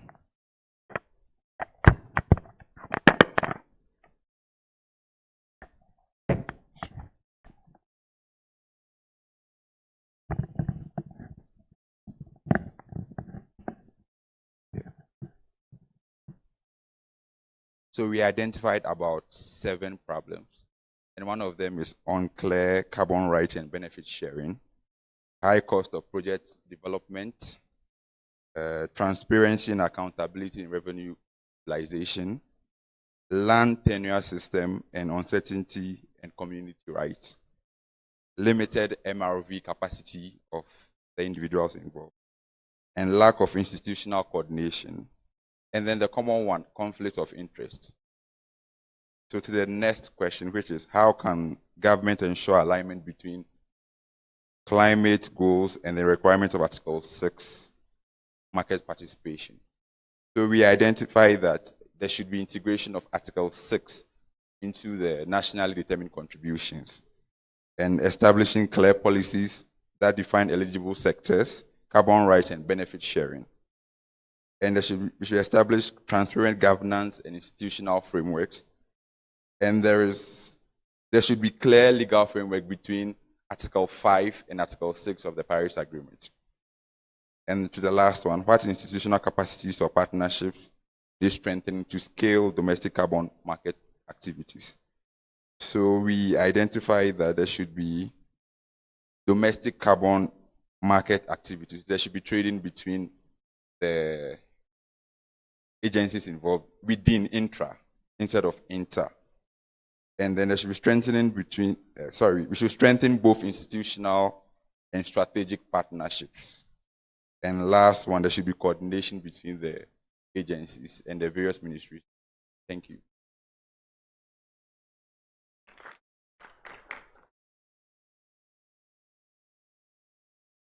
Any other table where all the parties are represented who have anything different to say to what Terry has just discussed? Can we look at Sima, please?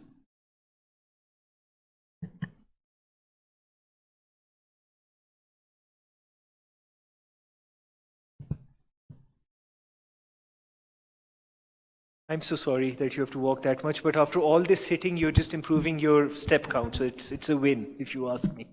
Yeah, so yesterday I was not present, so I asked my party colleagues from Turkey and from Brazil that what they discussed yesterday, and they told me that yesterday the focus was more on the government infrastructure that is needed and on having dedicated institutions and having dedicated teams, especially because of the private sector highlighted it that, you know, they're having this issues with bureaucracy, bureaucratic hurdles that perhaps also in bureaucracy there are so many transfers and they're not even sure that which are the designated national authorities that they must be getting in touch. And so they had this lack of knowledge of private sector basically.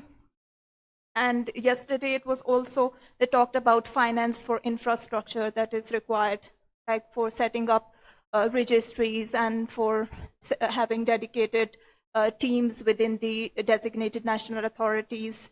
And then just as my colleagues highlighted this thing, they missed that the role of the civil society organizations, especially with regard of ensuring carbon rights and carbon benefits.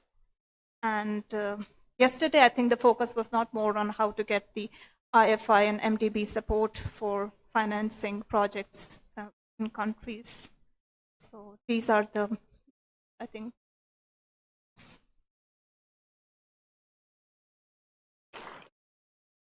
I think you had also mentioned this issue of risk financing with the MDBs, right? How to make those arrangements. Is there any other party that has mentioned the issue of making risk financing arrangements with MDBs or other development agencies? Is that something of relevance to any other party as well? No. Okay, then we come back to it later on. Private sector.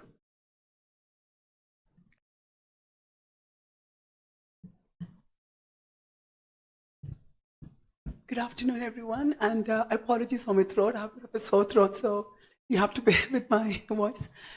So I'm Kalyani, and I work with the private sector a lot. I'm a functional ESG expert with more than 15 years of experience, and currently working with corporates on their net zero goals and then their carbon offsetting, ambitions. And then also I do a lot of work with project developers, in California and India right now.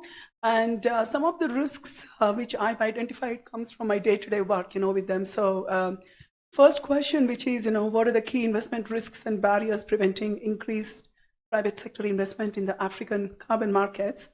So I think, some of the main risks which also comes from non-Africa, from my work is basically on policy and regulatory risks, market integrity and credibility risks.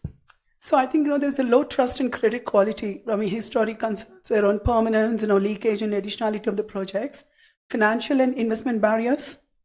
I think it's for example, high upfront costs, developing projects, methodology, approval, MRV systems, and so on. Technical and capacity barriers, weak MRV infrastructure in some cases, social and governance risks, land tenure uncertainty, for example, demand side and pricing uncertainty, so volatile in carbon prices, fluctuating BCM demand, and oversupply in some methodologies, reducing the confidence in the long-term returns. So going to the question number 2, how can carbon markets under Article 6 become more accessible, attractive to the private investors and developers? Under Article 6 of the Paris Agreement, carbon markets can become more accessible and attractive to private investors and developers if governments, regulators, and intermediaries reduce risks and create enabling conditions. So, for example, regulatory and policy certainty, clear Article 6.2 and 6.4 framework. Government should publish transparent guidelines on the authorization, corresponding adjustments and approval timelines. Preparedness should be increased. National carbon registries, for example, and then, market integrity and standardization. That's like more alignment with the core carbon principles, for example. Financial risk mitigation, aggregation and scale, private sector engagement and capacity, and demand and market signals. I think it starts with the regulatory and policy enablers. For example, establish a clear Article 6 rules, define host country approval process, developing sectoral or programmatic baselines, invest in MRV infrastructure, capacity building and pipeline development, technical assistance for developers, training on methodologies, MRV, Article 6 structuring, demand creation and signaling, advanced market commitments. That could be my best example. For example, commit to purchase minimum volume of credits, providing certainty to the developers. That's it, really. Thank you so much.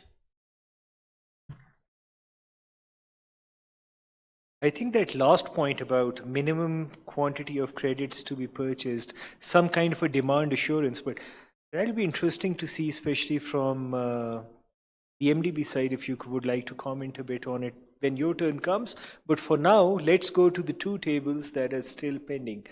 We had Reza. You'll be reporting from your side, right? Yeah. I caught her in the middle of a conversation.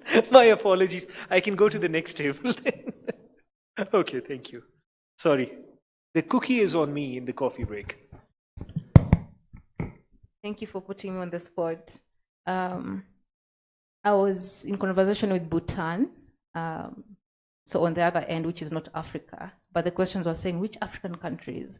So my group member was like, I'm not from Africa, so what do I say? Okay. So quite most of the questions or responses from the other countries were similar, but what I could point to is on the third question, on the institutional capacities that we need.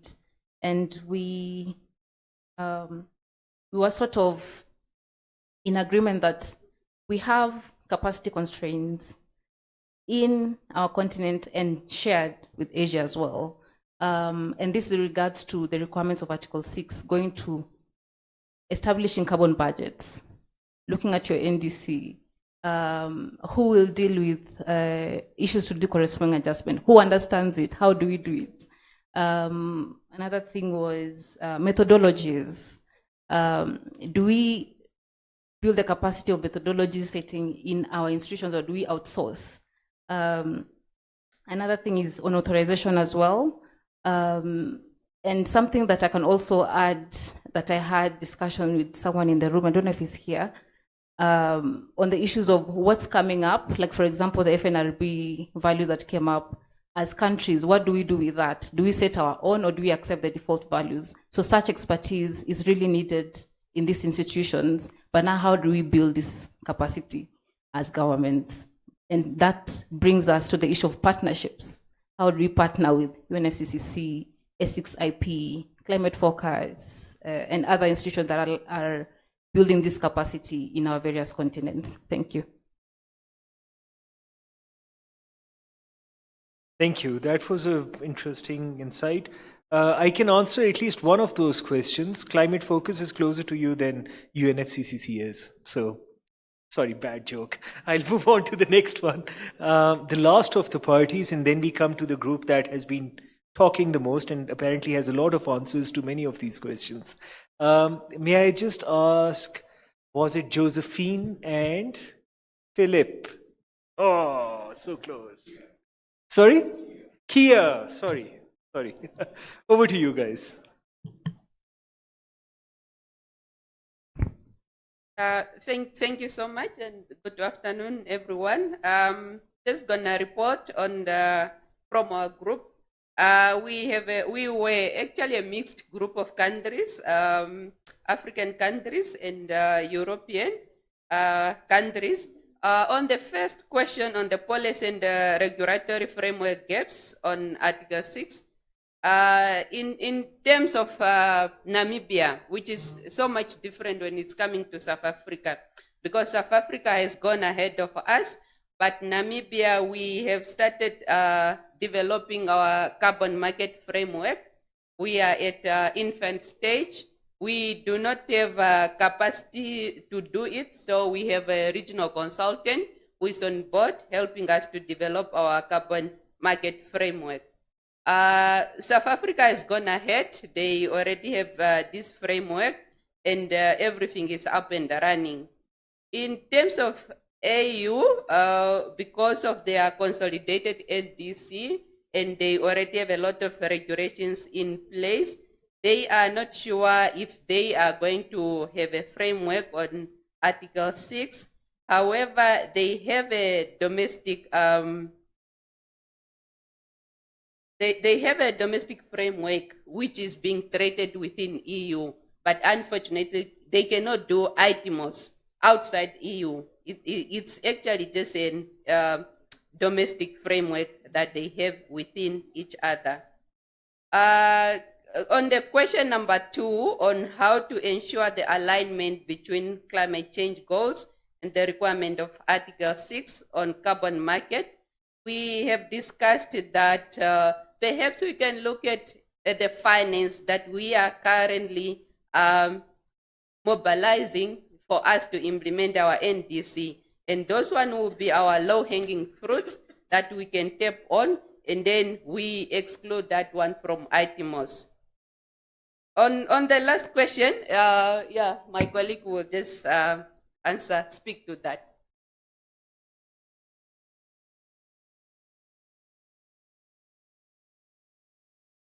So on institutional capacity, first introduction. Hi everyone, my name is Kia. I'm from Marubeni Corporation. We're a large Japanese trading and investment house based in Johannesburg, do things for carbon credits and renewable energy certificates all over sub-Saharan Africa. So very good pleasure meeting you. So I can't speak on institutional capacity so well, but I can speak on domestic markets. So South Africa is thank you so much.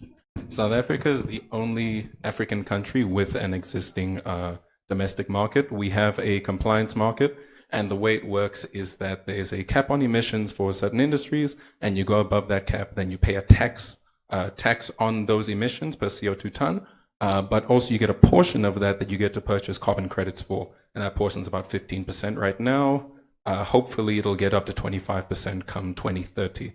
So the way currently the tax has got set prices. This year it is at 236 South African rand per CO2 ton, and which is about $13, and it's going to reach 462 South African rand by 2030, which is about $25 to $30 depending on the exchange rate.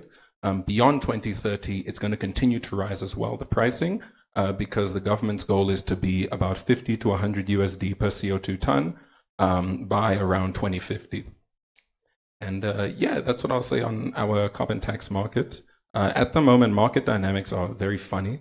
So the supply is about 2x what demand is, and it's likely to stay that. No, demand is 2x what supply is, and it's likely to stay that way going into about 2035 as new projects start coming in. There are quite high barriers to entry. One of the big ones being funding. So the only accepted methodologies or standards are CDM, Gold Standard, and Vera. No local methodologies are accepted at this time. And the costs for getting projects going is I've heard, about $200,000 and roughly 2 years from zero to getting a project issuing credits. And that's been very difficult for a lot of local project developers, but also some local developers have found better pricing in voluntary markets.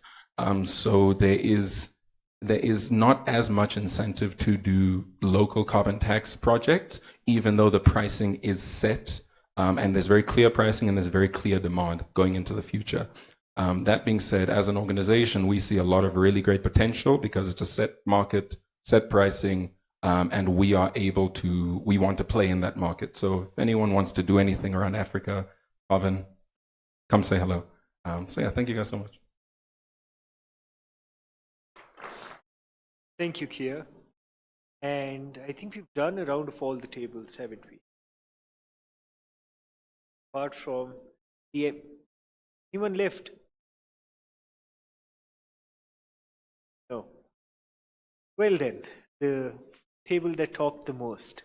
Who's going to report on your part? MDB is UN Development Agency. You better have answers to all of them.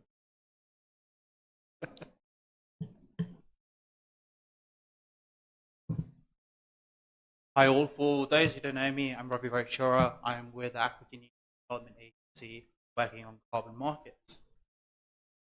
Can you hear me now? Okay, great. So Ravi from the African Union Development Agency.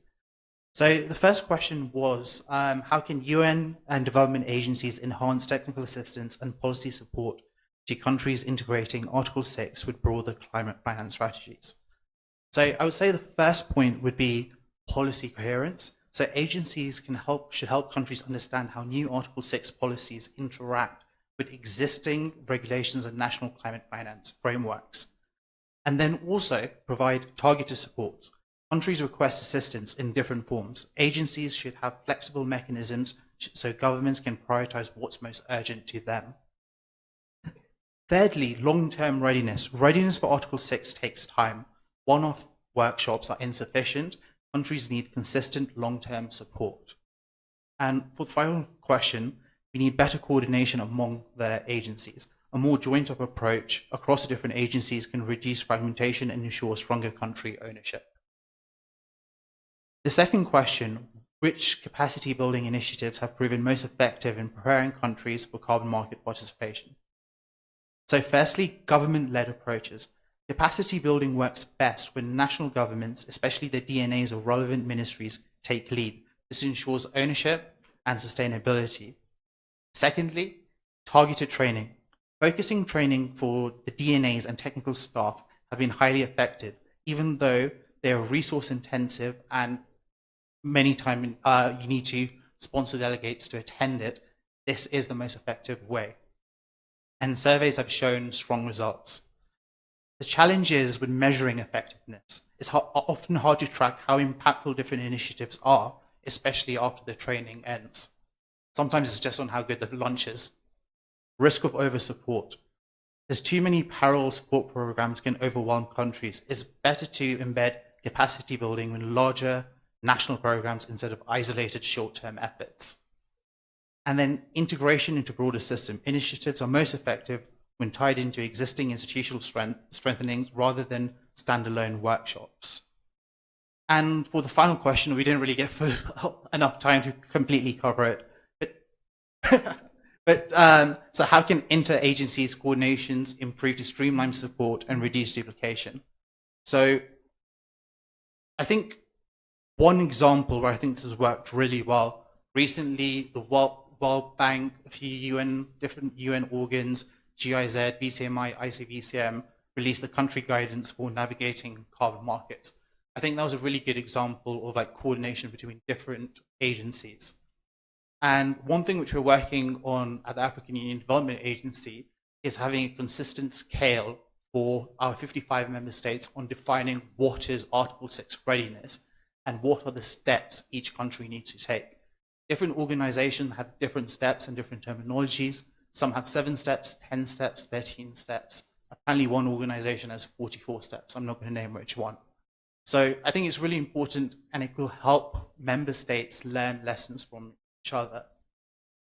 And yeah, I think that covers, I hope I've done justice to our conversation.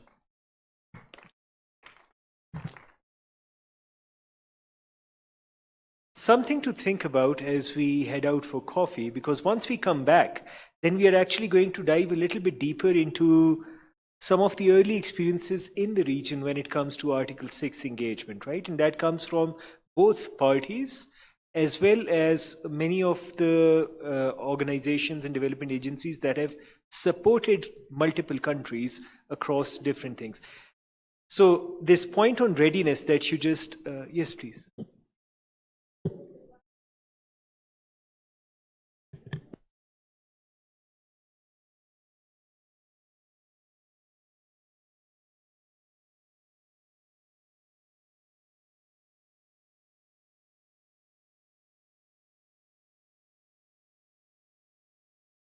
Can I just answer it on behalf of the MDBs for now?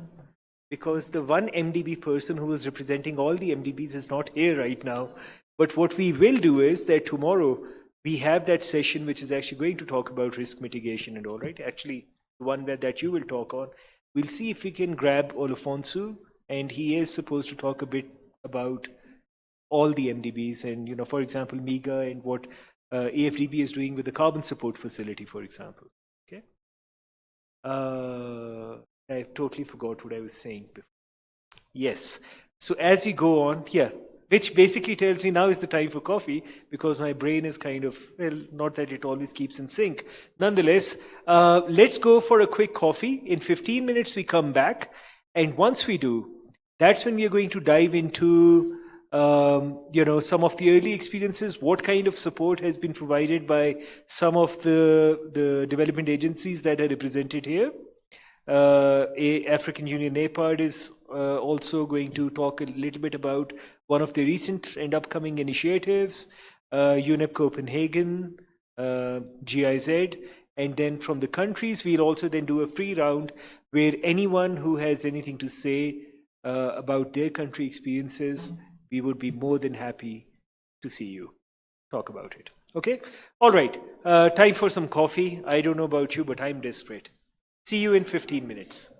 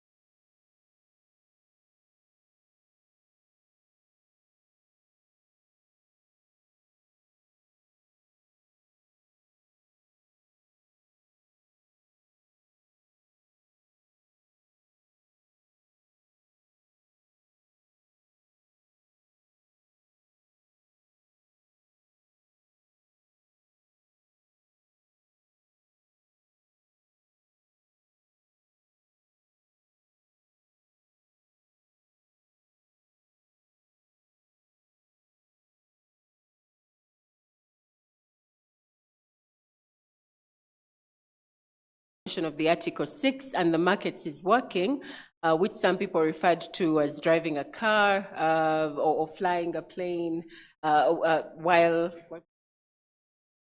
but learning by building a ship in the sea while sailing, but learning by doing approach, which is something we try to also, which we see as a model that works quite well within the region. In terms of project implementation and pilot activities, there's several of them, for instance, in green cooling sectors and several others where we've had feasibility studies also to show what exactly can work and what doesn't. We've had a lot of lessons learned in this process, and this has also helped quite a bit to shape what could be the future programming or work or support packages that we have for GIZ through GIZ support. Importantly, is also on methodologies which are linking to how the NDCs are measured based on the baselines within the country, but also regional approaches that enhance the development of tangible outputs within the NDCs. So I'll share just one or two cases in terms of some of the measures that we've put in place as part of the programming within the region, within Africa. One of them is a mitigation activity selection criteria toolkit. And this was developed with the drive from countries mentioning that they are still, struggling to identify what kinds of projects would fit within their NDC targets or fit within the respective climate activities that are anticipated within their respective countries. So this toolkit sort of develops and I'll just show it on the next slide. It sort of guides countries on how to prioritize and approve different Article 6 projects based on a selected criteria and importantly on SDGs. So beyond just mitigation, it looks a bit deeper into the Sustainable Development Goals. And from our engagement with countries, we also understand within the region that the reason for this is because while a number of projects are implemented within the African context, the credits are sold to other countries. While there's a mitigation benefit, importantly, what remains behind is sustainable development. So this is in the context of job creation or having facilities built within the countries, or that funding going into other mitigation activities. So that SDG component is what the tool is specifically focusing on. And this is looking at two aspects, two levels, one being the country level assessment. So in terms of what policies, strategies are out there for the countries and how are they linked to the NDCs. So these are looking at SDGs, GHG inventories, and the NDC profiles. And from this, it's the specific criteria are extracted out of this, but this goes one step deeper into the activity level assessment, which then looks at specific design attributes of projects and how they create or how they lead to long-term climate goals and sustainable development. So you could scan the QR code. It's an Excel-based tool, and we've had some countries also work on or utilize the tool to inform NDC implementation, but a few others also to check the level of achievement of their SDGs. Some of them are underperforming, and the tool then identifies and has a dashboard where it shows some measures that could then improve or support the improvement of the process. And this, of course, in the long run also supports or improves the approval processes under Article 6.2 and 6.4. Three other quick measures that I'll run through. One is the National Carbon Registry Development Toolkit, which is at a very not advanced stage yet. It's still in the process of development, and this is also helping countries to do tracking or to help with tracking of projects or approvals or authorization or tracking what stages projects are at and approval processes. So this is still at very early stages, but looking forward, it's something that we hope will be also rolled out in several other countries. It is based on country-specific requirements and also linked to the country regulations in different countries that we work with. Secondly is what we're trying to focus on, and I think I had this also quite a bit in the, I think one of the groups earlier presented on this in terms of methodologies and speaking to some of the country. I think yesterday I was also speaking to one of the country focal points who mentioned that they've received a number of projects or a number of proposals from projects that are submitting for approval. And unfortunately, they're in the same sector, but they have different baselines. So it's a bit confusing for the countries on whose baseline is actually correct or wrong. So we were looking to work at a standardized approach in terms of development of methodologies, standardized baselines, something that GIZ has worked on with other partners in the past through the CDM era, but something we look also to support in the coming years as well, in the coming times. And finally, of course, as I mentioned, learning does not stop. So there is a new e-learning course that has been developed also with the support from Germany. And this is a different kind of course that builds in simulations and practical approaches on how Article 6 is implemented. And we hope that this will be an interesting model also for learning and also to enhance readiness and preparedness for countries in Africa. So again, please feel free to scan the code, and in case there's any challenges, I'm happy, or I and my colleagues are happy to help with that. I'll stop here for now and hand back to you, Zubair. Thank you. Thank you so much, Gloria, Rita. But I just wanted to also say, because I presume you have to leave, right? So can we, before we move on to Andy, I just wanted to check if there are any participants who have any questions related to these programs that Rita was referring to. We can take those questions and then later be on our way. Anyone who needs any more information? No? Okay. In that case, thank you so much, Rita. By the way, all the presentations that you've been seeing through this day and also tomorrow, we will put them on Dropbox and any other materials that our presenters want to share with us. So after the event, we'll share a link with you. You can access all of these documents and materials there. Okay. Over to you, Andy. Tell us what you've been doing. Hi, everyone, and thanks, Zubair. Yeah, as Zubair mentioned, my name is Andy. I recently joined UNEP in Copenhagen from UNFCCC, just switching a couple of letters in the UN acronym. Yeah, so just what I wanted to present today, in the interest of time, as Zubair mentioned, I won't be using a presentation, but you can access that later on. What we do in Copenhagen is a bit more on technical analysis, policy advice, and a lot of the initiatives which you've probably have used before with the Article 6 pipeline. We also do a lot of the work on sustainable development initiative and a broad capacity building activities with partners with UNFCCC capacity building efforts. So we're supporting them with that.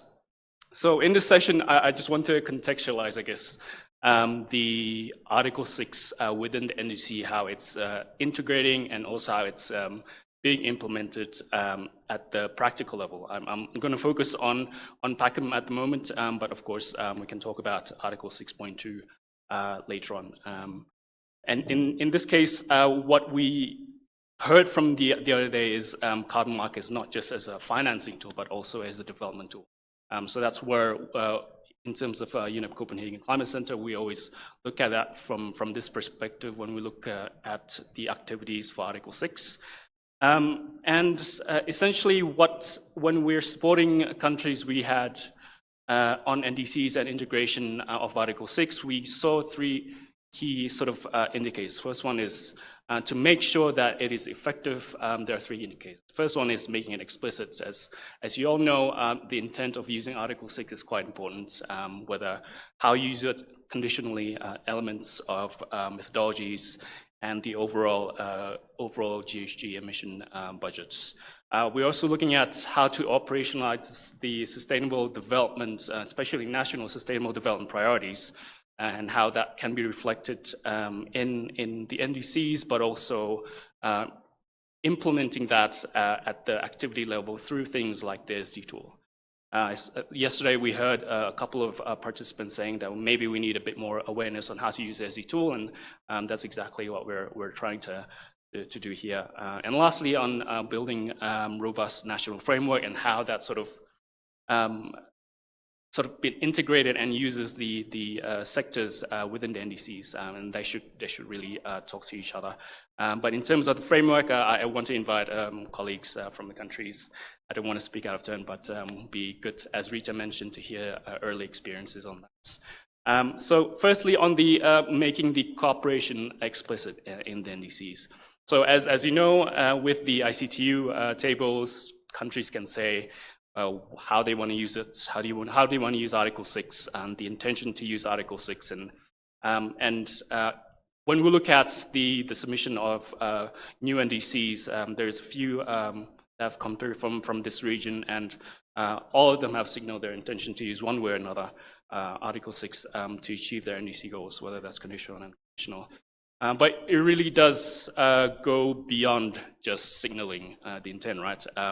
For us, what we're looking into is whether it's linked to the overall mitigation targets in NDCs, conditional elements, as I mentioned before, methodologies, and how does that trickle down with Article 6 implementation, with PACM with Article 6.4, as a lot of you know, with DNAs in your countries, they are able to use this information and communicate their host party priorities, right? What sort of sectors they're willing to look at and activity types they're looking at, and whether any specific methodologies they want to approve.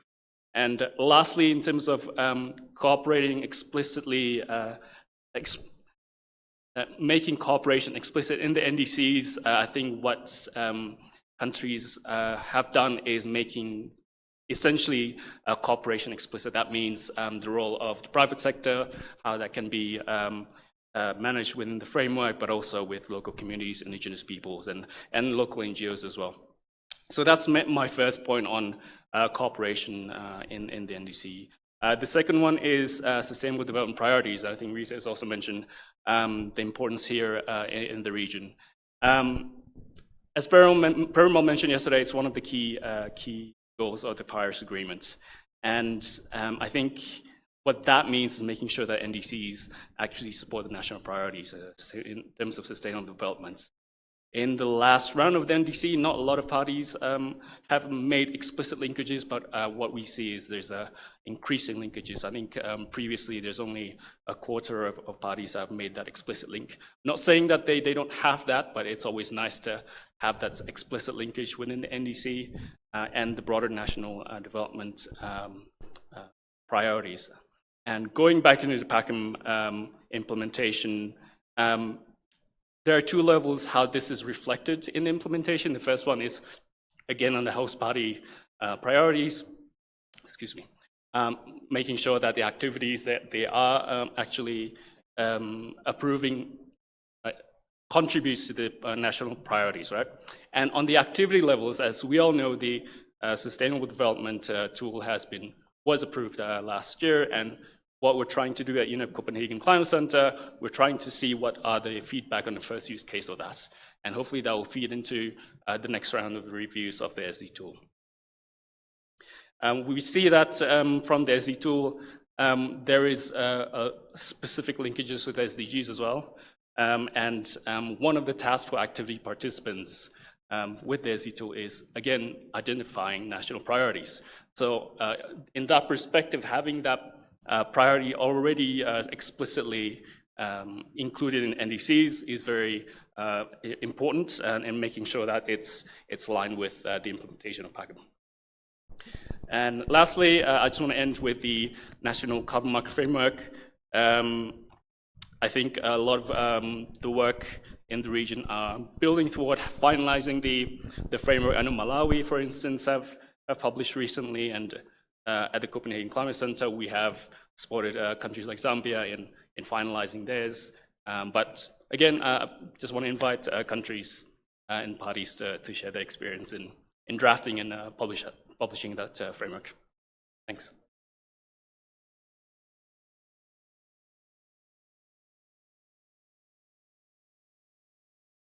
Sorry, at this point, I also wanted to flag one of the upcoming, what is it? Actually, I let AUDA-NEPAD present it themselves, but you'll have to walk up to that mic.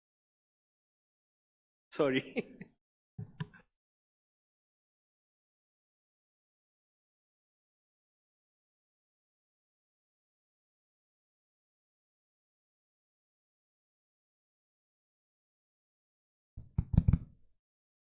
Okay, so hi all, Ravi from the African Union Development Agency. I just wanted to flag an upcoming initiative which we have be launching on Tuesday at the Africa Climate Summit. So it's the launch for the consultation of the African Integrity and Equity Principles for Carbon Markets. So people may ask, why does Africa need their own principles? There's so many principles already out there. You've got the UK integrity principles for nature markets, you've got the BRICS principles, G7, the Coalition for Growing Carbon Markets. However, there's never been specific principles for that African context. So that's something which we're working with at the African Union Development Agency. So I can't get into detail too much on the principles because we have our official launch on Tuesday. So this will be an opportunity for member states and partners to give feedback on the principles before we officially launch them at COP in LM. So that's the first work stream which we are working on at the African Union. The second one is our coordinating mechanism. So currently there is no continental-wide coordination for carbon markets. There have been previous initiatives, but they've been working in silo. So at the AU, we want to empower our regional alliances to power the member states. So it's a bottom-up approach. The member states will feed into their individual regional alliances. So at the moment, we've got the East African Alliance for Carbon Markets and the West African Alliance for Carbon Markets.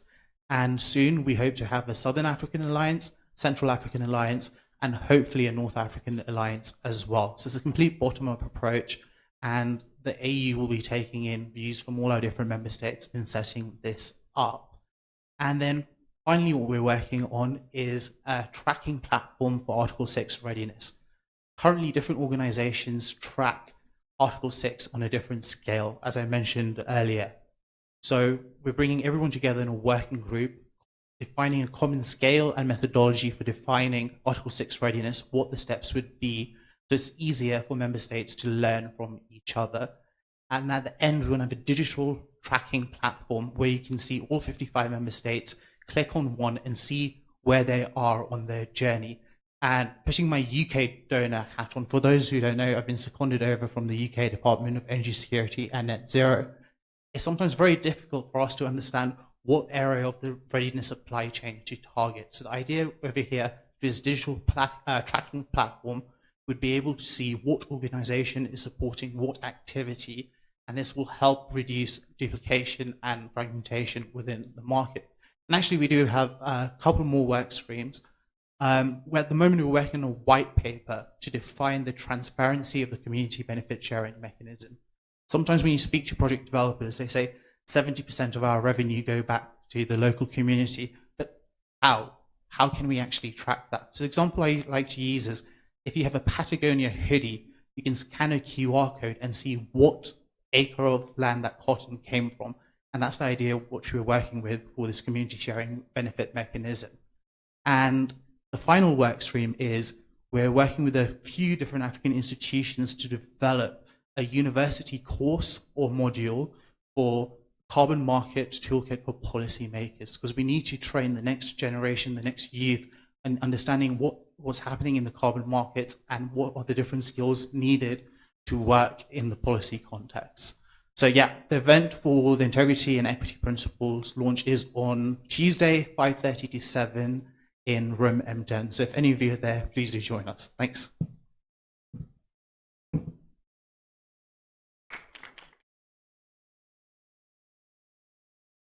Thank you, Ravi. Actually, this makes me think, and I think this is largely a question for some of the parties, and I would appreciate who would step up. You know, Ravi alluded to this earlier of having some kind of a coordination mechanism. And I think when we were talking in the previous session, there was also this talk of, reducing fragmentation. Now, when it comes to technical assistance, capacity building, all of that, often fragmentation is a word that comes along whenever you talk about regional capacity building, right? There's too many actors trying to accomplish the same thing to the same effect with all the good intentions. But I'd like to hear from some of the parties, like when you say we need assistance in developing national frameworks. Ravi has an idea, Rita has an idea, my friend Usman there from the West African Alliance also has an idea, and we need to hear some experiences from you as well, now that I see you. How many of these countries, or any of the countries who've had an experience like this, and they can just very honestly tell us about, what are the pitfalls? How do you then navigate with it? What do you do when you have multiple options for the one thing that you need? How do you make that choice? Does that stall the process? Does that add to the complexity? What's the deal like? Yes, please.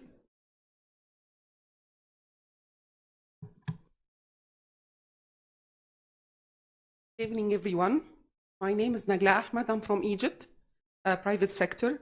Actually, we created a standard where we can work in agriculture as a solution to offset others who want to offset their mitigations and create carbon credits of smallholder farmers where they have very small limited lands, and they can work together under a standard called the economy of love. Actually, economy of love is working to serve many aspects. We are working on carbon credits, of which is generated from the transition of farmers from conventional to biodynamic practices. And this is a transformational change which had been presented in the GIZ, the transformational change of the mindsets of the farmers to work together.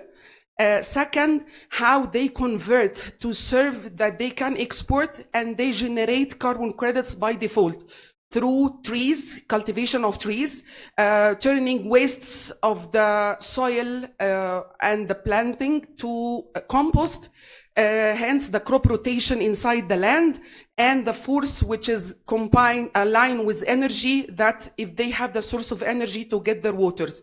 All of these factors contribute to create carbon credits. But carbon credits here are a tool to incentivize the farmer. So this a part to incentivize an ecosystem that had been created through economy of love. And what had been created because other standards will not give the high benefits locally to the farmer, because we need third party. So we have our third party locally, where the farmer will not pay for the certification. Second, we have, and it's a verified and validated party inside Egypt. What we worked on, that we worked on a model of 2,000 farmers to have this piloting and to create carbon credits through them. And hence we have in the pipelines other farmers who want to integrate inside the system. Why? Because they are turning into biodynamic and organic, where they want to export within the other private sector. What we worked with the government, that we have a partnership to announce a voluntary carbon market inside Egypt with the Financial Regulatory Authority and the stock exchange. And what we need now is that to retire most of the generated carbon credits of the farmers, because now we are working with 30,000 farmers. And by the end of 2025, we are going to hit 40,000 farmers. For the next 3 years, we are going to work with 250,000 farmers. And each year, there are in the pipelines more farmers who want to get developed through more than carbon credits, which is more than Article 6.2 and Article 6.4, beyond carbon credits, which is the integrity with social development, SDGs, ESG, through a governance system. So I think this would be a part of the system that would be applied inside our country and outside as a modeling or piloting with other countries. If any of the funding agencies would align this with its programs, and from this, it can be raised from the private sector to the public sector, because not all the public sector will get this into the strategies that they are working for. So this is what we are doing in Egypt at the moment. Thank you.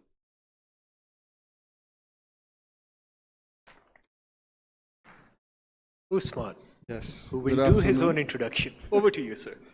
Good afternoon. Thank you, Zubair, for putting me on the spot. My name is Usman Falsar, and I'm the coordinator of the West African Alliance on Carbon Markets and Climate Finance. So the issue of coordination you mentioned is really relevant, and it's a challenging one that we face in our member countries, and we face also at a sub-regional level. The way we manage to address it is first, in the readiness process, we managed to make a kind of need assessment at a host country level, but also sub-regional level. And after that, it's really important at a country level to do a kind of mapping of all existing partners, who is doing what or who's willing to do what. And based on the need of the specific need in terms of readiness for Article 6, we will try to see who will be assisting the government on which area in order to avoid duplication of efforts and to build synergies between different interventions. This is really important in terms of coordination at the host country level. The other issue that we also put the emphasis on is the communication between the key stakeholders of the carbon market ecosystem. The way we are trying to address it is to have national platform. I know that the word platform is used for many purposes, but we mean by national carbon market platform or national Article 6 platform, a framework allowing all stakeholders to get together, to exchange, to communicate on existing challenges, new guidelines or opportunities and challenges, and try to see in partnership with the government how to address these issues. So within the West African Alliance member countries, our strategy is to have for each country this kind of national platform where people can get together and exchange and see how best they can build synergies and move forward in the implementation of activities. This is something that is really important that we are doing at a national level, but we are managing also to do at a sub-regional level. That's why we have launched 3 years ago what we call the West African Carbon Market Hub. That is that gives the opportunity for all key stakeholders in the market, starting from the project developer, the government representative, the local communities, the NGOs, the youth, the academia, the investor, all to get in one place and try to see how best they can exchange and they can learn from each other to see how best they can overcome all the challenges relative to Article 6 operationalization. And the main driving force is the private sector and the institutional and the financing institutions. This needs also to be involved in the process at a host country level, but at the sub-regional level, because without access to finance, without investment, you end up having no project on the ground. So I think this is our current experiences we are trying to implement in all our 16 member countries and also try to aggregate also in a sub-regional level. Thank you. Thank you, Usman. Thank you. Yeah, so like I think Ravi was also mentioning earlier that we've got so West African Alliance is present here. There's also an East African Alliance, and if I understood correctly, there's an upcoming South African Alliance, correct? Southern African Alliance. Central, okay, even more. Okay. But one of the things which I'm still missing out on a few more examples, and I'm pretty sure there are countries, there are parties in this room that have experienced that. the fragmented approach. I really want to see, how it was dealt with, because it might have lessons for some other countries as well. Reza, putting you on the spot again. Any experience you could relate with?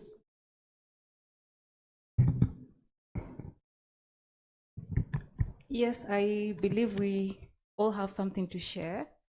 I'll try paint a picture and just explain how, or just set the scene.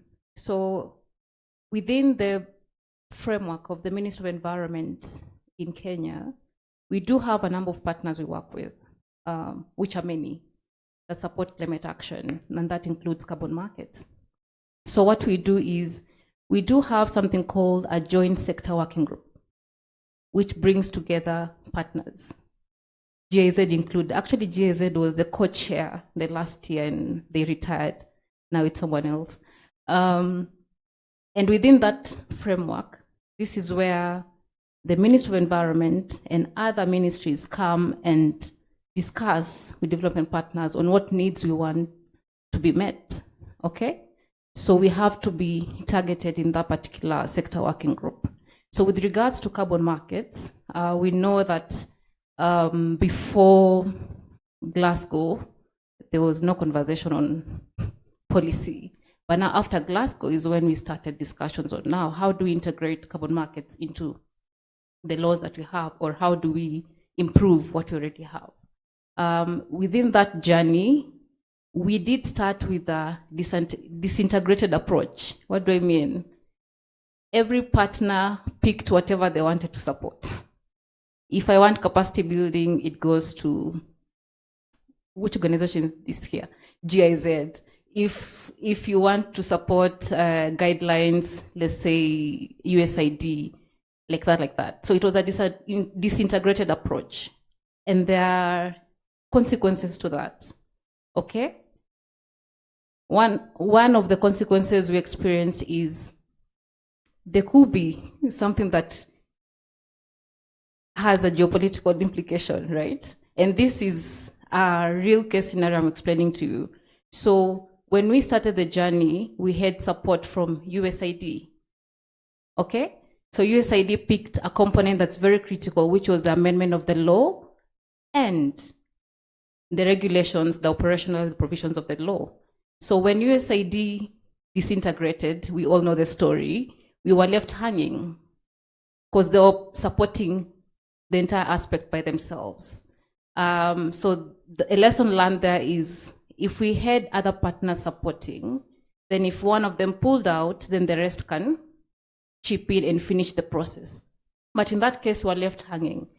What have we done based on that lesson? We've now created a big project that is called Kenya Fast Start Project that will just focus on Article 6.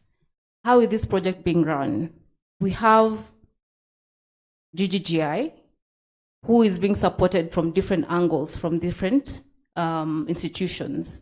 So picture USAID supporting the entire process, picture GGGI, which has many partners within this particular basket. So if one of them pulls out, we still have an anchor, right? And on this side, if someone drops, then the process collapses.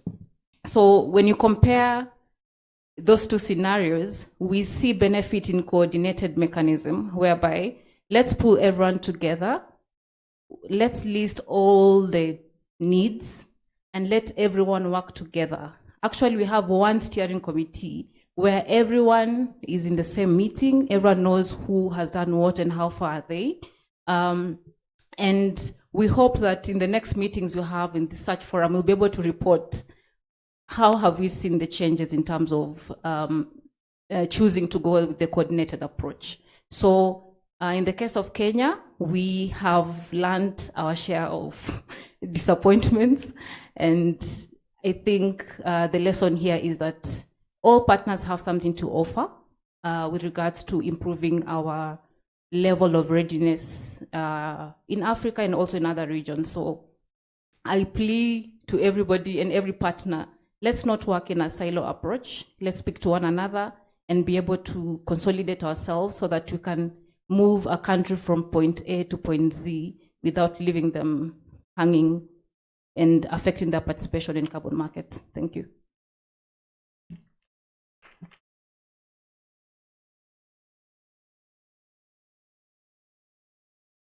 Thank you, Ressa. Yeah, any other countries, any other parties that may have some similar experience? Oh, there you are. Yes, sorry.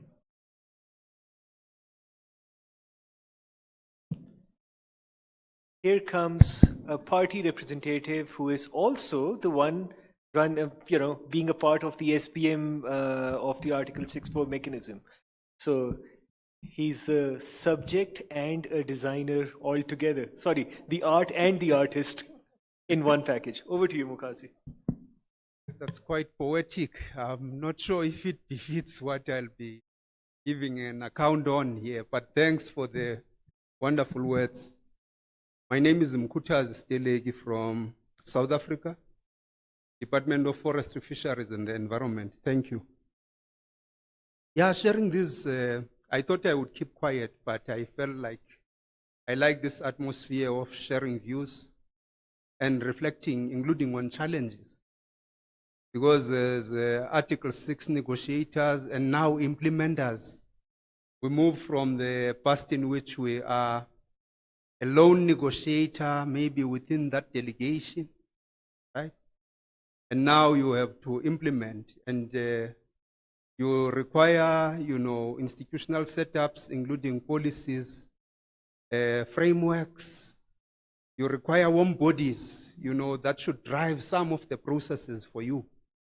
And you suddenly find this huge gap that you have to deal with. But now, reflecting then in terms of our cases to what South Africa is doing, we have initiated a framework which is in draft. It is not as yet, been approved.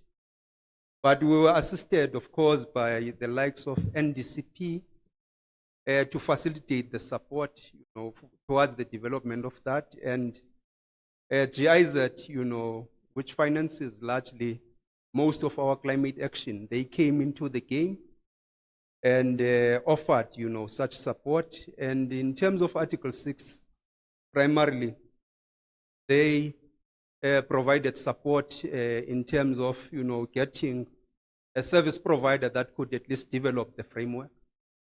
And the point that one of the colleagues raised of the coordination then becomes key. I've heard in the corridors and sometimes inside the room where colleagues say, you need a stronger department. So there's this perception that your Minister of Finance has an upper hand when it comes to these matters. And you can feel, some of that at times. But in our case, in terms of how we evolved this draft framework, was the involvement, including of the Minister of Finance, but together with other sector departments within government, including transport, for instance, electricity and energy, Department of Trade, Industry and Competition, and of course, various other players in government. But the glue that is key is this one of coordination that Usman spoke about. I think it's continuous work in progress because in our own context, we have a carbon tax, and that carbon tax with its underlying offset scheme in terms of its design, it's led by the Ministry of Finance, right? Now we are coming this side with this framework. So it's important that we make a reflection of our own context and seek to optimize where there's a possibility of building on existing systems, right? So that's what I can say in terms of the framework. We also got assisted by GIZ insofar as we did a registry analysis. We moved from the baseline registry system we had that is being used for administration of the carbon offsets under the carbon tax. It's called Carbon Offsets Administration System, COAS. But now you have to evaluate, the rules that come from under Article 6 and so far as registries, and check whether really this baseline, infrastructure you have in terms of registry, whether it will fulfill the requirements, to track, to report and facilitate, accounting later. And then we realized that, of course, we've got a gap, and we had to compare with various other registries, around the globe. To this day, what we have is the gap analysis. And you would be asking yourself, was that necessary? Where you have the rules. In our view, we believe it's necessary, because if we are to come up with our own kind of, registry that we have maximum control over, it should be a registry that is hosted. Of course, I think Perumal did reflect earlier on the kind of the interim solutions, that are available under the regime. At least it accommodates a number of, some of our parties who do not have a registry in place. But so far we did that.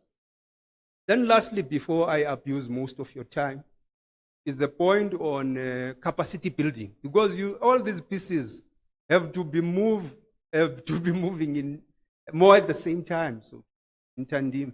So we've got 9 provinces in terms of my country, and we are running stakeholder consultations, still supported by GIZ. But we are beginning to see now the involvement of other entities that are promising to come in the space to support us, including with warm bodies, for instance, because when we are here attending Africa Climate Week, work has to be happening, because principals, they want to be signing MOUs in the margins of the COP, projects on the ground that will benefit and have all these nice sustainable development benefits that Mbai spoke about, have to be evolving. In summary, those are the experiences I can reflect. We've got an experience and the context from which we can draw. We've got a carbon pricing system in the guise of tax with offsets component. It should enable us, to draw lessons and take the process, further. We hope to see a lot of, activity and action over the next probably 9 months or so, because the methodologies are coming closer to fruition, and various agents in this market have begun to position themselves. Countries are positioning themselves and so forth. Of course, the primary is how we advance our NDCs, including through this initiative. Those are the brief reflections on my side, and I've learned a lot and picking a lot from colleagues as well. Thank you for the opportunity.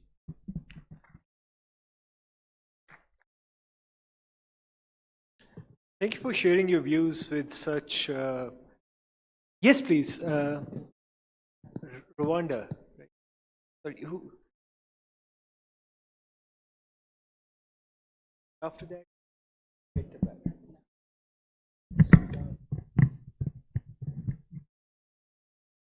Yeah, thank you. Thank you very much, moderator. I want first of all to thank the presenters for the informative presentation. My name is Faustin Munyazikwiye. I'm the Deputy Director General of Rwanda Environment Management Authority, which is the DNA for Rwanda, and also UNFC focal point for Rwanda. In terms of sharing experience from Rwanda, for us, we are privileged to be among the first movers. We used to pilot the standardized crediting framework, and we took advantage of the governance structure we developed for standardized crediting framework, and immediately we got support from World Bank and UNDP to develop our carbon market framework to serve Article 6. It was approved by the cabinet and inaugurated at COP3 in Dubai. From there, the experience we had during the formulation, establishment, and approval of the framework itself, consultation with different ministries and key stakeholders was very vital. I remember when we started the consultation, we didn't take into consideration bringing in Minister of Foreign Affairs, which was very key, because you can't sign an agreement with another country if Minister of Foreign Affairs is not engaged. We didn't bring in the Minister of Justice, the Attorney General, and we find ourselves that we need the legal opinion from the Minister of Justice. So at the end of the day, we had, when we were working on the governance structure, we established a cross-cutting technical committee and a board of decision makers who are coming from those ministries, including the Minister of Environment, which is championing everything, and also the Minister of Finance. Another reason we learned during the development of the framework was the involvement of private sector. We wanted to make sure that the framework we are developing, we are not going to understand it alone from government without other key players. So consultation was vital, and the approval at cabinet level made it really easy for others to adopt it. But when we come for implementation, one element which is now lagging behind, but we are catching up, is development of our national registry. We have developed our own, but when we wanted to deploy it on the website, it wasn't matching. We had to redesign it. So as my colleague said, we need to make sure that this transition period, while we are not yet operationalizing our own registry, we can use the international one, and also the interoperability which was adopted in the last scope then can help link the two registry. So to conclude, challenges we are facing. One is linked to the capacity. When we have a challenge which has been persisting from the CDM era. We don't have verifiers, DOEs. We don't have them in the region. We don't have much of them who can even support and be competitive. So the fact that there are very few, they are very expensive. And this discourages private sector and other project developers to pursue this journey. That's challenge number one. Number two is again on private sector.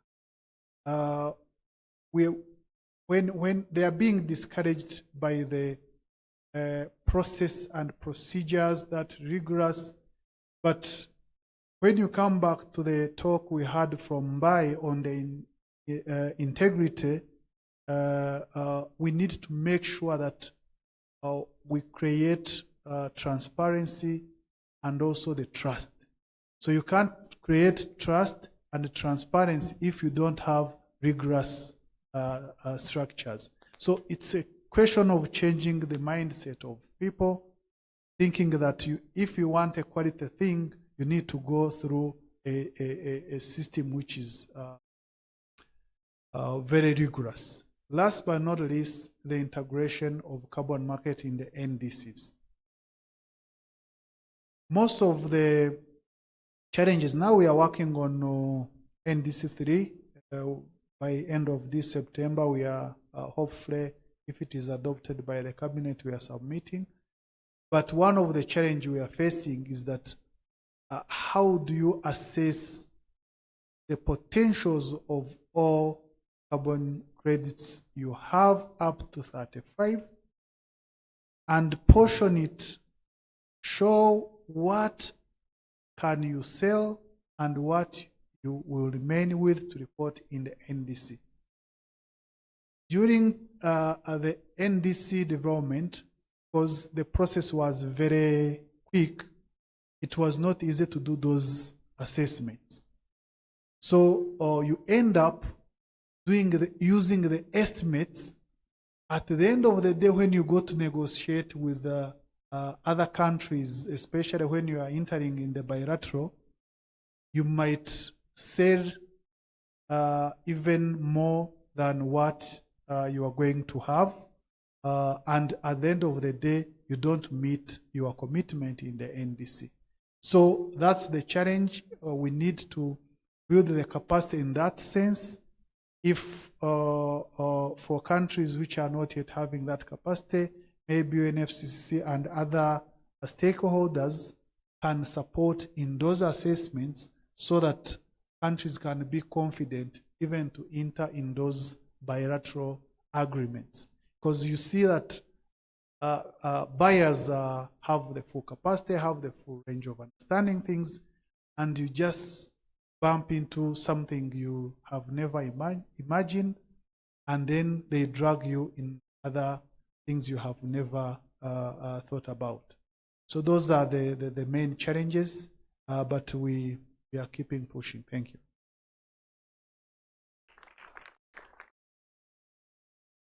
I was actually thinking that, maybe you should look to the left of you or the right of you to get an answer. The right of you has already volunteered. Over to you, Mbai. We'll just come later. Please, Mbai. Popular Bean from Senegal is not here. I will just make a very quick presentation on the experience of Senegal on setting this framework and also the challenges they face. As I am also member of the National Climate Change Committee, in which I share the subcommittee dealing with carbon market and climate finance. As presented by Rwanda, Senegal also was part of this standardized crediting framework. They were the two countries before we adopted in Glasgow the rules of Article 6. The World Bank conducted a study in Africa with two countries, Senegal and Rwanda, to develop this standardized credit under the CDEV. And it was focused on energy, a very specific area. So after the adoption of Article 6, we think that we need to expand that framework to all sectors. But what we did is first to develop a strategy for Article 6 with the involvement of all stakeholders, private sector, people that already have had the project in the voluntary carbon market, in the CDM, everywhere. During 2 years, we conducted consultation with those people to know why they wanted to go to the market, what are they looking for, what are the objectives, what are the gaps, what are the challenges they face, and all of that was identified. And we had a very clear strategy for implementing Article within the country with a clear roadmap. And we look after the different institutions supporting Article 6. But we work differently. It was not just GIZ or World Bank or UNDP coming with its agenda and proposing to do this and that. We had already our roadmap. When those institutions were in our country, we said, it's our roadmap. You choose what activity you can support or not. If you want to do something else, it's not our priority at this point. You will follow just our roadmap. And we get into the PMI, Partnership for Market Implementation. With very large budget, it's around 2 million, with dealing with Article 6 and carbon tax, carbon pricing instrument. Because we link both carbon pricing instrument, including Article 6. And based on that, we developed a lot of studies. a manual for operationalization of the strategy. We developed a study on the marginal abatement costs, so to know the low-hanging fruit and the higher-hanging fruit. We also developed an MRV system based on the requirement of Article 6 and how to link it with the NDC, the global MRV of the country. We develop all those studies, but based on our needs, we have defined those needs. And we are now just when we started, we pushed the ministry to develop a regulation.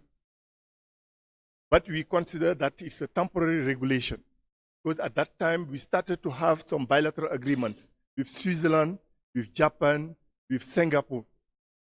And those bilateral agreements have also their specific requirements. So we had a temporary regulation just to deal with that, just not waiting until we completed all the framework before starting and identifying projects. Things are going on while we are improving the framework, and we will come with a new regulation. Now we are updating our law, we are updating what we call in Senegal a decree, and also some arrêté, different regulations. All of that based on the reality.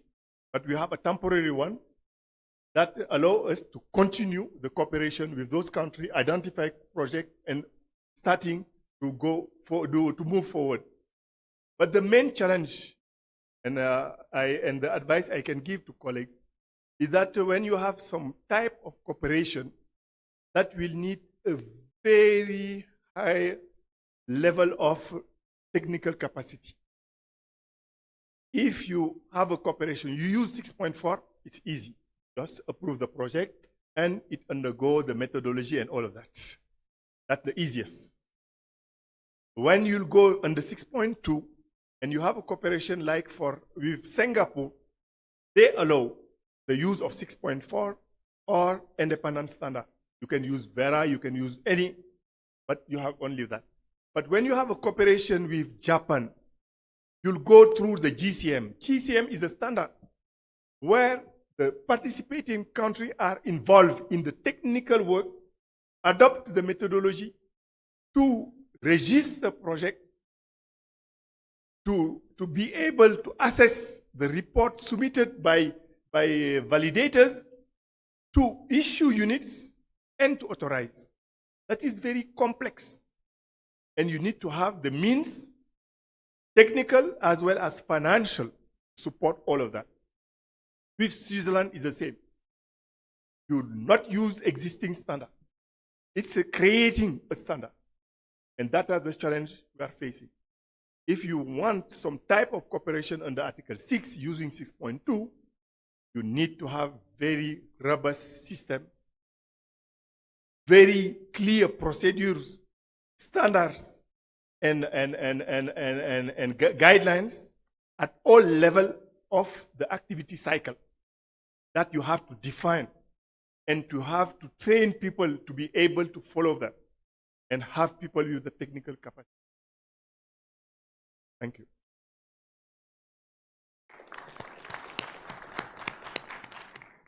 Thank you, Mbai.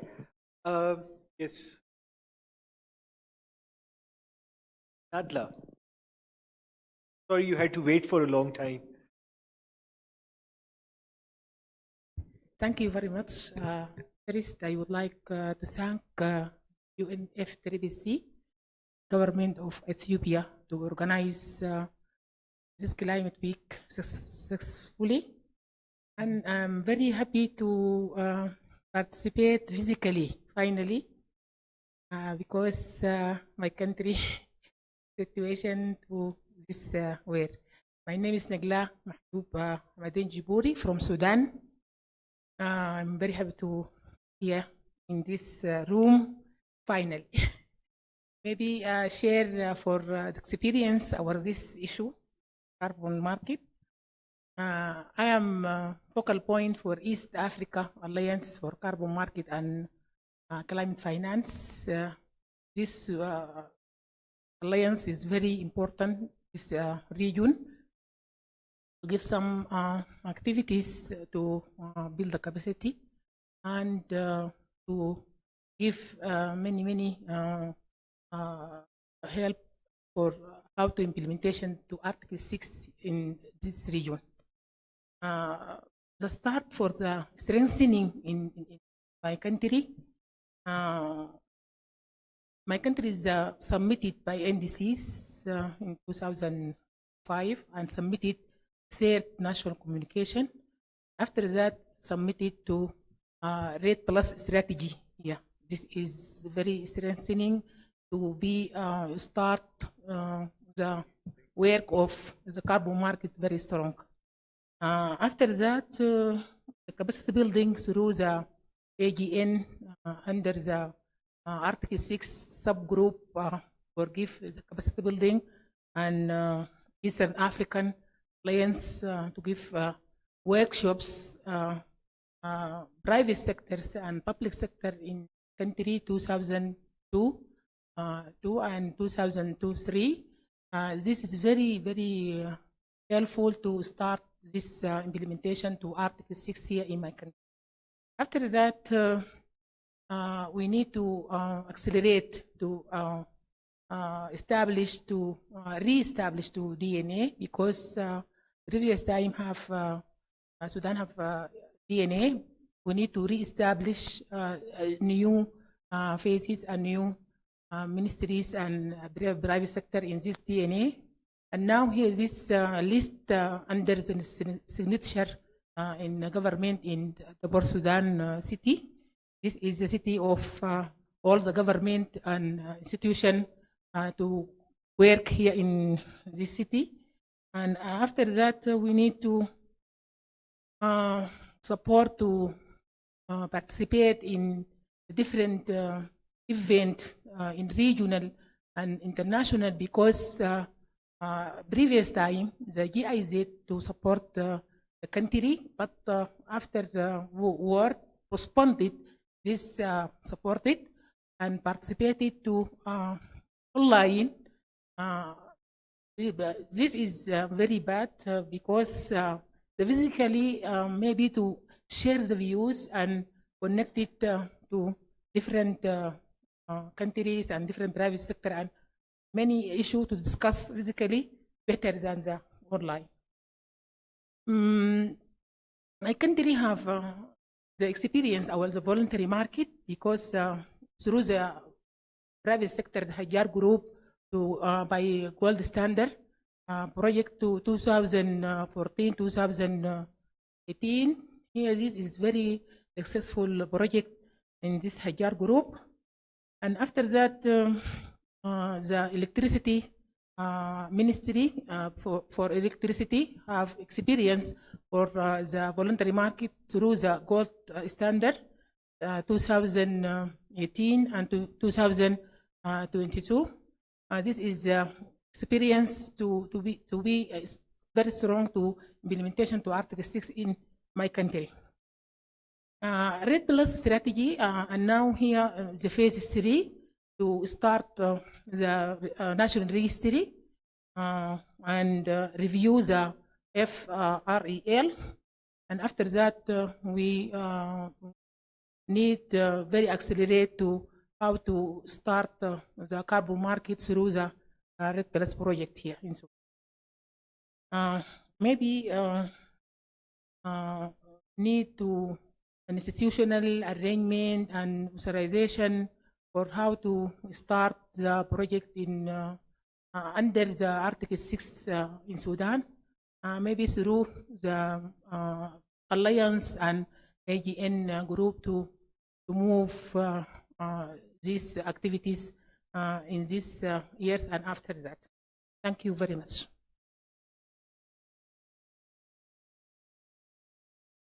Thank you. I have one question. I forgot your name. Oh, yeah.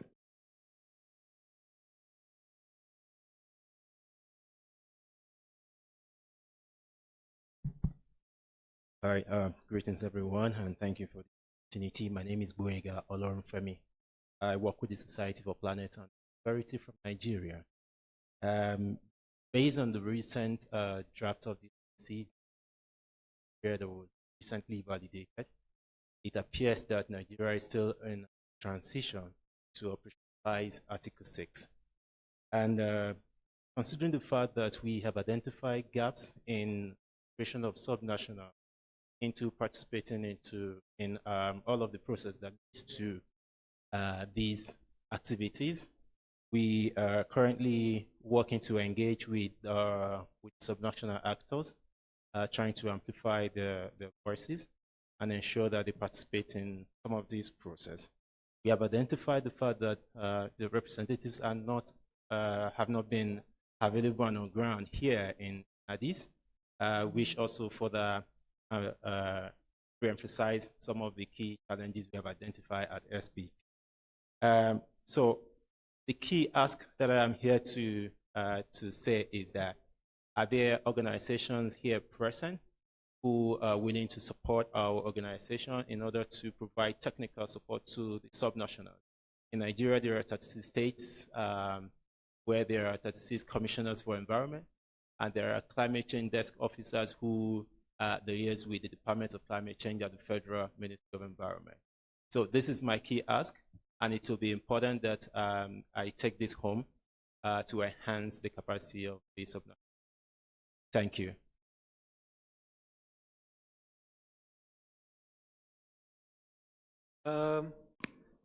Stefan.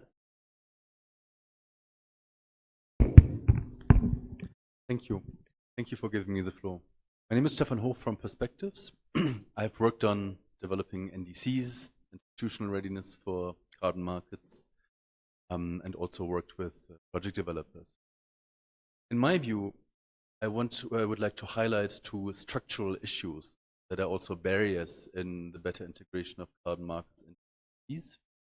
And that is, on one hand, the certain level of confusion around conditionality of NDC targets, but also the level of aggregation of emission pathways and targets that are not always easy to fit with projects.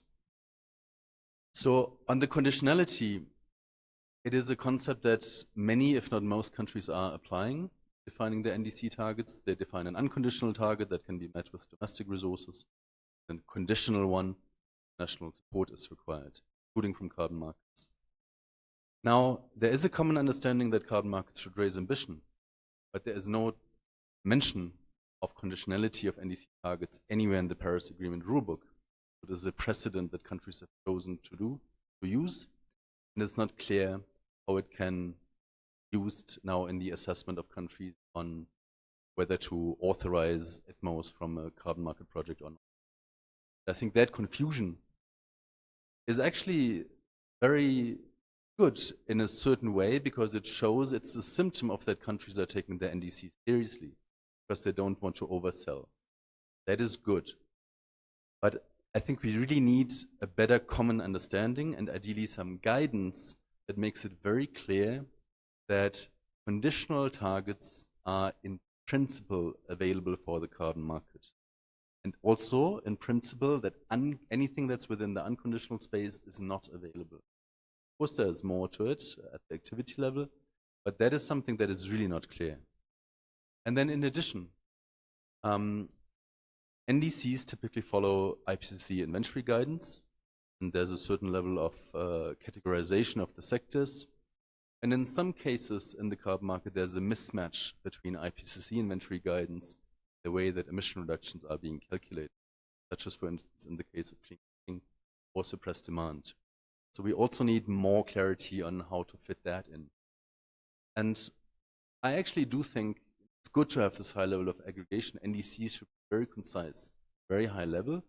I think what some countries are choosing to do, including Ethiopia, our host country here, is to then define NDC implementation roadmaps that have a clearer role than specified for Article 6. So developing a tool that is outside of the NDC that provides the clarity that the private sector wants, buyers want, for indicating what kind of emission reductions are becoming available. I wanted to share that, hopefully some discussion. Thank you. Thank you. Would you like to comment, Perumal? Oh, sorry. The MEP panel. In his 1 year, he's with us. In the other year, he's with the methodology panel. That's Peruma, the multi-functioning person. Sorry, but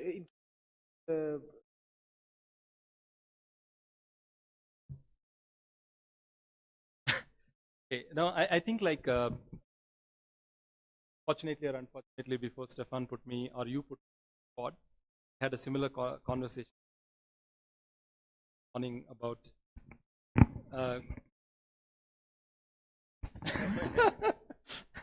yeah, on the conditionality versus conditionality, and also the accounting, right?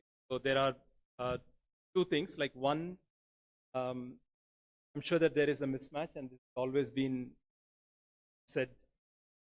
The time of like we do not have every single methodology that we on a baseline and crediting line to that of the IPCC standards or methods. One of the primary reasons is that IPCC methods, one, what you have as information within the IPCC, they work into different contexts and purposes.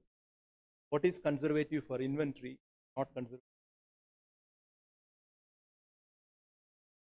Right? So one of the things, the reason why I am saying is like from an IPCC perspective, what we have as our defaults and assumptions are rather an approximation.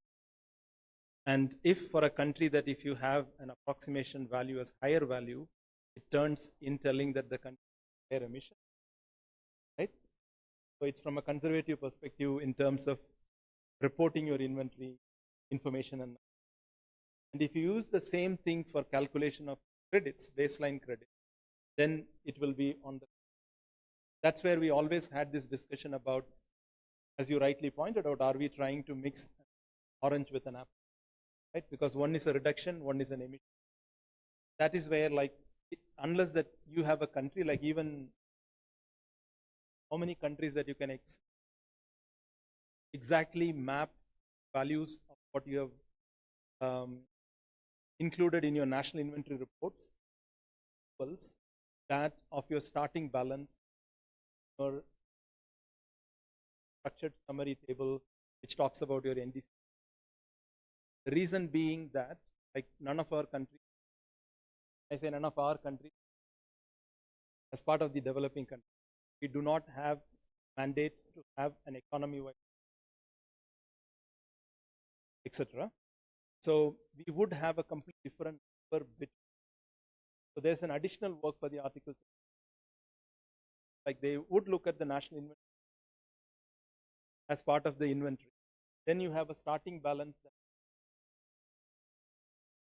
provided by the country against this for the different tracking requirements. One unified indicator. Multiple, you may have a country which has an economy as an absolute target, some CO2 quantification policy. Then you need to derive those. That's, we have not seen any BTR so far that has been submitted. And it is what parties have agreed in Glasgow is that even though these are two different things, one is an emission and one is a reduction, but we will add them as back within that emission balance. Even before we did that, somebody sneakily, I don't know if anybody is here from the transparency room, who introduced the paragraph 70 CMA1 with the mission balance approach, which they included, set the whole precedence of doing everything based on mission balance. So I do agree that there is a mismatch, but it is understood that the reduction has to be added back to that of the. If there is a asymmetry in the number, yes, it is. Even the number of the in the national inventory report and the starting balance will. That's where it is more important on how do you do the numbers in the initial starting balance is what can ensure full credibility. Right? On the first one, like I had this conversation, probably like I need to better understand on the concept between like conditional and unconditional targets. Conditional targets are not available. Conditional targets are the ones available for market exposure. Conditional not. I thought that we crossed that path. because I had a very good concentric circle, which when Brazil was, in terms of inside-outside concepts, we failed twice, where we tried to separate between what is inside, what is outside, what policies are part of my, are not part of my. I thought that in Glasgow we took one common unit. Says it doesn't matter whether it is your NDC that's coming additional, conditional, inside, outside. The moment you authorize, corresponding. That is my understanding, and I'm not saying like that's what we all have agreed upon as a compromise in Glasgow. It doesn't matter, so I don't think that there is a negative list of saying that country that is an unconditional targets not be able to. That's their consciousness, because once you have put something in an unconditional targets, you know that probably those are the least cost options to undertake within your country, right? So that's a consciousness, but it is not a decision from the CMA to say that you cannot engage in markets from those types. I don't think that we had a decision. I'll come back. I'm sure, like, because if I am a country, like, I would not subject to it, but what I'm trying to say is that there may be countries, like, maybe they might find an economic opportunity in terms of trading between the two. So it would be easier to say that unconditional targets should not be subjected to any kind of an ITMO transaction. Be an easier way to do administratively. But what I wanted to say from the Secretariat side is that there is no decision that says that if you are from unconditional, you cannot be in an ITMO transaction. But if as a country I am doing it, I should be conscious and cost implication. Because the moment when I have put something on my unconditional targets, I know that the marginal cost of meeting my NDC targets, these are the cheap cost options that were available to me. You can smile, and I'm sure that, and then, like, in terms of the establishment of baseline, again, I had a conversation with one of the colleagues from the morning, like, and I was wondering, because to me, like, can an Article 6 activity can happen with or without the support available, independent of whether they are part of conditional. That's the way that I understand it. You cannot say that your baseline establishment can ignore, unless that it is only a plan, right? Regulatory surplus, anything that is developed within the framework has to make sure, because that's where the clear difference in terms of fungibility. Because the 6.4 rules do not differentiate. Sorry, this is long, but I think it's more for technical nerds probably in terms of how to deal with it. But I just wanted to send that message. It is not that I'm disagreeing with Stefan, and I think the country, it may be easy to administratively say that all I engage is only in concepts, sectors which are from my condition. Would that give you any leeway in terms of your accounting? The moment it is being authorized, you have to add. I agree with him that you are actually adding an emissions section, but that is what as parties have. This is one which always, like, some of the countries' negotiations said that cannot match both of them. One is an emission data, another reduction. Parties have consciously agreed when we do the emissions, add the reduction, the emissions, and we work vice versa when it is. Yeah. Probably I have to give you, sorry. No. I mean, I agree on inside, outside, not so much in condition, because that was not part of the discussion. But my fundamental point is, anyways, how to evaluation the position. Really something I'm struggling with. Let's leave aside the technical nerd stuff and let's take that offline.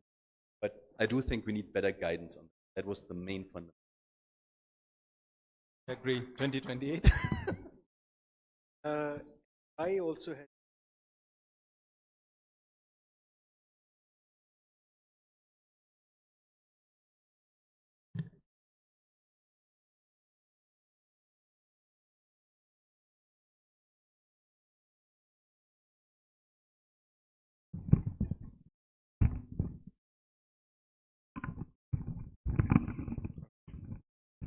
I just wanted to add something, and it's a request to different institutions supporting countries. Many countries are not at the stage of authorizing, buying the corresponding some project. We are just at the stage of approving project. The projects are not developed and we haven't issued the units to be at the stage authorize them. Some are authorizing before implementing the project, but it's not a good advice and good practice in my point of view. You need to approve a project, implement it, follow all the rules, be verified, generate units, and after that, assess the impact of the transfer in your ability to meet your NDC before authorizing.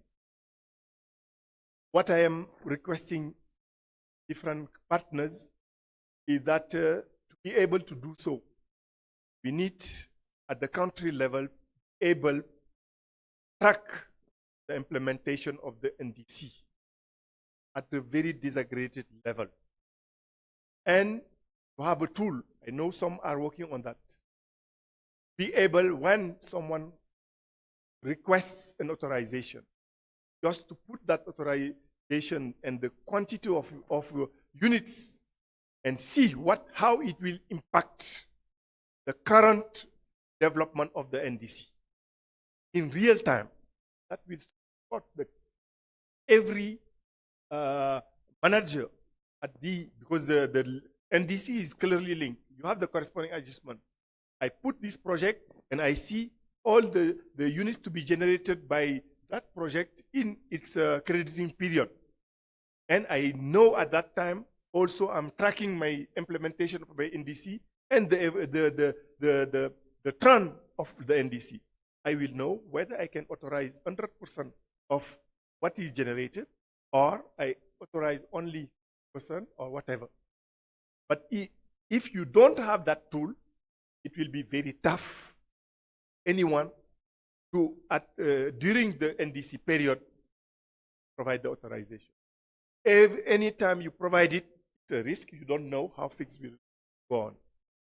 I know some of you are working on that, but in the future, most countries will need that. Because at this point, we are not all at that stage. Provide that authorization in real units, already verified, but in some years will be that situation. Thank you, Mbai. We had one question from our friend right here. Maybe you had raised your hand earlier. Sorry, you had to wait a long time. Was there another hand? Sorry? Oh, okay. I want to say thanks for this organization. And there's a lot that we are learning here. I'm Wapo Elijah from Liberia. When we listen to Parliament, he mentioned transparency, all of the rules required. Then we listen to Mbai, like you were here now, and stated all that are required if you are to do corresponding adjustment, if you are going for Article 6.4 or 6.4, those requirements. Liberia is currently developing its framework, beginning with the development of a carbon policy so that it can be socialized before moving on to developing a law.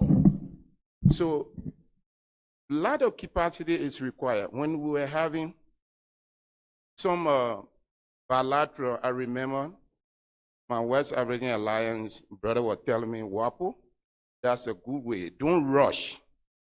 Consult and move on. So we are saying this is fine as an enlightenment,